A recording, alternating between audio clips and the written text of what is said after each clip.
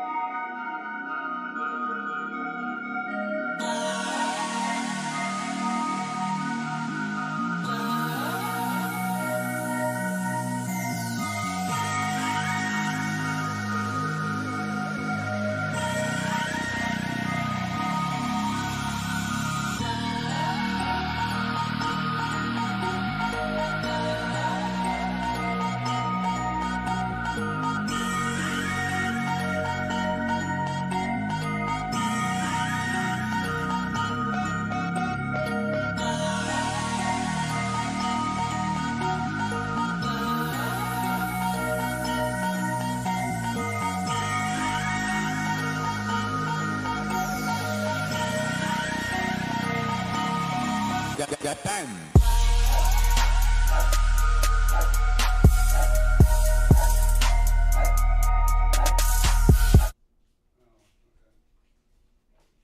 Hello.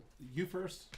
I don't want to step on what you're doing. I was going to say hello and welcome to the Alpha Clash 1K here in Ohio. I am Derek, aka Charmer. That's my superhero name. And this is Logan, aka Logan. That also happens to be his superhero name. Yeah, I don't really have a superhero name. It turns out you don't get one when your name is just something weird. You already have a superhero movie, like Logan. Oh, right, I do. Yeah. Well, maybe, like, it was good, too. Mm-hmm. I'm happy to have one of the good ones. But yeah, we're here in this 1K, and we're hoping to find some interesting matchups to see. Like, we haven't seen... So Alpha Clash being very new, there's really no meta to speak of in most cases. There's been some online tournaments and stuff like that to sort of build a lot of what the best cards are. But this is going to be our first crack at seeing some live action, and we're going to find out what each contender is going to bring to the table. Yeah, the meta is Kagan. Let me just answer that for you. Whatever wins today, I expect there to be Kagan in it, because turns out Kagan good. Kagan good. Yeah. That is kind of the sentiment of the community. So outside of that, yes, you are absolutely correct. The meta is quite wide open. It's a game that's kind of still in its infancy, and as a result, there's a lot of people still trying new things, testing new combinations. I do expect to see some torque today. I expect to see some clarity today. And we will Magnate. We will get to announce when the boom is coming. Multiple times. Yes, there will be a lot of booming. And it will be vicious when it happens. That's probably my favorite thing to happen in this game, is when a nice "here comes the boom" decides to flip the table immediately in the direction of the player casting the boom. So yeah, I'm a big fan of the torque into double torque into "here comes the boom." That's just not okay. Like, that's just choosing violence. That's what torque does. Well, he is a serial killer in the graphic novel and in the lore, so that kind of makes a lot of sense.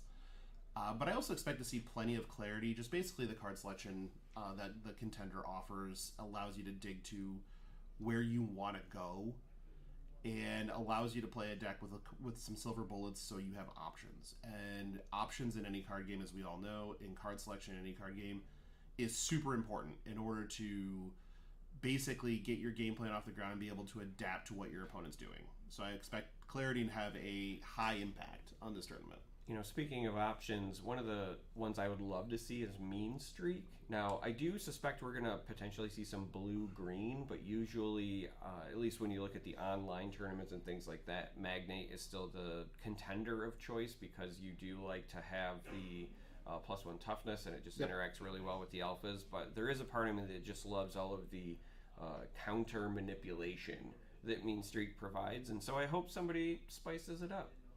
You know what I'm going to say, right? I don't. I'd buy that for $1. Yes. Now I know what you're going to say. I don't know why Mean Streak is RoboCop in your mind, but You know, it's. I think that I would love to see a Mean Streak on camera. Quite honestly, it's a. Don't know if we'll have one in the event. We haven't seen our deck list yet, but the Mean Streak is one of those sneaky contenders because of how how cleanly you have to play with the contender in order to maximize value. But if you can, much like Moxie, you end up in a spot where you build an untenable board state for your opponent to overcome, and that's something I like, that angle of game planning when it comes to Alpha Clash, because this is a game, most games you're trying to angle towards a checkmate scenario, and if you can build your board to a spot where you're against any other combination of cards they can have where you're checkmating them in 4, that's a good spot to be in. If your opponent's dead without knowing that they're dead, that feels real good. you know what else feels good? Equipping power armor. I am a big Moxie fan. It's interesting because the community, at least again, if you're paying attention to the online tournaments, doesn't seem to be very high on Moxie and that kind of archetype, but I really do feel like, honestly, that she's just viewed incorrectly. I think she's a combo deck, and the moment that people start playing it like a control combo deck, that we might see some of that success pop up. But the unfortunate side effect is, even though we're very early and there is no established meta, I would be shocked if we actually got to see her today because, again, the community sentiment has been that she struggles compared to some of the other contenders. Yeah, it seems like we've lost the thread a little bit of the wise old adage from the Stone Age, which is water is wet, grass is green, evasion is good in card games. And having a big body with flight coming out of that power armor is super relevant, especially since you don't have to wait before it's going to hit. Mm-hmm. And then the other side of that is, I think that we're going to see a lot of these decks that are going to be light on accessory removal. At which point in time, that armor sticks. And if that armor sticks, the game turns on a dime. It becomes your whatever Clash card that armor is stuck to is just now pretty much immune to Here Comes the Boom and any sort of type of spot removal that they're going to have that is just non-clash damage to remove a Clash card, just faded. So I really feel like at this point in time we're going to be potentially seeing a Moxie that carries through this very well. Well, we are going to see a Mean Streak. So turns out we did it. You need to provide $1. I do. You did. Can in you fact make change say, for a 5? You said you would buy that for $1. I did. We are in fact buying that. So we're going to have David piloting Mean Streak here in round 1. We were just handed the deck lists, and this is very exciting. It is. I mean, I like to see a Mean Streak deck where it looks like we're going to be green-white Mean Streak. Is that what I'm seeing here? Or not green, white, blue, white. I was going to say that would be incredibly shocking. Yeah, that'd be something new. But okay, this is what I'm talking about. I can definitely get behind everything that's happening in this deck list. Okay, I'm all in. I think I'm good here. Well, they're going to have a hard time because they're going to be up against a Torque. Again, I expected to see a fair number of Torque today. He's a very popular contender, but also just red in general is one of the more popular colors when you look at the online community tournaments because of Here Comes the Boom and because of some of that non-clash damage that you can deal, which is treated a bit uniquely in Alpha Clash, and so there's a lot more benefit to packing the non-clash damage when you can, and there's not, at least in set 1, a ton of sources of it, right? So you kind of have to dip into that red if that's what you want to do, but to the shock of me, I guess, this is red-white Torque. So that means no Kagan on stream in round 1. So this is going to be kind of fascinating because we're going to see what is pretty widely accepted as the best card in Alpha Clash, not represented in either of these decks. And also, in this particular list being run, this Torque list that Thomas has put together, there's only 3 Here Comes the Boom. Yeah, I'm noticing a lot of interesting things about Thomas's list, because not only is there, as you said, no Kagan, but also there is the main deck, Alpha Aster. Now, Alpha Aster is a card that I do expect to see, but I think he's traditionally viewed as a bit more of a sideboard card, because a lot of times being able to utilize him to the best of your ability is a bit matchup dependent. Specifically, you want to bring him in against the decks that your opponent doesn't necessarily have an alpha card, right? So that you're getting that asymmetrical benefit, but they're rocking it main on the top end, and perhaps that's because they're in red and they think that whatever pops out they can remove, but then you would say, okay, well then why not run those additional copies of Here Comes the Boom? But yeah, in worst case scenario, it's a board wipe, right? Worst case scenario, it's a board wipe that leaves behind a giant body. So looks like we're ready to go here. We got a little bit of Mean Streak, a little bit of Torque, and just our pre-game effects here. Do we know who won the die roll? I guess we're going to find out here in a moment. I have to highlight that is a beautiful monochrome Mean Streak contender card there. Yeah, I'm very proud of Thomas for whipping that one out, because that is a mean streak, one might say. So we're drawing up to 8 here, and then we're going to go ahead and pitch anything that we don't want in our opening hand, and then we're going to shuffle those back in and draw back up to 8. One of my favorite mulligan rules to ever exist in card games, to be honest. I think that the symmetry of this actually works out quite well. Having played a ton of Alpha Clash at this point, it usually makes it so that non-games don't happen near as often. So I really do like the mulligan rule here, and looks like we had a 4 pitched on both sides. So we're going to wind up with a little bit of mulliganing to smooth out the draws, but yeah, that is going to be a bit interesting, because that meant both players had half of what they wanted, essentially.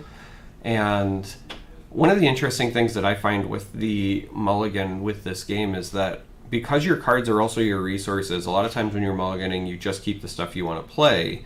But I think that there is some potential strategy to, if you've got kind of a subpar card or something that you are okay with resourcing, that keeping one of those is not necessarily a bad thing, just because then you don't run into a scenario where you feel bad about all of your options. That's right. Looks like we're starting off with Thomas, and we're going streaking. I think they have the names inverted here on the stream, so we'll get that fixed here. David is on Mean Streak, and looks like we're already streaking. We got a Mean Streak out there with a speed counter on it. Yeah, we are in fact going streaking, and looks like Haven is going to pop out. I was just about to say, except for that's not how the this problem works. is that's right. not how this works. So if you're just tuning in, the way that the resourcing works is that the card you put down then has to match the color, and because it was a Torque that was resourced, you have to play a red card here. Looks like we're still a little off on the stream with the sides here, but we'll get it corrected. We're killing off the Mean Streak, drawing a card. Yeah, so if you're watching at home, good news is names are correct, but now the sides are off. So the Torque that's on the left, that's actually our Mean Streak player on the board. But don't worry, we'll keep you up. Yeah, the good news is everything relevant is already on the screen with the cards. So do you like relevant info? Another thing that is interesting and worth pointing out if you're just tuning in and you're not used to Alpha Clash is that the cards can be activated the moment they come into play. So when David played that Flare, able to take advantage of it right away. Meanwhile, Thomas is developing a Haven, and as you will see, they are going to attack the engaged Flare to get rid of it. Yes, and so at this point in time, one of the things to point out in Alpha Clash is that damage comes off after the clash. So at this point, attacked the Haven, was able to take out the Flare, and then the Haven will go back up to its 2 defense value at the end of the clash. So that Haven sticks around for until basically Thomas can deal with it. Looks like Thomas is tanking on his resource a little bit. Ends up playing a white resource so that they can find some Haven parity. Yeah, this is the play that I think they actually wanted to On lead turn with one, on turn 1, rather than but the flare, yeah. because of the resourcing, they had to change their game plan a bit. I will also notice that, or at least point out that I noticed David looks to be on an aggressive game plan, because we did see earlier that the Mean Streak contender clashed right directly with Torque. Now, if you're, again, new to the game, your contenders can attack, but they also take damage back when they do so. So when you have a contender attack a contender, you're essentially just both taking the damage, but if you're on an aggressive deck, then you're okay with both life totals getting lower, because then you're trying to put yourself in a position where you can close it out. So it's pretty telling when a player does that early on, because it means that they want to be the aggressor. Yep, and so that little trade-off of damage, and then we had Haven coming in for 1, leaving a Torque back to potentially... attacking with it is pretty pointless at this in this juncture, so we're just going to go ahead and leave that back. And let's see what we got out of David here.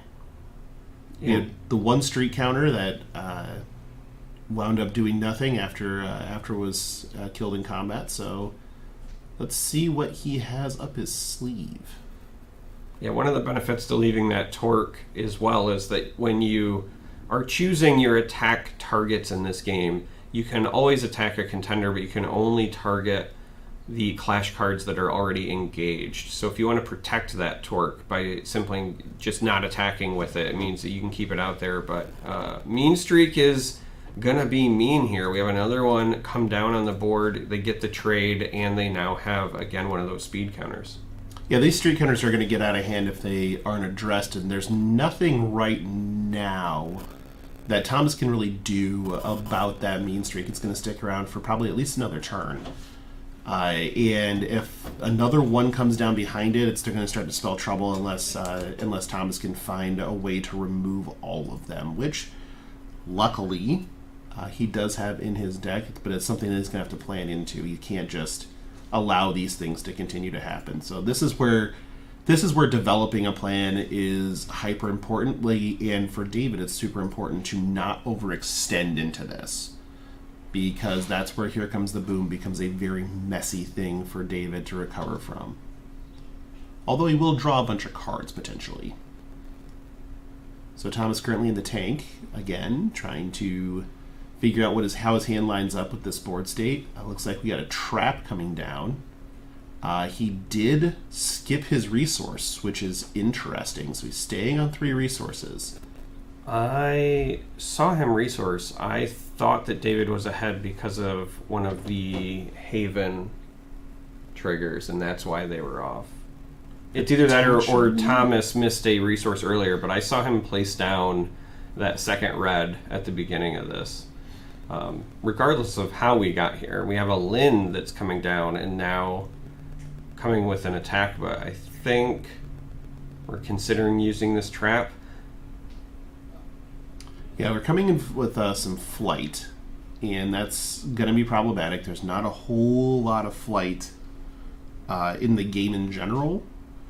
So, and if you are going against a deck in David that wants to race, being able to answer the evasion is pretty important. So we have a counter play here, and we're going to try to make it so that this Lynn does not necessarily cause an issue.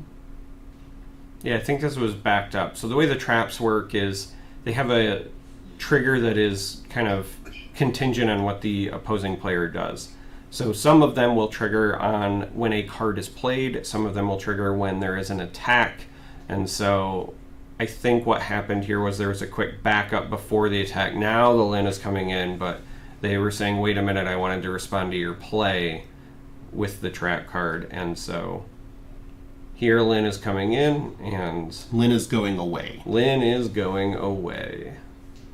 again, it's very important for Thomas to keep this board state fairly clean. Otherwise, he's going to be buried under a deluge of card advantage. And again, it looks like it's in David's best interest here to race. So let's see. Mean Streak wants to go fast. Mean Streak goes fast. It's kind of the thing. It is sort of the thing. So coming in again for some...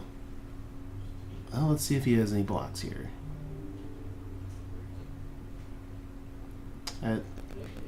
I would be shocked if there was a block here, just because they've been very much wanting to protect that torque, it feels like. Perhaps trying to set up a Here Comes the Boom, and... It's like he just took the damage, although... Yeah, it'll get updated soon, I'm sure. And it looks like we're getting... He's tanking on his resource. I think you're right. I think he did make the resource. I just missed that. There we go. There's your... Yeah, I think that David is ahead because of one of the havens. Havens hiding in... Yeah, one of the havens that does ramp you. And it turns out, cheating resources into play, very powerful no matter what card game no matter what card game it is. Oh. Well, Here Comes the Boom is going to clean up this board state directly. And we're going to get this torque coming in pretty hot and hard. Boom.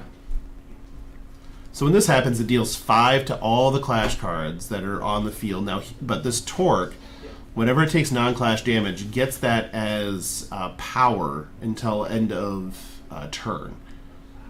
So right now, this torque is... Well, we're going to ping it. And we're going to crash hard in. Yeah, so this should be a net 6 damage.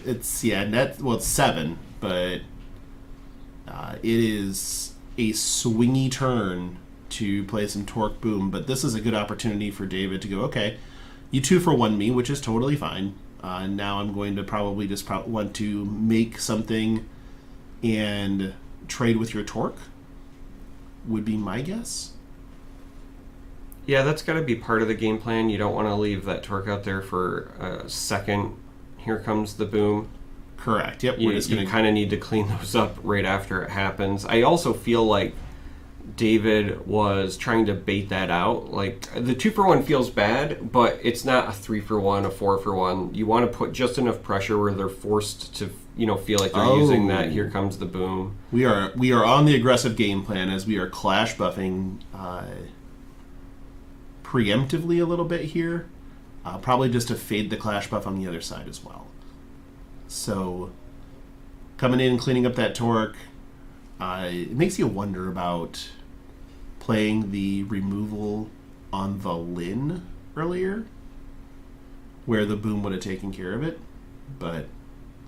Well, we can't see players' hands, so it's also entirely possible that Here Comes the Boom was off the top. Yeah, sometimes you do just play to your outs, and then you catch lucky. Or the alternative is that sometimes... There's 2 booms in hand. Sometimes you also will play some removal just to bait your opponent into thinking you don't have the Here Comes the Boom. They overdevelop into it, and then you can get an even bigger blowout. There's a lot of ways that you can navigate this, but...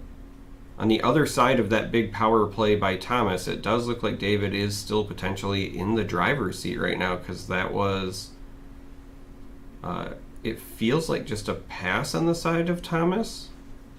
Yeah, it doesn't even look like a resource pass. Yeah. It looks like pass. Looks like we're going to see our first clash ground of the event. This one being a Grant Park. So we're going to go ahead and search and tutor up a clash card cost 5 or less, I believe. And this will be interesting because this makes a lot of the cards in David's deck capable of surviving Here Comes the Boom. So this could be a power play in and of itself, and about the only way that Thomas can get rid of this Clash Ground is play one of his own. So Clash Grounds are symmetrical effects for the most part, depending on what you're playing. So the other interesting bit here is that the card that was found was another Mean Streak. So that'll be the 3rd that David has had access to. which is beautiful because turns out if you're playing the mean streak contender, finding those mean streaks is incredibly relevant. Yeah, it does a lot of good work if you can go and just dig up your mean streaks and create a board state that is, again, mean streaks' whole job is to overwhelm. And right now, David is showing off that, okay, we'll race you, we'll play directly with you, and coming in again with his contender, showing that there is not a care in the world for trading damage at parity. So just coming in and passing. And so now we get to get perhaps another window into what Thomas is wanting to do here. Looks like we're going to play it. We skipped resource again.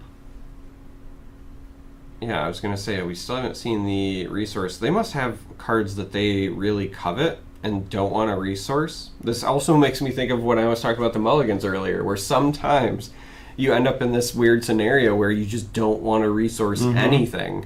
But I think we're going to find out here shortly that you can't sit on that for too long. There are times where you just have to bite the bullet and play the cards as a resource that you want to hold on to, because otherwise you can't play them anyway. Yeah, and it's starting to feel more and more like Alpha Aster might be the best out that Thomas has, but that costs 8. And so missing resources here is, although lots of low drops in his hand now that we can see it a little bit. Yeah, some low drops. I believe I saw a clash buff there as well. Yep. So we're going to see some more aggression out of. We're probably resource stopping as if we're David at this point, because we're at 7. That's going to be critical mass for that deck. Usually you'll be able to play 2 cards at once. Here's the mean streak we tutored up with that Grant Park. So it's going to come in, get a speed counter or street counter, and we're going to attack down the Haven. Interesting. Yeah, I was going to say, I think that you want to do this just because you're trying to get that street counter up. Yep. That must be the reason behind it. And then we're going to service with the contender again. We are keeping the foot on the gas, which again, that's mean streak. That makes sense. Yeah, one of the interesting things about mean streak is that these street counters, you can move them around with your contender once per turn, but what they do is unique to each card. So it's not like each one of these is just a standard +1/+1 counter. The streak counters themselves kind of inherently do nothing, and they're entirely dictated by what the text on the cards are. And so if you're wondering why David is trying to stack them versus distribute them, etc., it's likely going to be dependent on the cards that they're on. Now, the one benefit, and it's just inherent to the contender itself, is that any cards that have a streak counter, when they are defeated, you may draw a card. That's one of the ways that you kind of keep your resources going. But right now, there is... Looks like a solar flare here. Yeah, so I was about to say there's a solar flare, and I think they're talking it through because of the Grant Park as well. Right, and so that Grant Park is making the mean streak's defense bigger. And now we're going to solar flare and attack with the contender. So they are going to clear up that second mean streak, but at the cost of taking damage, because again, your contender, when it attacks, still takes the damage back. And if you're David, you're probably okay with this. Okay with this, yeah. You're in a race scenario, and because you're in the scenario where you're the aggressor and ahead on life total, they're using their life total as a resource when they're lower. That's something that you're probably going to be priced into being okay with. So a little bit of an attack here just to clean up one of those mean streaks. And then a pass. Again, we skipped resource. We're still on 4 resources over on Thomas's side. Maybe this is just a deck that has an incredibly low curve? I am looking at the is, Alpha Aster? Yes, it does have some 5-cost Lins, I believe. But otherwise, it looks like it's a pretty low-to-the-ground deck in general. So Mean Streak coming in looks like being obstructed by Haven. Streak counter on Mean Streak as Haven goes to the bin. And then again, we're just going to keep coming with our contender while we have the high ground here. We are getting low enough. We're going to start looking at those secondary abilities on our contenders, because those will start coming into play here very soon. Yeah, when the health total of the contender hits 10 or lower, the second ability of the contender will activate. And both of them are incredibly relevant. I imagine we're going to see Torque get there first, and so that is when non-clash damage is dealt, the clash card you control gets +1/+1 until end of turn, and so there's going to be ways where you start dealing damage to Torque to potentially buff your other units. It's like an extra spike in power. It looks like we're going to play our Clash Ground to eliminate this. We're going to play our Grant Park to eliminate Grant Park, but we're going to go get the tutor effect. So basically, the board doesn't change as far as the defense value for the alphas, but this is going to allow us to search up a Clash card, which is a vital part of the Grant Park strategy. Yeah, no, what's interesting here is it looks like they are finding another Torque, which is probably telegraphing, trying to set up a Here Comes the Boom. However, this could also just be bait. Yeah, I was just about to say, it also could be bait, or there's got to be something else going on, because that Mean Streak has 3 counters on it, but another strategy that is available to David is, again, if they can get their contender down to 10 or less, then cards that have streak counters will get +1/+1 and super speed. Yeah, this gets aggressive at that point in time. And the beauty as we approach this part of the game is that when you are trying to keep your opponent from triggering that second part, what you have to do is you not only have to ease up your own aggressiveness, but you also have to understand that they can just use their contender to attack one of your units. Like, they can kind of force themselves to that 10 or more threshold, or 10 or less, threshold. So there's a chance that even though David is at 16, that they could force themselves to hit 10 and then activate some additional benefits. I think Thomas is angling towards that. He just did use this flare to ping his own contender. Which allows the Torque ability to draw a card. So I believe that the strategy here is to get to 10 to activate that second ability on Torque, but also to dig for a second Here Comes the Boom. Otherwise, this is going to start getting very messy very fast. There we go. We're down to 9. We've turned on the second ability on Torque. Mm-hmm.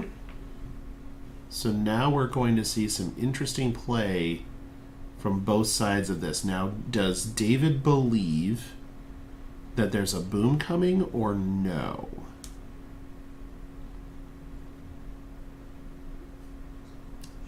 The better question might be, even if you get a Here Comes the Boom, will it be good enough? Because the reality is that David has been putting a decent amount of heat on Thomas here, but hasn't really expended many cards from hand. No. So there's a lot of ability for David to just fire back post board wipe, on top of the fact that you get the extra card when that Mean Streak dies, because it's got the streak counter on it. Oh, and then we're clash buffing too, so we're putting Thomas directly in the danger zone. Yeah, this is a lot of damage.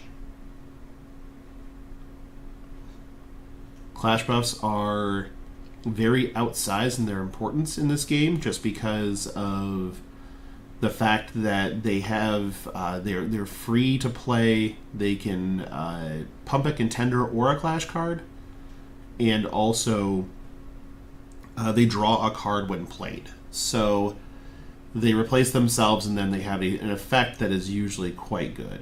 So let's see what happens here. We have a Lin that I believe has close combat. And also has... Well, what happened here? Because it should have been Clash Buff offense, Clash Buff defense. That seemed to happen very out of order. Yeah, I was about to say, also has a Clash Buff, but that should have been the attacker's option first. Correct. And then there'd be no response to the defense. Yeah, I think right now they're trying to figure out sizing, but this is one of those things about Alpha Clash that takes some getting used to, because if you've played other games, a lot of times the way that these windows occur is that it kind of stays open until both players pass. However, that's not the case with Alpha Clash. With Alpha Clash specifically, the attacker has one window to buff, then the defender has one window, and if the attacker passes but the defender takes advantage, it just ends. So there is no opportunity for the attacker to then respond with their own. So yes, I think that was a bit out of order there. It is, again, a very new game. Yep.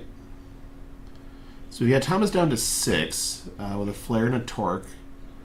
And David sitting with all of his Clash cards engaged. So no real defense here. What are we going to elect to do? We're going to ping ourselves to draw a card.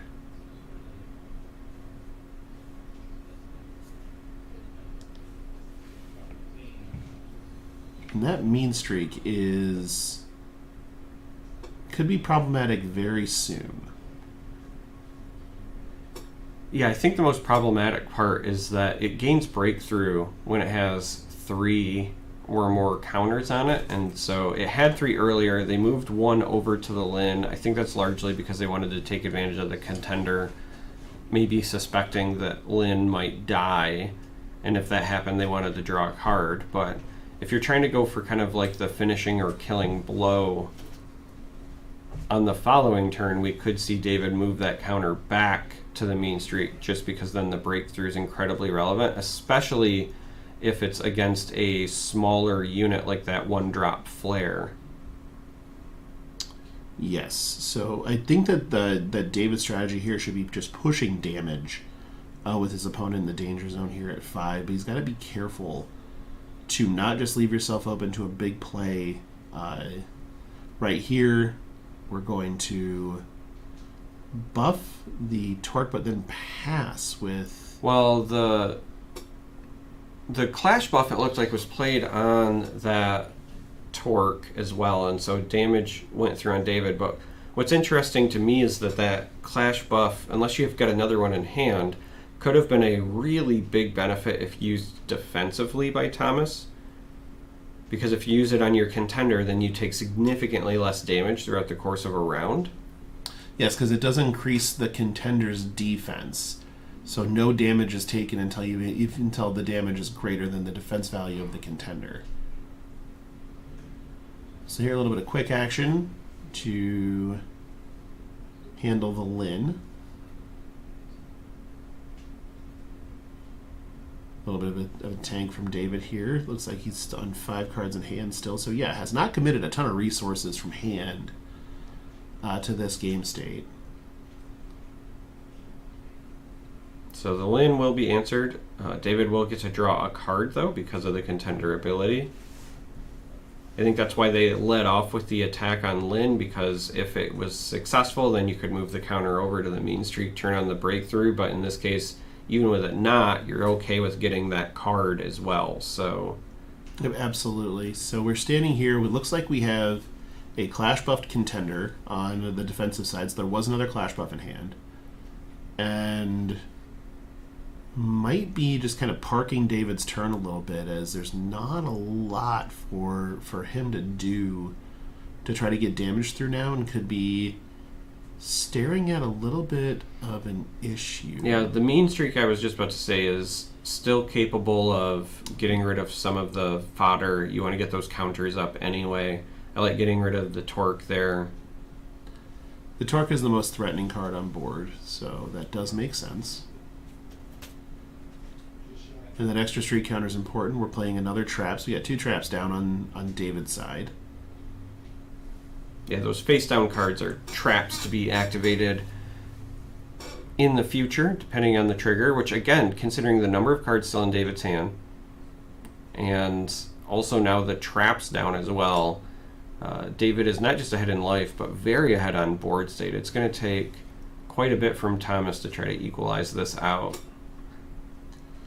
It will. I think that this is a spot where Torque Boom is your best option, but we'll have to see how this plays out entirely, because it does, even at 5, and I believe that all Clash buffs have been played on Thomas's side at this point. It's going to feel a little choked to get out of this situation. So we're going to play a Haven. I believe we're going to gain 2 life on this. Nope, we're drawing a card. Okay. We don't gain life. And apparently we don't gain life because we ball around here. Matter of fact, we're going to go ahead and ping our contender too because reasons.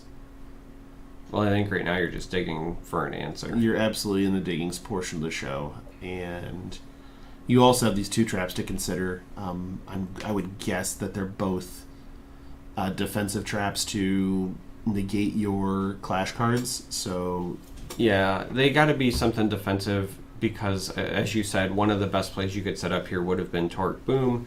But if you put yourself in a position where, yeah, you lose the board, but you don't take a bunch of damage there, then that's still probably a win for you if you're David, given the resource advantage. So Thomas, on the other hand, needs something, and it's very apparent they didn't have it because that's why Haven, instead of gaining the health, they opted to dig, and then they pinged, as you said, their contender did 1 damage to it to draw the card, opting to dig because whatever they have in hand, it's just not good enough.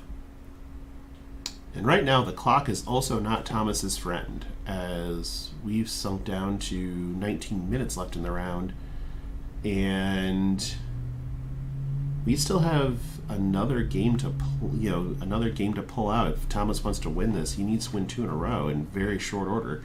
Yeah. So should not be very interested in grinding here. We're going to use one of the best abilities in the game, which is to simply pay 2, add a speed counter, draw a card, or street counter, draw a card.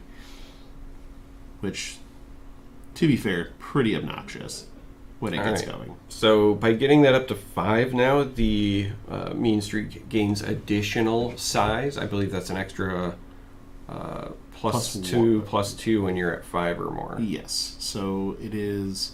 This should spell the end of game 1 as the Havens cleaned it up. It looks like David takes game 1, and in short order, we're going to need to get to game 2. Otherwise, this is going to. This is not in Thomas's advantage right now. No, not at all. Now, the good news is, if you're playing Torque, you can get some pretty fast wins. Again, if you get what I call the start of Doom, right, where it's Torque into double Torque, and then you set up a Here Comes the Boom. It doesn't even matter if you're clearing your opponent's side. Like, that's 15 damage. That's 15. Yeah, you're halfway there. Yeah, that's doing it's 18, right? Like you're doing. You're doing a ton of damage in one fell swoop. That is enough in a lot of cases, but basically there has to be a lack of interest in grinding in order to make this work. Whereas on the other side of the ball, David's going to be kind of okay with grinding. There's looks like we're probably going to see the explosive combatants come in potentially to be a way to finish it off from Thomas. My guess is this Astra is not going to be in the deck as soon as he represents.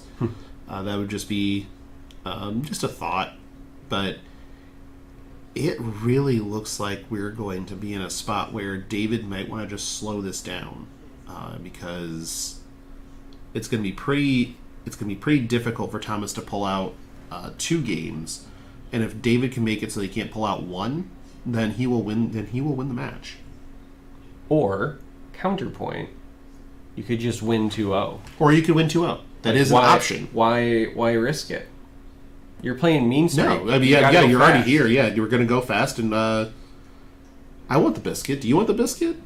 I would enjoy a biscuit, yes. Then I think that it's time to risk it for the biscuit, and we're just gonna slam on the gas. A British biscuit. It's like a cookie. Yeah. Now I'm extra in. Cookies are my kryptonite. Cookies. You have a lot of kryptonites. Yeah, that's true. But coffee and cookies are very high on the list.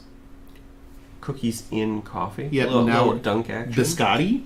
Sure. You're a biscotti guy? Absolutely. All right. What about scone? How do you feel about scone? I love a good scone. You know we're off the rails already, Any right? sort of like this breakfast cookie, pastry, confectionery treat. I love a cinnamon roll or a coffee roll as well. A croissant? I will take one. A pain au chocolat? A nice buttered one is good. A pain au chocolat? Yeah, I mean... all right. How do you feel about the cream horn? This is, I guess, is a very polarizing conversation because the cream horn is a dividing line for a lot of people. That's where I draw the line. I like a good like cheese Danish, but the cream horn is. Here's the thing though, I don't like stuffed donuts really either. Like when I do my donuts, I'm not like a big Long John's fan. No, absolutely not. No.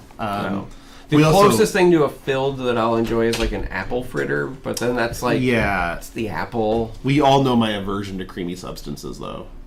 No, I am not aware. Really? Yeah. Yeah, I don't like sour cream. I hate sour cream, actually. I think it's the worst thing ever been invented. Glad we got out of this before I got too far down the rabbit hole. But it looks like we ready to go in game 2 here as a Haven is coming down off the back of that resource win. They played the right card. Order yeah, as time as the resource this time. So we're already off to a better start. Off to the races, one might say. Although... that can be a lot. Looks like we're just going to play a Grant Park as a resource and pass. That Grant Park as a resource has, that's interesting. I probably wouldn't do that unless I had another one or I was really pinched on that specific color. But yeah, that could be a color issue. It also could just be not wanting to provide the symmetrical effect. That's right. Deciding that things are going to be better for me if I keep the board bare. Right. Yep. And so Thomas is very clearly taking your advice and playing fast. very, very clearly concerned with the clock. Yes.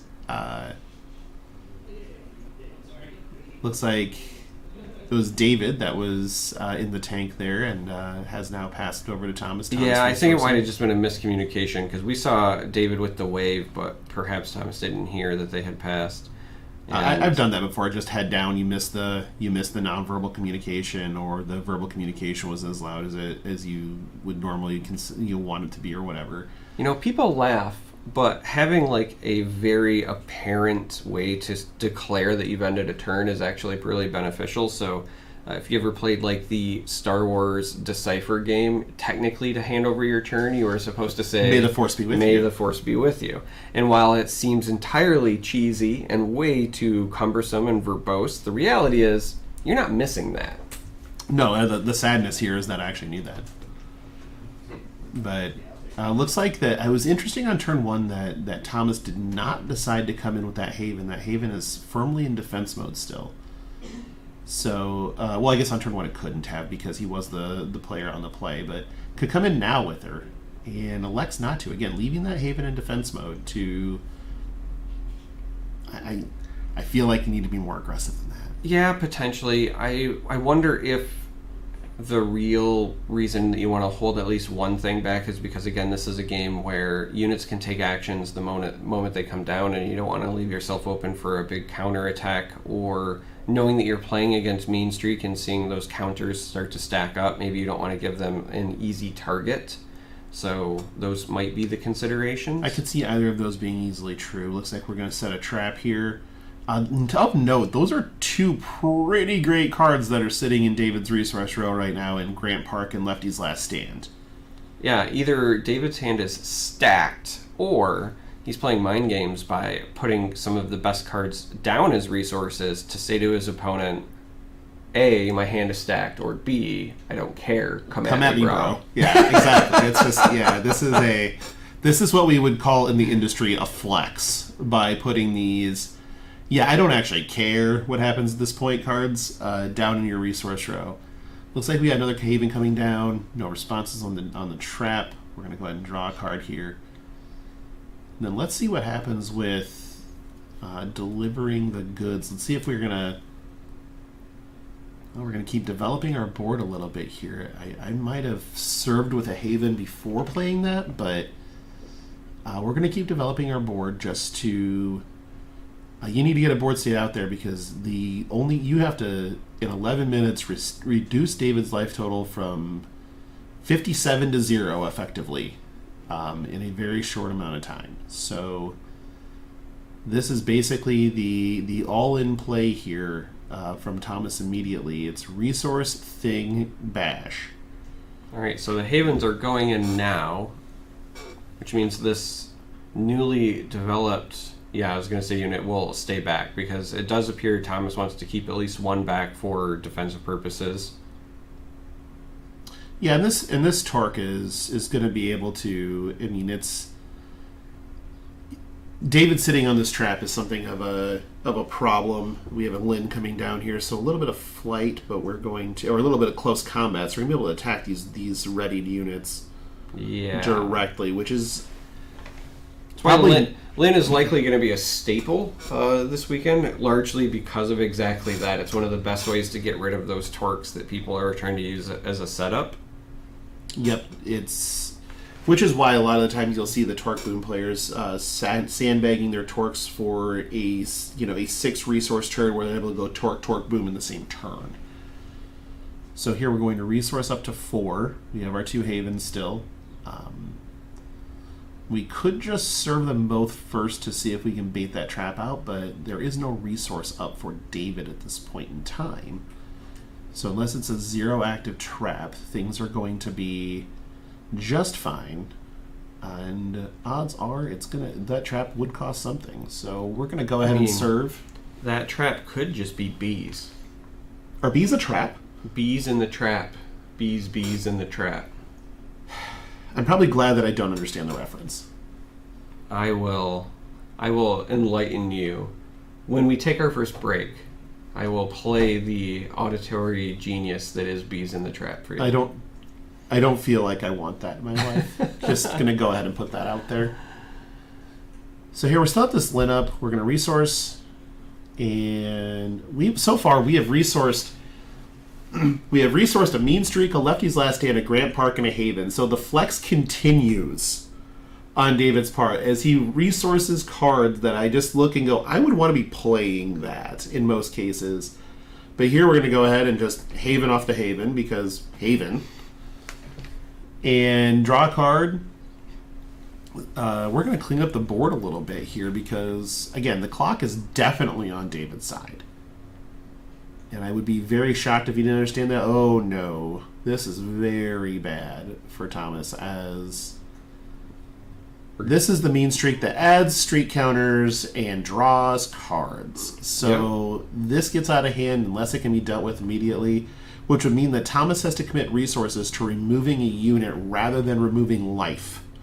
Yeah, we're going streaking. Ooh. Or we have a clash buff for their trouble. And we get that Mean Streak out of here without having to do the aforementioned cleanup. We still have a Haven back in defense mode for David. So not the end of the world, per se, but at the same time, that was a pretty heady play by Thomas to clean up the problem card that's sitting out there. Yeah, unfortunately, Thomas just doesn't have any ways to generate offense at the moment. Not good ones, at least. So here, like even a Solar Flare on this Haven doesn't do a whole lot of good, because you're only coming in for 1, so you're trading damage in the wrong direction. And this Haven's a brick wall for your 1 power clash cards, so it's not looking good for the red deck here. Looks like we're going to resource a flare. Well, we're thinking on it. We're up to 5 resources pretty quickly this time for Thomas. Okay, so we're going to play a Torque. Which might be skipping resource. resource? No, it looks like we still had a resource plate. Okay. Yeah, I was going to say this might just be a torque boom. Yep. It's interesting that they decided to do it this way, though. Rather than serve with even first, just to see if you could get the one through. Or, like, the other thing that I was interested in was seeing whether or not you could try to trigger this trap, but David is still at full resource expenditure, so... Yeah, we should have, at that point in time, I think it's probably wise to have tried to potentially ping the torque as well, but we'll have to see how this all plays out, because, again, 17, we're starting to come down... Ooh, bad news bears. Yeah, that's going to clean up that torque, get a streak counter, and... that is not the type of trade that you're interested in if you're Thomas, because realistically you need... Ooh, that's getting worse. So now again, you need Torque Boom again to get yourself out of this. This looks painful. Well, with the shortened clock and kind of looking at Thomas's list, it really feels like Torque Boom was always your path to victory anyway. No, it really is. So not much has changed. No, it's still the same, but now you just have to have it versus we have Flare. We're going to ping our contender. Draw a card. And is it enough? I guess we're going to find out. So both of these need to get off the table pretty much immediately, or else we can probably put a bow on this, and Thomas is not in a great spot on the clock either.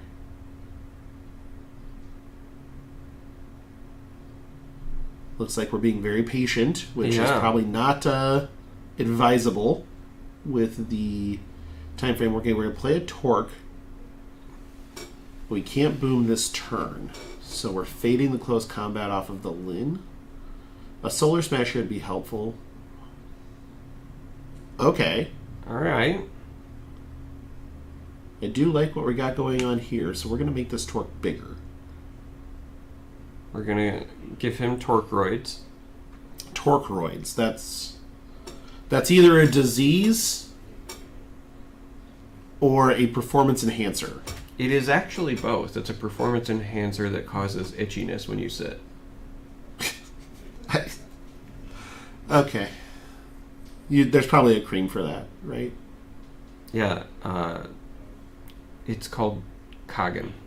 Kagen is the ointment for most of what may ail you. Kagen cream. Kagen cream, yes. The Kagen white. Oh, okay. Oh, ooh. All right. I see what's happening. We're going to try to push. We have to, though. No, absolutely. 3 minutes and counting. You still haven't even gotten David to below half. So you have to push. You don't really have a choice.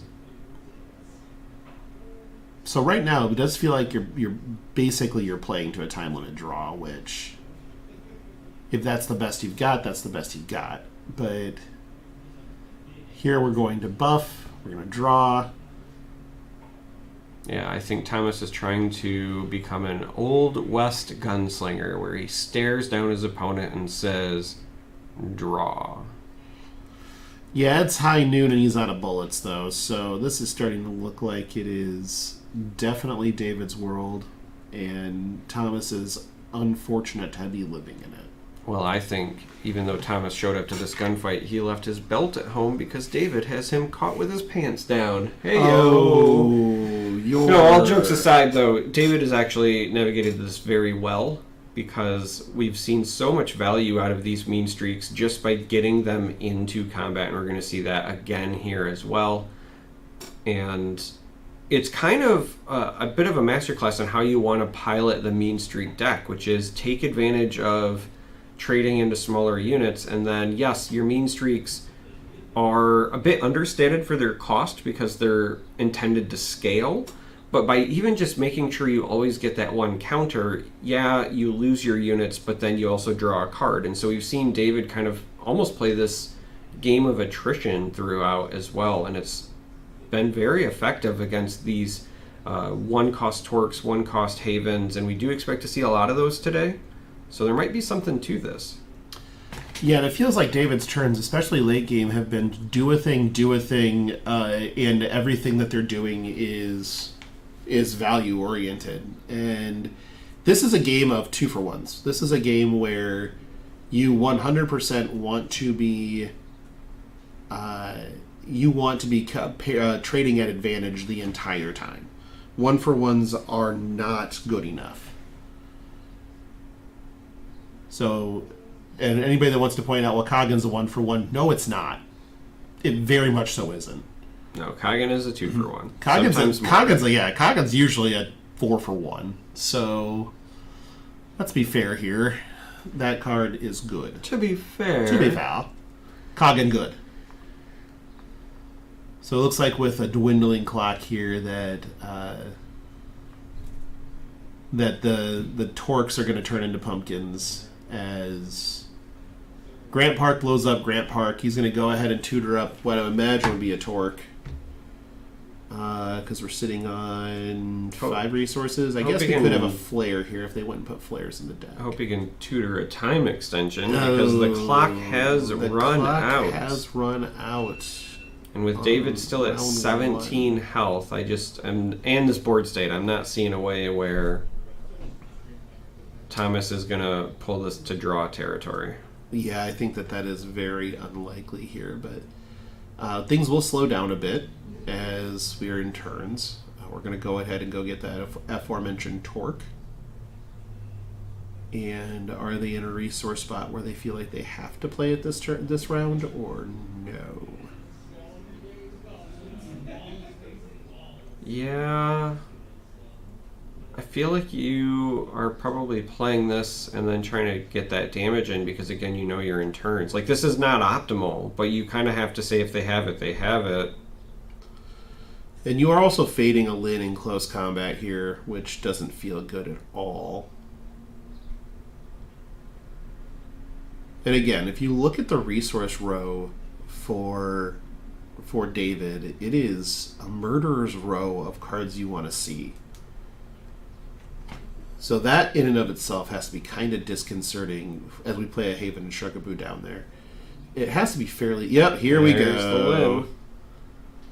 This has to be pretty disconcerting for Thomas. Now, that is not going to be able to take the Torque out on its own due to the Grant Park. So it would require a Clash buff on top of it. But let's see what happens here. David can also just play in defense mode if he chooses. Now we are going to attack into it, and we're going to buff. I mean, all those cards that we're seeing down in the resources tells me David has at least one Clash buff, right? At least, you have to know that's coming. Yeah, it is. Again, this is one of the best looking resource rows I've ever seen of cards that still matter. So this is one of those. I still have all of these scenarios in this case, and we're gonna go ahead and pass it back over to Thomas for turn 2 of extra turns here. Best that Thomas has right now is to dig, so we're going to go ahead and play a Haven and elect to draw a card. What do we got? I'm not sure that they've got anything that's going to do 17 damage. I'm pretty sure that card in Alpha Clash doesn't exist. So we're going to go ahead and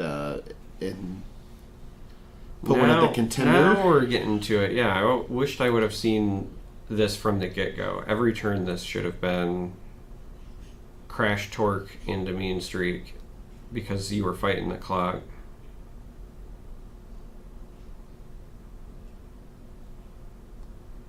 Yeah, this doesn't... 12 is still not dead by my calculations. We're going to turn 3 here.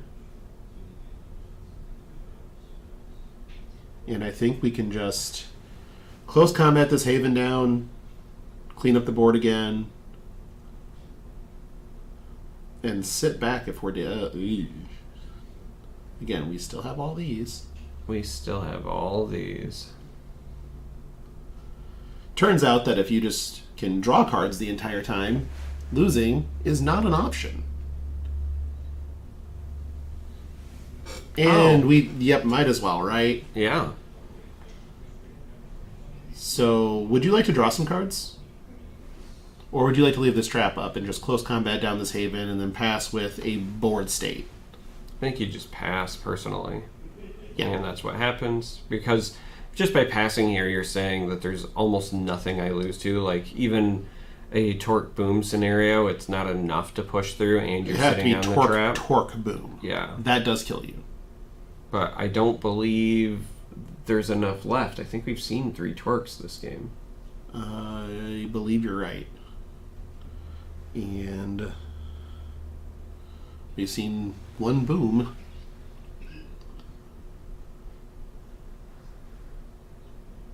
Looks like nothing left there. We're just going to pass, and David's just going to draw up. And maybe try David, to 24 him? Yeah, maybe David says, hey, for pride reasons, I wonder if I can get 24 in. I mean, looking at this board state, maybe? Maybe. But right now, again, we just have all these. This is beginning to look the fine tale of absurdity. Oh, so just develops more passes and says, what do you got? There's the handshake. That's going to be it. David takes it down.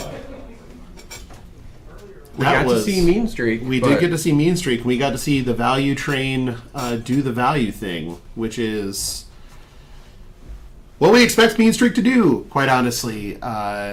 So that was a masterclass, quite honestly, of how the Mean Streak deck needs to work, and very impressive play out of David. Yeah, I mean, congratulations. They get the early round 1 victory, and even though it's a fast hero, it's after a bit of a marathon, taking it to time and then all the way through turns. Yeah, a little bit grindy, but sometimes, the grind puts in the work, right? Sometimes. All right, well, we'll be back with round 2 here in just a few minutes. Yeah, I can't imagine it'll be that long, so don't go anywhere.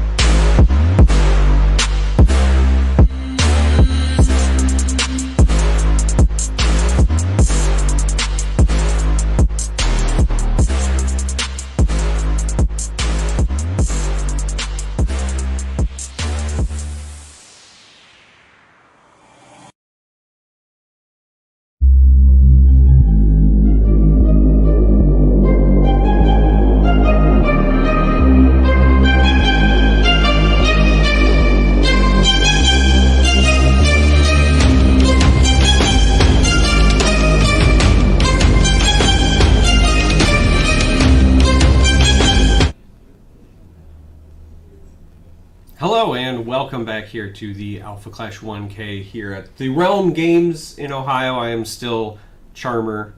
This is still Logan. You are still Charmer. I am still. I thought about saying Chamber, Chamer, Charmander, Tannen, perhaps, but we're just gonna. I'm still Charmer, unfortunately.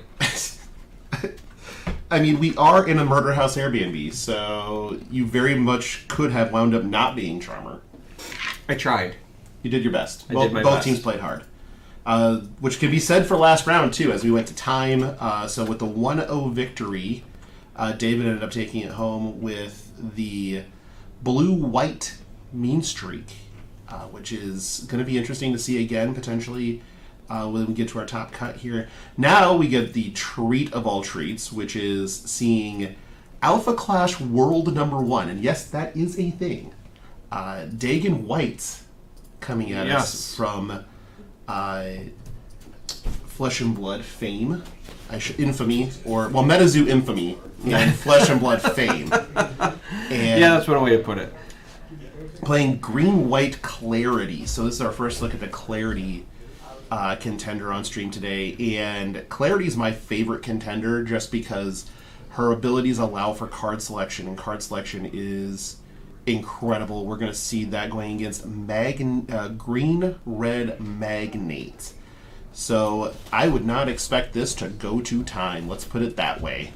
Yeah, this should be pretty quick. Now, the good news is, if you're watching at home and you've heard us mentioning Kagan is definitely in this matchup, 100%. There's 8 of them, in case anybody's wondering. Yeah, it's a very good card. We're going to potentially see those big swingy plays, but these are two decks that are kind of meant to just be full of big beats. You want the meat to throw at your opponent. Now, what we're really going to see is whether or not the +1 from Magnate on the defensive side matters, or whether or not it's the card selection that Dagon is opting with by running Clarity. So it's a bit of contrasting thoughts here. When you run Magnate, usually you're hoping that you can set up those value trades. That's why that +1 health matters. If you're running Clarity, then you're just saying, all right, I'm going to make sure I always have a better hand than my opponent. Yeah, and if you're a little confused by Dagon's deck when you see the cards played out, it's because he's decided to bling out his entire deck. And there's alternates galore. If you have them, you might want to put on sunglasses, because everything coming from Dagon's side is going to be very shiny. Very foily, one might say. Now, we do have, again, one of those monochrome contenders, this time in the form of Clarity, but now we also have one of the infamous purple havens into a Christmas haven. Sure. If you're going to flex as hard as humanly possible. Yeah, so this Christmas haven, one of the promos from the Kickstarter campaign, hence the alternate art. Looks like we get a Menacing Magnate on the other side here, so we're going to start off, we're going to keep starting off hot and see what happens. And there is the power of the Clarity contender, if you're wondering what is happening there. Essentially, at the beginning of every turn, Dagon gets to filter. He gets to look at the top 2 cards of the deck and then can put any number of them on the bottom, and then the rest on top in any order, but that also means that you are essentially getting to choose the best card of the top 2.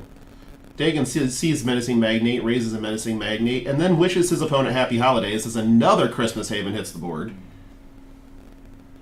So a lot of very early drops here for Dagon, kind of establishing this wall. And again, that's kind of the beauty of this green-white Clarity list. You can be aggressive. If you have an opponent with a slow start, you could actually start swinging with some of these. But because you have Clarity, the longer the game goes, that means the more your deck is filtered, so that you can just ensure that you always have the best option available. And what am I looking at in the resource over there? That's like Here Comes the Boom that is now hanging out in the resource row, and that never feels good. Yeah, that is shocking. That has to be a red shortage. Looks like the Flare took out the Menacing Magnate, which is a thing that can happen if Magnate's not your contender, as your Menacing Magnate is a 1-1 versus the 1-2 due to the increased defense on the Magnate contender side. But we still have these 2 Christmas Havens hanging out and putting some ornaments down, so we'll see what happens. But and then also a Sonoro coming in as a 2/2. So this is, we're establishing a board over on Kyle's side, and that might be why that Here Comes the Boom is in the resource zone, because none of these cards in play survive a boom, and he may be thinking that he has a parity advantage on board to exploit. Yeah, one of the nice things about this early start from Kyle is the presence of that flare. Pairing the flare with the Magnate Contender means that you can, at least in the early turns, get a lot of additional value out of it. You can use the activation without having to necessarily fear some of those 1-drops with 1 attack power swinging in and getting rid of it. But unfortunately, with the development of the Sonoro, there's a bit more danger there potentially. So right now we're going to sit in defense mode if you're Dagon, because, again, they need to stem this board parity just a little bit. And we have... What are we going to see out of here? It looks like we're resourcing green again. So I'm thinking that boom is there because of a red shortage. And we're going to just keep playing to the board. We're just going to keep expanding here. Another Menacing Magnate. Yeah, I was going to say, one of the ways that you can potentially deal with the red shortage is by playing a bunch of cards that when they die you draw more cards. So we had a flare ping down the Sonoro, and then we're going to see some attacks here. Yeah, we're going to Clash Buff the Contender, though. That was basically a time walk at this point in time, because none of the cards attacking for Kyle deal enough damage to get through the newly found defense for Clarity. So that's just an auto pass. Yeah, that was something we didn't see a lot of in round 1, which is using that Clash Buff defensively, but that is arguably one of the best ways that you can utilize those, because as you said, it's just taking an entire turn off for your opponent. Now, Dagon has to capitalize on that. Like, you bought yourself some time, but we need to get something out there, and it looks like that's a Grant Park. Grant Park is a great way to do it. That's an option. So it looks like this brick wall got a little bit brickier as Grant Park comes down and makes the Menacing Magnates a little bit bigger on the defensive end, but it also means those Menacing Magnates just don't come through. And so we're going to go ahead and search up a big old flying Lin here to... Oh, is that what that is? I can't see without my sunglasses can't see on. with the glare. It's so shiny. It really is. I would say it's a compliment, but I'm not sure that it is. And then another Menacing Magnate, just to make sure that we are understanding that this game belongs to all the Menacing Magnates that we've seen played right now, which I believe has been a total of 6 or 7. So if you're Kyle, you're now thinking, okay, what do I do to push damage through? Because again, as I said before, the longer the game goes, I think it's going to favor Dagon a bit more, because Clarity just has such good card filtering, so you can make sure you have answers. But also, if you progress too far and Clarity starts drawing you 2 cards a turn, that's a problem as well. So Kyle has to kind of have a game plan for how we push through this. And not only does Dagon filter with the Contender, but when you're looking at this board, right, it's 2 Menacings that are going to draw more cards, and Havens that have allowed you to draw cards. So you really need to be concerned now too about looking at your board state, and then and you got to start paying attention to what Dagon does with the top of his deck with Clarity, and whether he's topping or bottoming those cards, because that's going to telegraph some of the things that you would expect to see if he's leaving those on top. If he's going top, it's either because he has a Grant Park coming, so he's going to search, but like, we're going to blow up Grant Park and turn the flare live again. Yeah, so in doing so, though, we are going to donate a card over to Dagon as a result. But I do think that this is something Kyle needs to do. As I was saying, you kind of have to figure out what your path to victory is, and at some point that means turning your card sideways.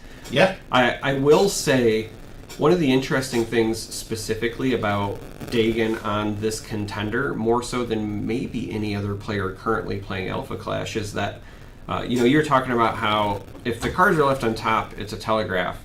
I would also argue that you have to be worried about the cards sent to the bottom because Dagon in the Flesh and Blood community is known for being an Oldhim player where you play for second cycle. And so if there was ever an Alpha Clash player who was going to abuse that same mechanic, it would be Dagon. It would. Noted card counter being banned from multiple casinos makes it so that he likes to track things. Is Menazu a casino? Yes, technically, I guess. Sure seems like it. Anyway. So we got a top and a bottom from Dagon here, so obviously liked at least one of what he was seeing. We know that there is a Lin in hand, and we have a New York City in play, so that Lin's not going to get pumped by that New York City, as Lin is a rogue. But look at that full grip of cards Dagon is sitting on. And we're just going to go ahead and say goodbye, New York City.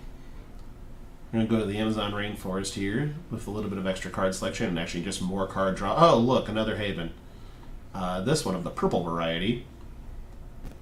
And Merry Christmas to you yet again. The stockings are full, the presents are under the tree, the eggnog has been poured. It is Christmas time at Hollis, Queens, although we're no longer in New York. Menacing Magnate number 4 for Dagon, just in case those are keeping track at home. And we've gone to a board state of, look at all of these! So, Dagon essentially has access to whatever card he wants. I mean, you have to assume that anyway if you're Kyle, because of the sheer volume of cards that he has either seen and or drawn at this point. And if you are Kyle, outside of Kagan, what are some of the other cards that you would fear from Dagon? Right now, I mean, it's mostly Kagan, but those Lins are huge when it comes to the board state here. And they're big enough to just cause enough havoc on their own and make you play into them. You also have to be a little bit worried about Magnate the Tyrants. Because those are... The Tyrant was kind of what I was hoping you were going to highlight, because we are also approaching the point where we're going to have the upper echelon of resources available. One of the nice benefits of this green-white list that Dagon is playing is that not only do you have a fistful of cards, but because you have such a surplus, you can just resource every turn and still not fall behind. And then that does mean you get to that top end quicker, yes. Much, much faster. So we are playing a little bit of a blistering pace here if you are...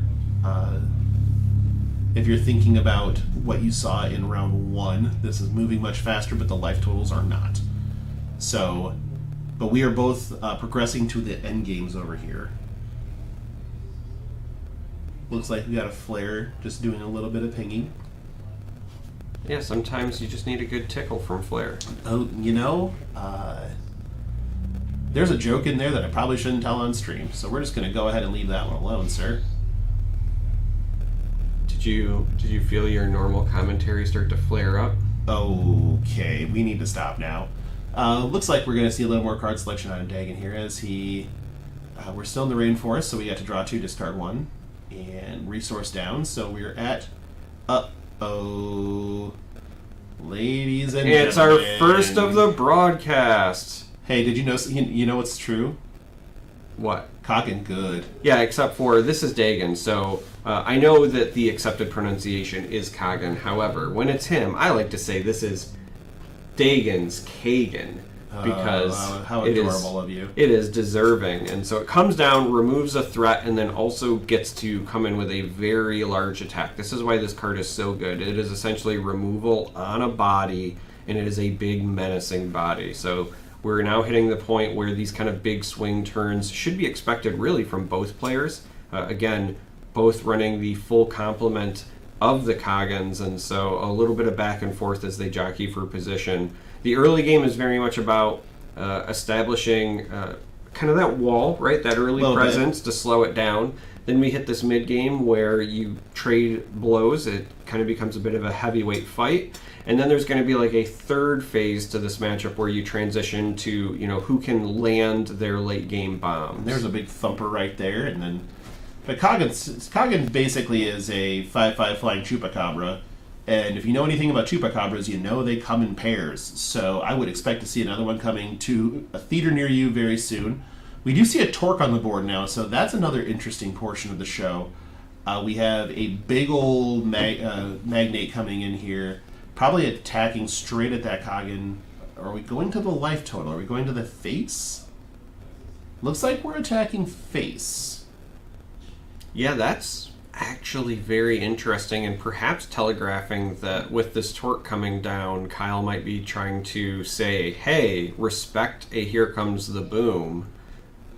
Well, if we know anything about Dagon White, it's that he's very disrespectful, so I have a feeling that this isn't going to matter. But is this something where Kagen number 2 ends up causing a problem? But we'll have to find out. See, it's an interesting position, right? Because if you do go with the Kagen number 2, then you're opening yourself up for potentially an even bigger blowout. Correct. Yeah, you are and you aren't, because if you take the torque out with the extra with the next Kagen, you have the ability potentially to level things out. Looks like we have a bit of a judge call, so sort of. Yes. So if you're wondering why there's this pause, we can see from our area that there is a judge consideration being made. So as soon as we know what the results of this are, we will try to fill you in, and it does. Yeah, just double checking, just making sure that Dagon has 4 green, as he's noted to often not have the 4 green to play the Kagens. Are you trying to say that it costs 4 green? Yes, I'm also saying that Dagon can't read. So, looks like we're top, draw, discard, because turns out that Amazon Rainforest plus Clarity is an engine. If you're unfamiliar with what an engine is, it's when you just get to select whatever you want to out of your deck and effectively tutor 2 cards every turn. It's not a true tutor. Also, tutor is a term that doesn't mean anything in Alpha Clash. No, it actually doesn't. It is not. But you know what does mean something? Clarity. So we have Clarity the Contender, but Dagon has now also played one of my favorite cards in the game, which is the Clash card for Clarity, which also enables even more filtering. And it's also a pretty sizable body, so we're going to see this come in and clash with the Magnate there. Yeah, this is specifically Clarity Foreseeing Fate. So when it comes into play, you get to choose one. Or is that Haven? That looks like Clarity, right? But we're just going to go ahead and start causing problems. We are going to Clash buff here. Get rid of this Haven.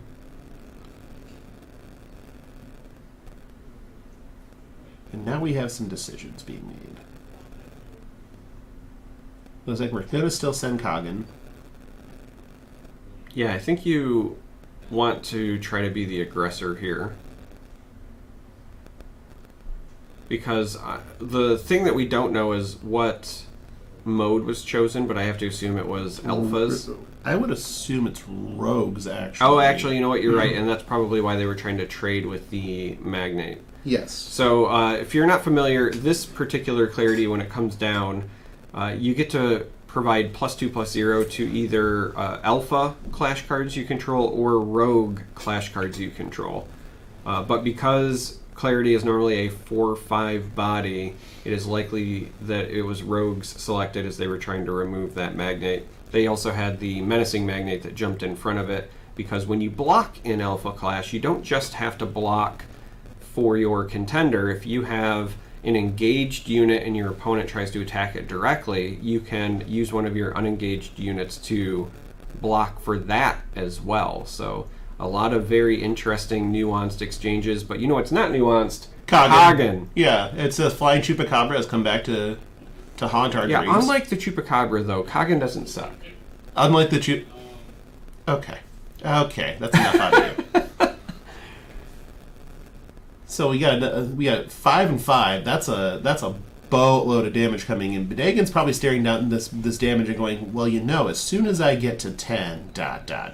Yes, then I start getting 2 cards a turn. Also, there's just a large number of resources available, so we're getting ready to transition. Well, you saw that top card. Yeah, we're getting ready to transition to that part, which was Phase 3 of this matchup, as I was saying before, right? We're in the middle of Phase 2. It's the beatdown phase, right? We had the weenies to start, all those little 1/1s.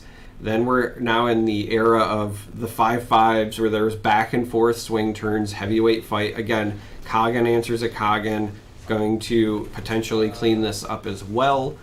And at some point in the near future, we're going to try to stick one of those like game-ending bombs.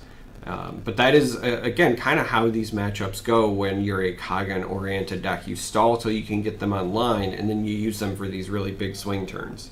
So it looks like we're attacking Kagan into Magnate. And we'll see what happens here.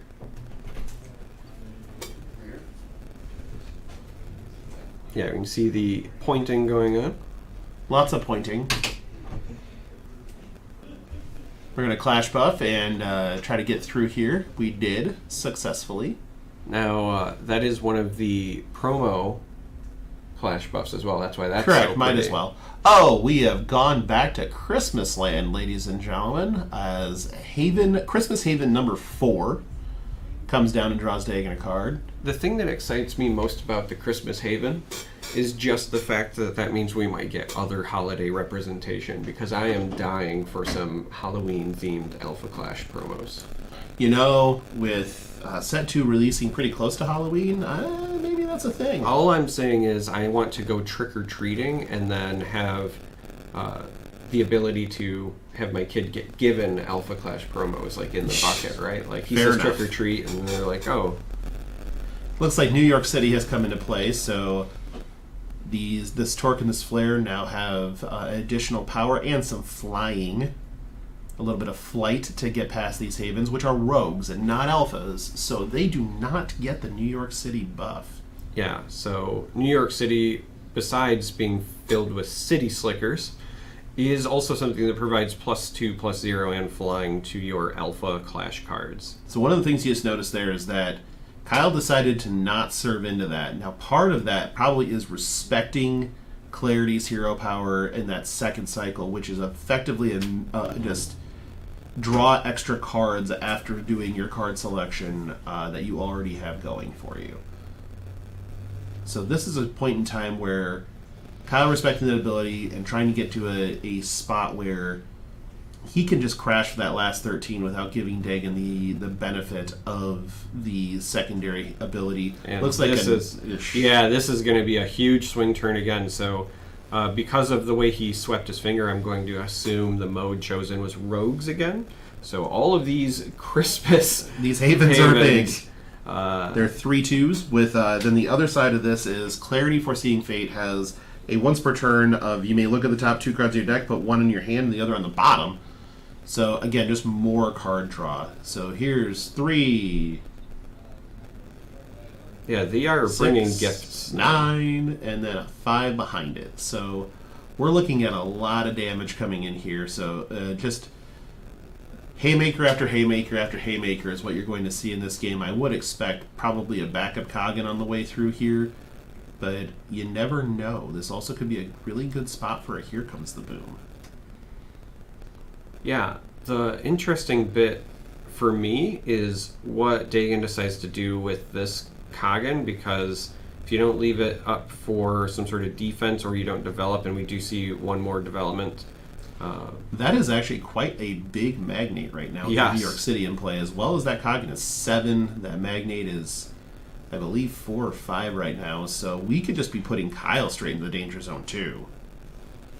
Yeah, it's not enough to push for lethal unless you have a Clash buff in hand. You could also just have multiple Clash buffs, because the thing with Clash buffs in this game, you can only play one per combat, but combat is done individually, and it's also one per target. But theoretically, you could have a Clash buff for one of your units and then also come in with your contender to finish things off. That's also another option. So Dagon theoretically has enough to present lethal depending on their hand. He is considering checkmate right now just to see. Oh, I see a Clarify in his hand too. Uh-oh.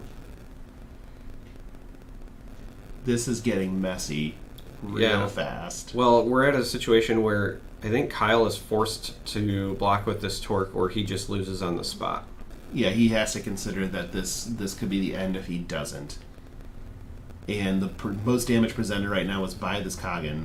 So that's the most effective place to block, but he also might be thinking that if he blocks with his Torque, he loses the game on the spot too. So Well, this is the casino. The problem is that with the additional buffs to the Magnate and the Breakthrough, it does look like he's not going to block with the Torque. He's taking the 7. And let's see here. I'm guessing that Dagon feels just fine serving with this Magnate. Nope, he's going to leave her back. So we're going to give it back, pass it back to Kyle to see and say, basically show me what you got. The messed up part here is that Dagon it looked like Dagon had a Clarify in hand, which allows him to steal one of his opponent's alphas. And if that's the case, he may be waiting for Kyle to make a defensive play and then just be able to swipe. Oh, and I think that's just going to be a concession from scooping Kyle. it up, from Kyle, so Dagon takes game 1. Don't have the cards. Turns out filtering through your deck and having exactly what you need is enough to get game 1. Now, apparently it's good enough. A bit of a blistering pace there when compared to round 1, but Dagon does go up 1-0. But let's look at what we have here. So Kyle's probably going to bring in. So Dagon never showed the Clarify, but Magnate the Tyrant is sitting in his sideboard. And that might be something that he's thinking he gets to bring in to sort of turn this matchup, and it might be a trap, to be fair. On Dagon's side, he also has 2 Tyrants, but he has a bunch of Magnates plans in here. And those might be something that comes in to cause some issues as well. And also Magnate's traps to try to clean up these Torques. So if he's staring down Torque Boom, that actually might end up being the plan here. But we'll have to see, because with Dagon's deck, we saw it there. It's breaking Coggan parity and being able to draw that many cards and through selection. I mean, he was effectively what we'd call in the Flesh and Blood community playing for second cycle. Right. And he knew exactly where he was going with that matchup, and it looked like he was behind, but I'm pretty sure the entire time he thought, I'm in control here. I know what we're angling for. I know how this is going to play out, and he played directly to that checkmate scenario. It did look like Kyle was sort of choked on red. Yeah, in that matchup. I was waiting to say the thing that stands out to me is that we have a deck that's running red, turning Torque, turning Here Comes the Boom, and the only Here Comes the Boom that we've seen was put into the resource zone. So that is a big tell that Kyle was already off to a rough start. But it's also really important in this matchup because with this green-white deck that Dagon is piloting, those Havens that look very benign, right? They look very just, okay, your 1/2s are hanging out. The moment that the Clarity comes down and it buffs all the rogues, as we saw, that's a big swing in damage. And so one of the things Here Comes the Boom does is, it cleans up a lot of those very big important threats, but it also gets rid of the kind of afterthought stuff as well, so that doesn't sneak up on you. Yeah, and those Havens do work when they come down, draw cards, and then all of them just suddenly are able to attack for 3. That's a whole lot. Whoa! Well, that's in the deck. Well, yeah, and I said, hey, the only Here Comes the Boom we saw in that game 1 was in the resource zone, and now we've already seen one in the cut process. Maybe clean it up a little there, little fella. I know it's your first tournament and all. Yeah, that's Dagon for you. Is just saying, hey, look, I'm so good at counting cards that I'm just going to show you where your Here Comes the Boom is that you didn't have all of game 1. Now, you and I both know that's not what's actually happening. It's just funny that lined up that way. We're going to start off with a Menacing Magnate. So actually a pretty strong play here, a 2/2 that's going to go ahead and draw cards on defeat, which is... Is it a 2/2? I believe it's a 1/2. Well, it's a 1/2 right now, yeah. Yeah, the Sonoros are a 2/2, the 2/2. Still quite good as a turn 1 play. We're going to match it, but ours does not survive combat, which I think is actually in Dagon's game plan, to be honest. Those are there to be speed bumps that draw cards. Absolutely. Like I said, this green-white list just has those 3 phases. You've got phase 1, which is wall up, and we're going to see that. Phase 2, which is, all right, you transition to Clarity and Coggan being your beats. And then we actually never got there, but phase 3 again is when those late game bombs come down like the Magnate, the Tyrants. But this is a much better start for Kyle here. We have red cards not named Here Comes the Boom in the resource zone, and that is giving me a little bit of hope that Kyle might make this one more competitive. Not that they weren't competitive in game 1. Honestly, given how bad their hand was and their situation, I think that they navigated it as best as they could. We're back to celebrating Christmas early and bringing down a Sonoro for a little bit of help. This is the one portion of Dagon's deck that doesn't feel great just because those Sonoros and those Magnates are very susceptible to one-drop flare, just clearing them out of the way for free. Now with the Menacing Magnates, you are just drawing the cards, so that feels totally fine. But with the Sonoros, that doesn't feel near as good. But we'll see what Kyle has here. Looks like we're resourcing a Sonoro. And we're gonna develop a Magnate that also has keyword soup. So this is a 2-1, but it's a 2-2 due to the Contender. And it also has flying and breakthrough. So this is actually, again, something Kyle didn't see early on before, because it would have been a source to push that early damage, kind of put the tempo on their side. And on top of that, we're also going to see this clash buff. Now, this might be a bit of a tell, because in my mind, those are better used defensively, but sometimes you want to play them to draw the card and kind of cycle further, especially if you're not running Clarity as your Contender. So that probably gives Dagon a bit of info about the state of Kyle's hand. Yeah, it also could just be because you look down and you see 2 green resources and a red resource again. You're wondering if they're digging for a red resource, as we know they were resource choked on red last game. So that's another possibility. Or that they just have multiple clash buffs in hand and they wanted to push damage to try to shorten the game. Because I think that they recognize after last game, there's a Grant Park. We're going to go ahead and tutor up something fun here. But I think they recognized last game that the longer the game goes, the more it's favoring the I was just Clarity about to say, deck. I think this is going to be a Lin that we're tutoring. Yeah, I think we're tutoring a Lin here just to... the flex would be a Kagan, but nope, we're going to go ahead and go get the Lin. Lin is just a good answer for that torque, so you're basically giving them one window to take advantage of it with a Here Comes the Boom, and otherwise you're going to clean that up before it becomes too much of a problem. So this Lin is a 5/5 flyer. That's right. It's a 5/5 with flight. Dagon runs, I apologize, not the close combat one. This is the just the value engine. Yeah, this is Lin Adaptable Fighter. Lin Nanite Warrior is the close combat Lin, which allows them to attack ready units. This one has flight, and is just a giant beater. Like, to be fair, that is its purpose in life. So Speaking of a giant beater, yeah, we're here with a very large posterior with Grant Park plus the Magnate ability attached to that thing too. I believe that makes it a 5/7. We're going to go ahead and speed bump this Menacing Magnate to draw a card. Probably a wise decision. And then we're going to come in the air for 2. See if Dagon has anything to say about that. Nope, he's just going to go ahead and take the 2. Yeah, I think Dagon's fine with trading some of this health early on, knowing that the game plan is to establish a better board state.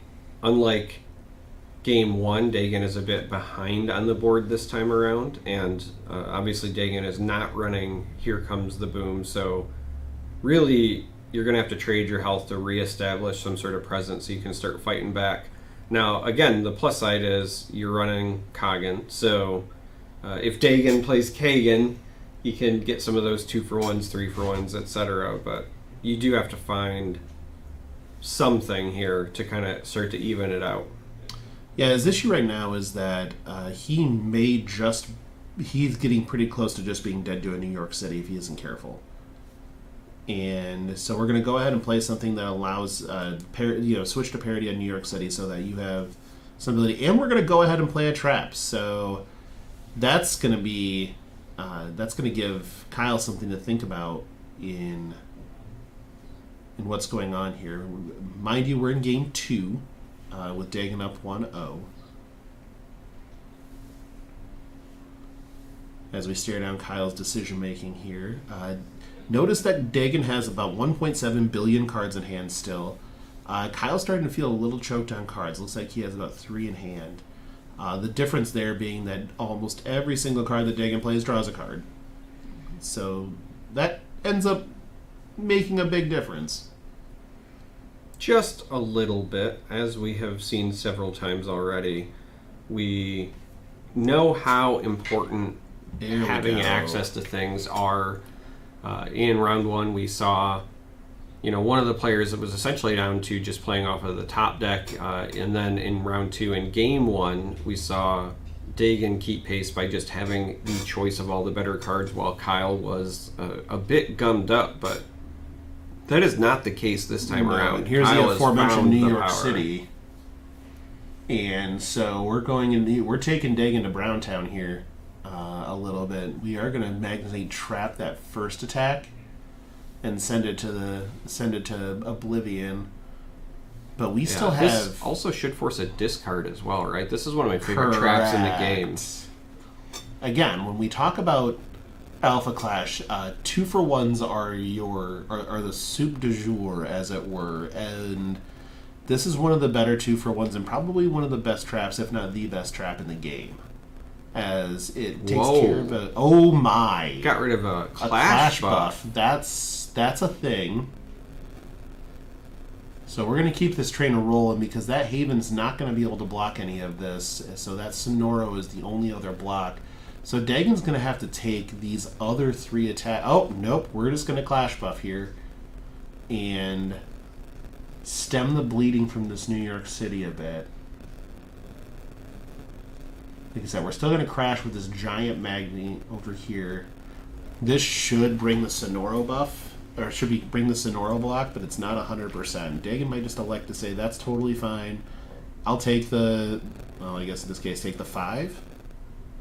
Yeah, it would still be 5 because the clash buff increases the defense value of the contender by 2, but that gets negated by the New York City. That's also giving +2/+0 to the alpha cards, but when you have such a limited board presence, I also think that taking damage when you have the clash buff makes the most sense because that's when you get the value from that, right? Whereas if you were to still throw the Sonoro there, then that clash buff was kind of a net nothing for you. It only stopped 1 attack. Correct. Well, here's a Rainforest to clean up that New York City. Which definitely is something that should happen here. Yeah, that's one of the benefits of these low-cost Clash Grounds is that on the one hand, yeah, you get the effect when you play it, but you also can just clear out key ones like a Grant Park, like a New York City for just the low cost of 1, and suddenly Dagon has a board again. Yeah, Dagon has said ho ho ho with these Christmas Havens, 3-pack of them. Sir, that is a child. Excuse me? And as we were saying, Dagon is trying to fight back on the board. Yes, Dagon is clearly fighting back on board here with, again, we got rid of the New York City, which is very important to Dagon's game plan here. It's not that Dagon is at a low enough life total for him to be super worried, but he does need to be conscious of the fact that another New York City could end this game very quickly. And he needs to make sure that whatever parity he's able to keep down. So here we're going to come across with 2-1 with Breakthrough. So he's still going to deal 1. Or sorry, none. No, he's going to deal none with that Magnate, buffing the defense of that Flare to a 2. So it's just a straight up trade. But that Flare is problematic in that it will be able to take out that Sonoro without a problem. Yeah, we're actually seeing the benefit of Kyle's contender choice this time around. Obviously, game 1 of this round 2 matchup was really showcasing the power of Clarity as a contender. Dagon was doing a great job filtering through his deck, finding all the right cards. Kyle did not have the best opening hand, was struggling with some of the draws, so it really felt a bit one-sided, but now we're seeing what happens when you do have cards to play. This Magnet contender, I know it seems so small, but that +1 on the defense is actually a really big deal in this game because it allows you to get those value trades, and as you said, this is a game of trying to get those 2-for-1s, but also it mitigates small things like that breakthrough damage as well.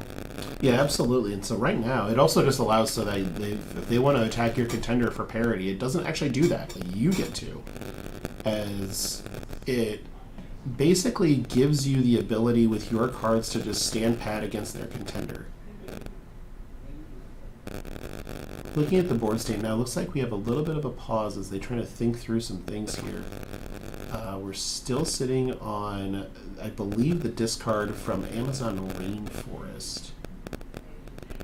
We have a Here Comes the Boom in hand, trying to probably figure out how are we going to play this.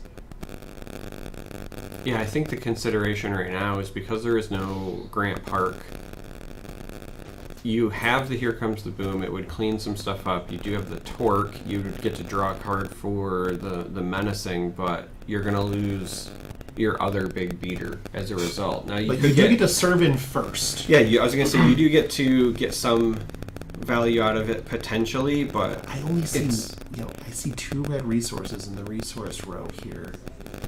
And the consideration here might just be like, how choked am I going to be if I try to play it this way?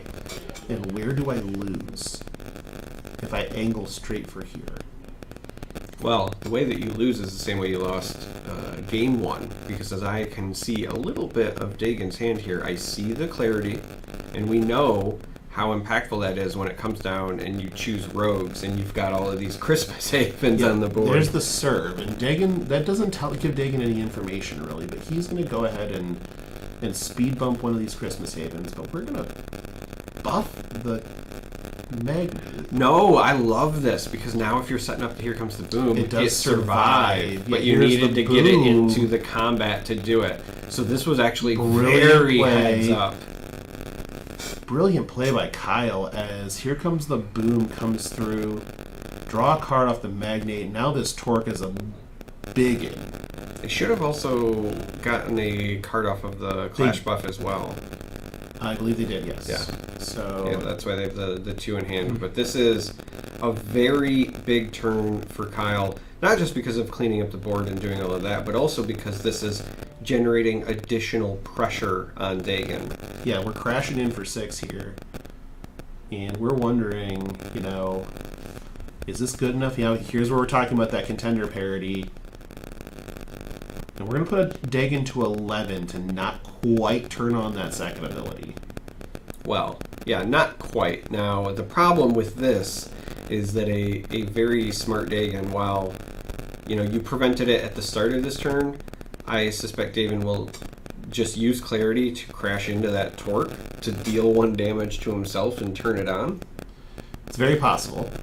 I think that Dagon's probably digging for our friend Kogan to just Kogan away that Magnate and then attack down that Torque. At this point, you have to assume he has to have 1 by now. He's had a lot of filtering. Well, and with the Clarity going down. That's a no, as he does not have a 4th resource. Instead, he's going to play Lin. Yeah, I was just supposed to say, with the Clarity going down, that means it's a change of plans here. Very surprised that the Kogans have not showed up yet. Both given the contender ability, but also the presence of Rainforest now as well. And so we're just going to attack 5/5 into 5/5 here. And hope to just trade them up.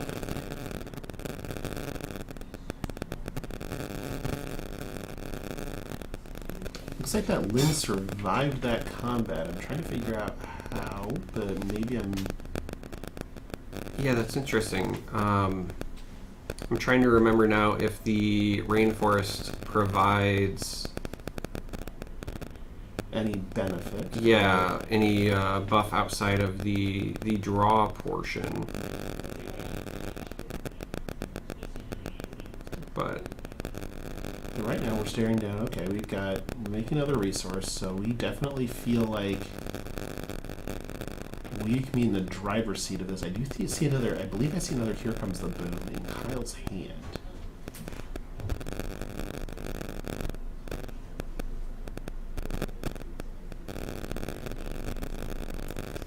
So there it is. There it is. So we're going to go ahead and boom this board away. Dagon's going to draw a card, and we're going to crash back in for another I was 6. just going to say, this is another big swing here with the torque. This is very troubling for Dagon to come out of this game, mainly because, yep, we're at that contender parity and might as well crash in. Pass it back. Dagon's got to be digging for an answer here. There is a Coggin in hand for Dagon. And there's a Clarify as well, so he's got some opportunities to turn a corner here, but he can't be super aggressive with those Coggins because if he is, he just doesn't get to live. He discards the Clarify. He does need a 4th green resource in order to play that Coggin. Well, to play it legally, as we've already established. Sure. Dagon might struggle to read sometimes. This is not us making fun of him, by the way. He said this himself.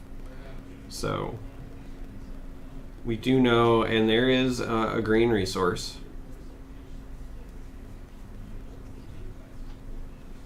So this could be a Coggin to clear up a 1-drop, but sometimes you gotta do what you gotta do to stay alive. Dagon down to 4 health. He doesn't love it. And that is what is gonna happen. And he's going to leave this Coggin in defense mode because he is at 4, and there are ample opportunities of the cards in Kyle's deck to just erase Dagon's life total, including if Kyle happens to draw his own Coggin. So this Rainforest is now acting against Dagon's best interests. As a single Coggin could end this game, but it looks like he is not there yet, so he's got a debate on his hands. He's sitting on 5 resources. A 6th would allow for a large flare. We have skipped resourcing. Looks like we're just going to play the Sonora. And attack Dagon with it. And that's going to bring on the Clash buff. We knew that was coming. We're going to go ahead and clean that up. Draw another one. This is a lot of board control that Kyle has here. And again, since we're just at that parity level, we're going to go ahead and come in with our contender, drop Dagon down to 3, and Kyle will be at a robust 25 or 26. Basically, not even close to any sort of danger from Dagon being able to... I don't want to say it. You want to say it? You like saying those things. No, I don't. Thank you. I want to make you say it. No, I actually I'm not doing it. I get greater pleasure when you do, but I think we are just going to see an answer here potentially.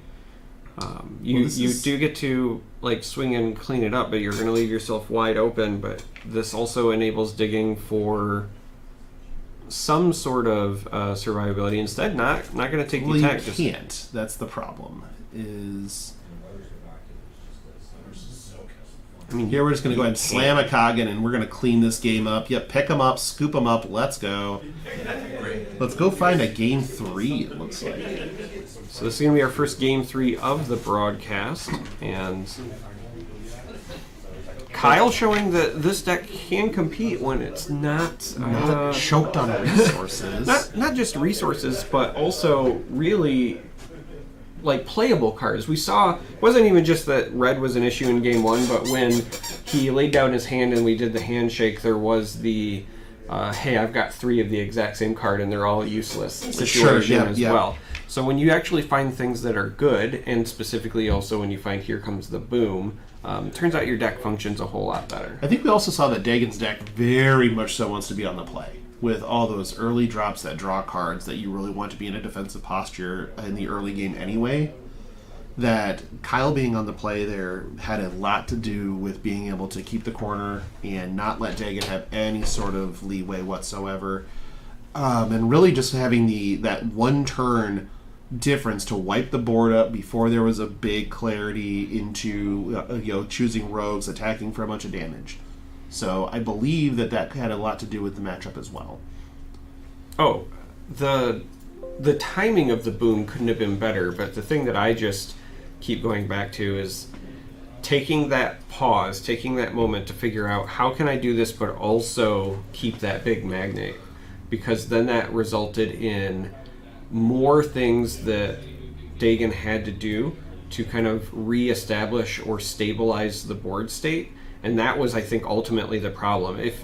If it was just a here comes the boom into the torque, I think Dagon might have been in a better spot to re-stabilize after the fact, but because he also had to deal with that second massive body, it meant that much more time spent like fighting from behind. Yeah, it was a beautiful play in general. Looks like we have a moment here. So we'll be back with you shortly if you guys go. What's that? Okay, it looks like that they've chosen to go ahead and accept a draw in this match, as there's no time on their clock to finish a game 3. Looks like there's only 2 minutes left on the clock, so they're going to go ahead and draw this one up. So both players will be sitting at 101 for the tournament after round 2. So interesting. Yeah, no, I think that this is the right call, and here's why. If you know you can't finish the game reasonably, and both of these are decks, with the exception of like an optimal torque, here comes the booms scenario, and we haven't really seen enough red for that to happen. Without that, none of these games are going to end in 2 minutes plus the overtime turns. So you might as well take the draw and go use the restroom, get a snack. Like it's the right EV play. Maybe have a drink. Like maybe do that. Have you considered that? Clearly, I'm not Canadian. So. Okay. We don't need to be doing that. But yeah, very interesting gameplay there. I thought that was masterfully played on both sides, to be honest. Yeah, it was very well navigated by both players. Like I said, Dagon really showed the power of clarity game 1, and I also felt like we saw the power of torque plus here comes the boom like on full display that game 2 with the big swing turn. So both decks got to show what they were trying to do, but ultimately the clock is turning out to be a bigger deal than I think people anticipated. I think a lot of this also just has to do with the fact that the game is so brand new, so the time spent navigating the turns for some of these players is not as crisp as it will be when things move on. It reminds me of, when I very first started covering Artifact in the first event, there were so many games that went to time because people were just not used to navigating it in a tournament environment where the clock matters, and I think we might see a bit of that today as well. Yeah, I remember in my old Magic playtesting days that one of the things that we insisted on doing was when we played our matches, we put the clock on just to make sure we could finish in time. And so I think that with this game being super new, that's a big portion of it. But tell you what, I would love to see that matchup again in untimed rounds. Oh, for sure. And I think that given how good those players were, we very well could be seeing that once we make that cut to the top 4. But with that in mind, the time has sounded for the round. I could hear it out there, which means we are going to be taking a short break. And then when we come back, we'll start round 3.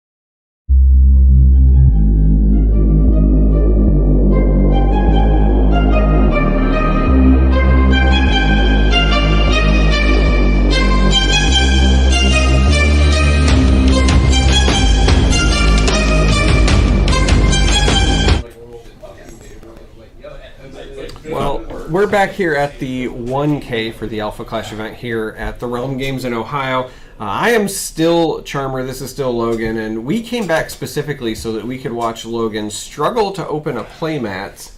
Listen. They're promotional, and it's sealed, and you know what? I got defeated by tape. It's a Game-Genic promotional playmat, and I said, oh, that's interesting. What are they promoting? And he's like, I don't know, let me open this. And then he spent a large amount of time trying to open one, and it was failing, so... We did it. We did it. Okay, so it is... Oh, so it's just like... Okay, so... Oh yeah, it just says Game-Genic. How beautiful. It's very pretty. This doesn't just say Game-Genic, it also has an ombre. Yes, yeah, I guess. It kind of reminds me of the Hypercolor shirts from like the 90s, but this doesn't change color. So I'm kind of offended. But either way, like, it's not a bad mat. We'll if anybody wants one on stream, just say something, and at some point in time somebody will pay attention and we'll get this out to you. But that's not how this works. Probably not at all. But they're not bad, I guess. Yeah, so we are the stream's a little out of sync with the main tournament, but we got a little bit of the hero breakdown. I just wanted to apologize in advance because there is no Moxie in the room.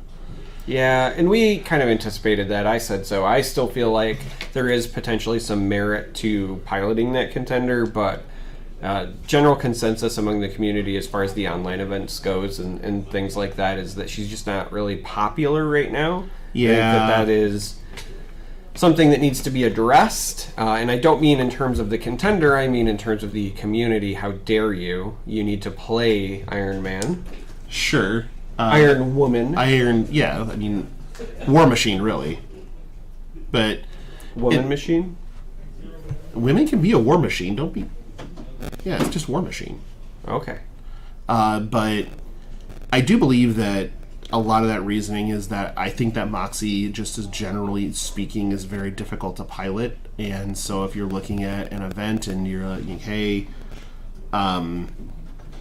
making a consideration to try to spike this event, and if I don't feel like I can play at 100% throughout it, you don't take the super complicated hero necessarily, or contender in this case. So I think that's why you're seeing less Moxie, because again, it is difficult to play.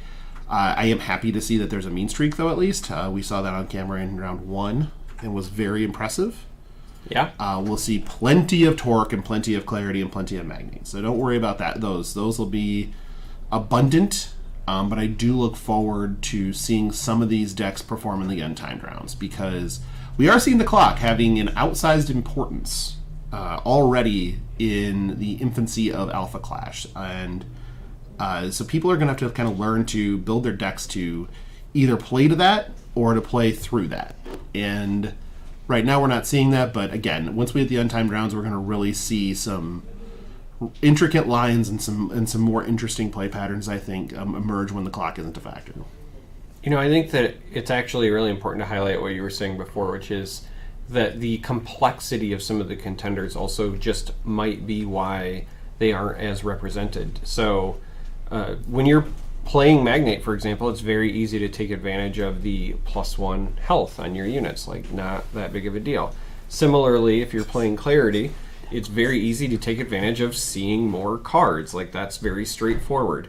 If you go to Torque, Torque's is a little bit more complex, but still very easy to take advantage of. But the minute you go to Mean Streak and you start moving around those counters, you have to be a bit more knowledgeable of your deck, because as I said before, if you missed that, all of the cards that take advantage of those streak counters, the counters themselves don't do anything. It's all what the card does, so you have to know how to utilize them. When you get down to Moxie, Moxie is an interesting one because I think that you have to, more so than the other contenders where they just kind of give you a static benefit, Moxie is more like you have to build your deck around her. So the decks where I expect her to succeed or do very well are either a black-white deck where you're going to see a bunch of cards and you can set up some of those really cool combos where you play the 2-drop into the free 3-drop into the power armor for free, and then suddenly that's a huge tempo swing. Or another potential spot that I could see a lot of benefit is just pairing her with something like red, where you've got the ability to set up your power armor stuff, but you also can have access to Here Comes the Boom and those board wipes and things like that. And obviously, we're still in the infancy of Alpha Clash, so there's still a lot to explore in set 1. Plus, we know that we have a second set coming in November, so we're going to have a whole lot more to talk about as time goes on. But right now, we're going to get shuffled up here for a little bit of Magnate versus Clarity. So we're back on this train again, and this time with Keith and Tim both sitting at 1-1.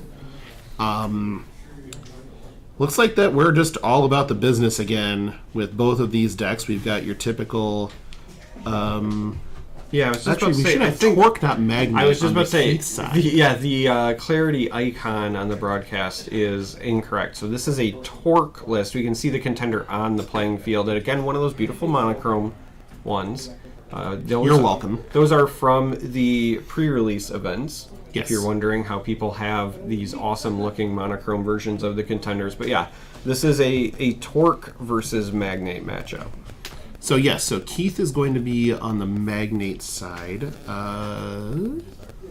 and Tim is on the Torque side. So it looks like we have our names inverted right now. So Keith should be on Torque, and we have Tim on Magnate. So we're on opposite sides right now. We'll get this all cleared up, but we're going to start off with a little bit of Haven, as it's going to be pretty common here to see Havens come down, as it is probably the best one-cost play in the game outside of the Torque the Diabolical plus Here Comes the Boom combo. We're going to go ahead and play this Menacing Magnate out there. Again, no benefit to the defense here, so it is just a 1-1. But a 1-1 that draws you cards. Yeah, I think that is the benefit. This is just one of those things where you probably want to cycle to find your combo. Another thing that I expect out of this particular list, as we're kind of looking at what's in it, is this is likely an alpha-heavy list. So the benefit of pairing green with red is you do get some access to some pretty decent alphas, as well as that non-clash damage red kind of suite or setup. And I fully expect cards like this Magnate, for example, to be used to filter. But we also saw in the resource the Breakthrough Magnate as well, which is just going to be a way to push damage. Yeah, absolutely. The one thing I'm noticing about Keith's list here, even though it is a red-green Magnate shell, is I am not seeing Kagan. And no, so... I think it's because they plan on having to split the colors. So the 4 green, I think, was so the tipping point. Yep. But I do see, 4 New York cities, even a pair of the Sinister San Franciscos, things like that. So your traditional alpha game plan is there. If you're not familiar with New York City, it gives all of the alpha faction cards +2/+0 and flying. So if you can go wide enough and then push a bunch of damage that way, that's one big swing. The other way, as we've already seen before, is you can play those Torques into a Here Comes the Boom. This is a list that looks like it's just meant for you do a setup and then you get a big swing turn. Maybe your opponent has an answer and then you rinse and repeat. Yeah, that's exactly this. And we also just have the ability, and I hope we get to see it hit play, one Machina Unstoppable Force. Yeah. Like, let's see some biggins come to play the game here. We got a Flare that's going to do a little bit of work, so we're going to go ahead and ping the Haven for some non-combat damage. And now we're going to ping the Torque to draw a card. Looks like he pulled back that play to just ping to draw a card. I think they realized the 2 health there is still a problem. Sometimes you're like, okay, well, that's not an alpha, so it's not getting the buff for Magnate, and then you remember Haven just naturally has 2 health. So, whoops. All right, I guess I'd rather draw a card. Yeah, the fail case there is I drew a card, so that's not so bad. Well, the fail case is that you ping the Haven and then that's it. You don't even realize like the error of your ways. That's the real fail case. But so it looks like we have a trap set here with, and then we got some close combat with a Lyn Nanite Warrior attacking into this Menacing Magnate. Now, this is an interesting spot because I think that you just let this happen Nope, we're going to keep this Menacing Magnate by clash buffing, drawing a card, and putting down this Lin. Well, but no. So this is one of those situations where because of your contender buff, the Lin survives. Interesting. Or at least I think that's what they were pointing at, but the more that I think about it, I Lin think she's a rogue, not an right? alpha. Lin is a rogue. So Lin should not get Magnate's buff. Yeah, Lin is in fact a rogue. So maybe a bit of a misunderstanding there, because it does look like there was the clash buff, like you said, so it should be a 3/3 Menacing Magnate on the one side against that 2/3 on the other, but then there was the point and it went away, so... Yeah, I feel like that there's a misunderstanding here about how Magnate works. So this Solar Flare is going to do it anyway. That part doesn't matter. Wow. Oh no, looks like we have a couple of issues here. Let me see if I can get somebody's attention here. Maybe not. We'll have to do our best here to try to figure this out. So bear with us while we try to get some things worked out for the staff here. Well, in the interim, we have a Torque coming down.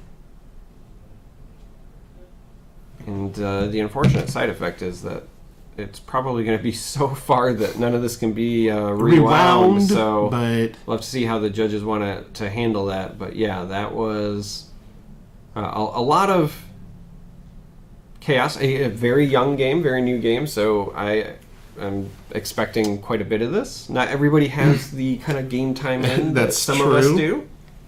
That's true. 100% agree with you there.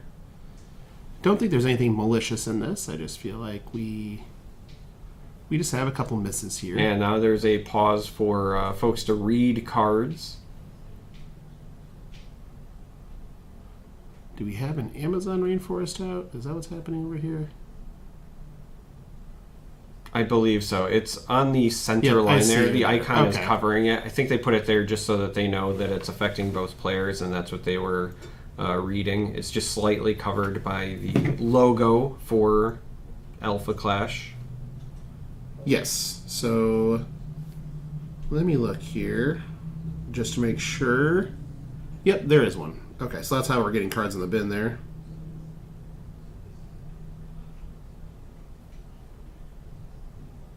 And looks like I got some switching up here to do, which is totally fine. All right, so the Torque has been answered, and now we're also going to answer this Flare as well. And now we're going to have the Haven come in for a nice poke. All of his clash cards that are getting the buff, because it looked like he was giving it to the rogues too. The defensive. So can you watch the stream? All right, and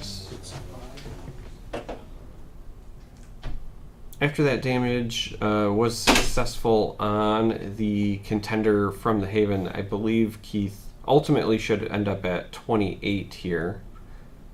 We do finally have a judge interceding, so that might be why there's a bit of a delay, but... Yep, so we're going to go ahead and take a look at that card just to get some clarification here. Yeah, I think that... I think they're just trying to talk through it so that they can figure out how they can proceed. Again, new game, so I totally understand a little bit of confusion here as to how some of these work, because they're the factions do play into it on occasion. Yeah, well, and on top of that, I will say one of the things that I get as far as feedback goes from newer players is that the game is called Alpha Clash.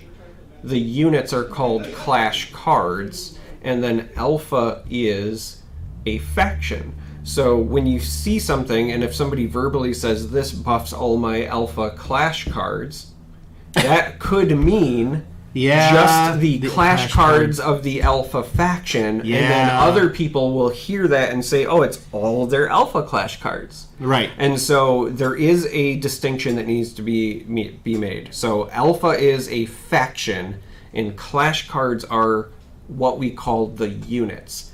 So when we say alpha clash cards, that's not the same as all of the cards in alpha clash, which just happens to be the name of the game itself. So again, like we said before, I don't think it's anything malicious. There is just a bit of nuance. The good news is on the cards for the factions, they also use icons, right? It's not just words, so you don't have to worry about seeing the words alpha clash cards and having that confusion. But when you're having those verbal communications, that wording I know has tripped up some players when I've been teaching them. So we'll have to kind of keep an eye out for that. So at least we got that cleared up. So players have been let known. It looks like we got a trap down on Tim's side with still a Haven in play, and then the Menacing Magnate on Keith's side of the board. And we're going to go ahead and serve in with this Menacing Magnet. Nope, we're going to keep it back. All right, just keep it back and pass. Yeah, a little bit of defense here. Rainforest, again, helping to filter for both of these players at the moment. Yeah, Rainforest is one of those cards that you have to be kind of careful with because you get the benefit immediately of drawing the card, but the filtering goes both ways. So that's, you would certainly don't want to be in a spot where you're giving a outsized benefit to your opponent. Looks like we're going to get a resource here in the row. Still thinking through it. All right, so we got a Grant Park in the resource row. That's, as we've seen, Grant Park does a lot of things in these matchups. And here comes a big ol' Lin. Yeah, so this is not the small Lin. No, this is the 5 power Lin coming in to let everybody know how she feels, which is pretty good at this point. Pretty good. So we've got pass back here. So this is Lin Adaptable Fighter. Yes, this is the 5 flying variety. The 5 flying variety. So 5 flight, crashing in. Now again, not an alpha, so just a 5/5.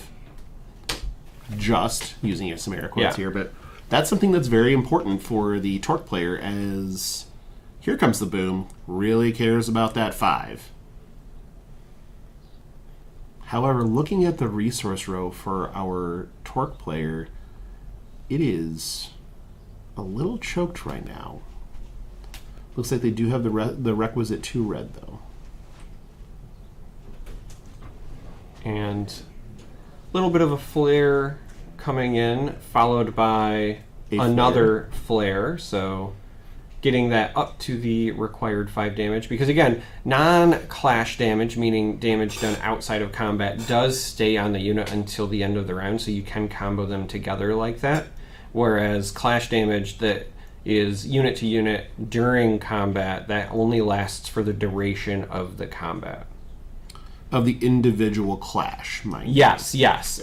Clashes are done individually, so it's not even until like the end of the combat phase, because there is no like true combat phase in this game. It is an individual clash that occurs. Looks like we're going to send this Haven at flare and try to get that off the board. We're going to go ahead and see an obstruction from... Nope, we're not going to obstruct with this Magnate. We're just going to go ahead and let it happen. Passing for buffs, passing back. Oh, yeah, we're going to buff this flare and draw a card, get rid of this Haven.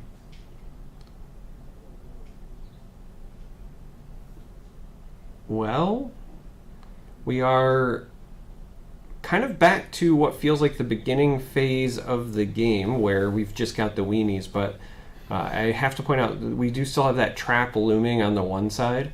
Kind of surprised that the board state, with the exception of the 1 5/5 flyer, has been so small given how many turns the Rainforest has been active. So I don't know if this is just a case of both players not finding their late game options, or I was just about to say, or their color That's kind of a choke. resource. Here comes the boom. That is the second time this broadcast we've seen Here Comes the Boom placed in the resource zone. So one of the things we're learning is that perhaps red, you need to run more red cards to put into your resource zone. It looks like it looks like we don't have our life totals quite correct here, as I know that Torque is attacked a couple of times, I believe. Yeah, the life totals can't be correct because we also, very early on, we had a Haven that connected with Keith and at least one self-ping as well for the card draw effect. So at some point we'll hopefully get that squared away and updated, but I know that the displayed totals cannot be correct. Right, and there looks like we just see a very angry Torque in play right now, just looking to send in some damage, as I believe that it's Torque Raging Force coming in and doing some work right there. So it looks like we're getting our life totals correct now. We're down to 20 to 26, and ooh, everybody's favorite Kagan. So Kagan. I took a brief step out to where the players were, just to kind of talk, see how the tournament was going, things like that. And we've heard Kagan, we have heard me say Kagan when it's Dagan playing it, but then I heard another player say Kagan. Yeah, you might as well just get it all in there, right? Yeah. So looks like we have. I also heard Kagan. Kagan. Yeah, which kind of sounds like a kaiju, right? Like, oh yeah, kind of. You know, sure Godzilla versus Kagan. It's probably a Battle Spirits card. No, because that doesn't have enough words. Oh, Battle sure. Spirits card has like 5 words, right? It would have to be Battle Sphere, Titanium, Kagan, Dragonborn. Oh no! Yes! One of my favorite cards. Very undervalued in my opinion. So this is my good friend Machina, the Unstoppable Force. Yeah, Tim. Hey, let me read. Yeah, I'm gonna need to does. read this one because this is a absolute beat stick. This is a 6/6 for 7 with Barrage 2. When this card attacks me, deal damage equal to its initial attack power, which is 6, divided as you choose amongst 2 target clash cards. So it's going to come in and it's going to just send 6 damage straight up at that Kagan and then just be able to attack for 6 on its own too. It is a giant monster. Yeah. This is one of the cards that I think has been a bit undervalued, because as good as Kagan is at creating those 2-for-1s, potentially 3-for-1s, etc., this is another one of those cards capable of it, and it only costs 1 more. But right. You do get the benefit of splitting. So some of those scenarios, because of the barrage, you can play this, nuke 2 smaller potential blockers, and force the damage through. Like, this is a card that I'm a big fan of. Also, the art is fantastic. It's just him, giant dude with a huge boulder, right? It is that's a tank, actually. Yeah. Well, it's a boulder of a tank. Yeah, it's it's a lot. I say boulder because it looks like the tank has been crushed a bit. It's kind of reminiscent of when the Hulk, in the first one, right? The Ang Lee one, where he balls up the Hulk a bit, or balls up the tank a bit and throws it. Yeah, you have to remember, too, though, that, like, right now, Tim is not incentivized to play to the board because all of the Machina is going to do is eliminate anything that he plays that doesn't have the name Kagan in it. So, because the Kagan would take out the Machina. But here, that Machina is just holding court over this game right now. And this may make some quick work. Oh, we're just going to play a Torque while we're at it. Mayhaps I interest you in a boom after this? I mean, attack first. Ask questions. Yeah, I was going to say, I think you want the attack. This is not... If there is a boom that is following this up, this is not looking good for Tim. Even with that one trap down, I cannot imagine that there's going to be enough. Or New York City is just as good. This is very lethal. Oh no. Oh, service for 1. Table 2. This is coming in for $1 billion. So here's 8. Would you like 8? Oh, he puts the damage on his own Torques to pump them by 3 apiece. We're going to Browntown, folks. Yes. This is I was actually very excited to see this. So again, this is one of the reasons why I think that Machina is very undervalued, because the split is obviously good for clearing out your opponent's stuff, but because of the prevalence of these Torques, they can also be used to buff your own units. And there's just so much synergy with this card. And, you know, as I'm looking at the list, I think he's only running one just in the main. One. But again, when you look at how impactful this is, I don't know why it's not being played in these online events more frequently. This is just dessert, folks. This is playing with your food a little bit. We're gonna ping these Torques. We're gonna make them huge. Here's a 7 power Torque for your trouble. Yeah, get your trap out of here. That's fine. We're gonna bring this other 7 power Torque, and we're just gonna keep the parade going here. So here's another 7, and then I've got 3 and 3 behind it. Yeah, they're doing the math here. They're like, all right, it's got the base power, it's got the power from the damages taken, it's also got New York City, and then we're going to turn these sideways as well, and boom, they're resolved individually, but they're just going fast because Tim doesn't have anything else that can be done there. Did you see what that Machina just did to that game?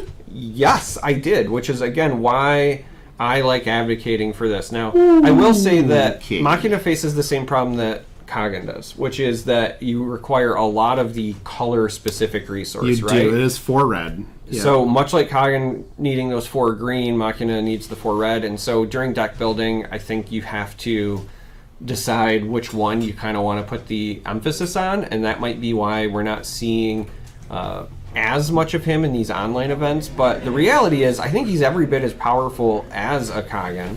The one difference, obviously, being that Kagan's available on 6, Machina on 7. But when you look at the versatility, especially in red lists, I really feel like Machina needs a greater representation, because people are just slamming 4 Kagans, no big deal. And this only costs 1 more, but people cut all the way down to like 1, or they exclude him, when he should be, in my opinion, like a 2 or 3 of it a minimum if you're a red-heavy deck. I also know that there was some misunderstanding around how Barrage works early. One, people thought that you couldn't target your own stuff, which you can. The other thing was people thought, oh, Barrage 2, so you're dealing 2, and it's like, no, you're dealing 6. Yeah. It's a lie. And it's up to 2 targets, so it doesn't even have to be 2. No, it can just be 1 target. Yeah, no, Machina there was the MVP of that game by a insane margin. That card just did all the work and then some. The subtitle for that is Unstoppable Force. The card title in full is Machina Unstoppable Force, and it's for a good reason. Yeah. Like, I'm a big fan of Juggernaut, right? When you talk about comic references, and Machina is definitely the Juggernaut for red. So, I mean, hashtag no free ads, folks, but you should be going to realmgamingnetwork.com right now and putting as many Machina Unstoppable Forces in your card as they have. And please remember to use the code ClashGround5 for 5% off. But, yeah, that was a absolute destruction, and can't wait for Game 2. You know, again, the one downside here is that there's only 1 copy in Keith's list, and I think after seeing how impactful it was, maybe saying, man, I wish I would have ran more. Yeah. Because that's very funny to me that he probably got to that card from Tim's Rainforest. Oh, it almost assuredly is, and that might be part of the reason why, at least in these early events, people are not running as many Machinas as well, because maybe you're not finding them as consistently as you want to, or whatever the case may be. But one of my favorite deck archetypes to play, for example, is red-white. I like having the white for digging and the red for kind of these control facets. So when you do have like the clarity contender to find these, this has been one of my favorite pairings, and I kind of hope somebody brought a red-white in the field. I don't believe I saw any when I was walking around earlier, but we had red white in round 1. Well, right, but I mean of this of the variety that's like the more control oriented. Okay, sure. That's my pet project. All right, well, you have a lot of those, it seems. I do. So we're going to go ahead and lead with a Haven to the shock of no one. I am the pound for projects in TCGs. All of the pets that nobody wants comes to me. Are you a no-kill shelter? Absolutely. Oh, dear. That's probably very bad for No, something. not even deer. I don't kill them either. Okay. We need to stop now.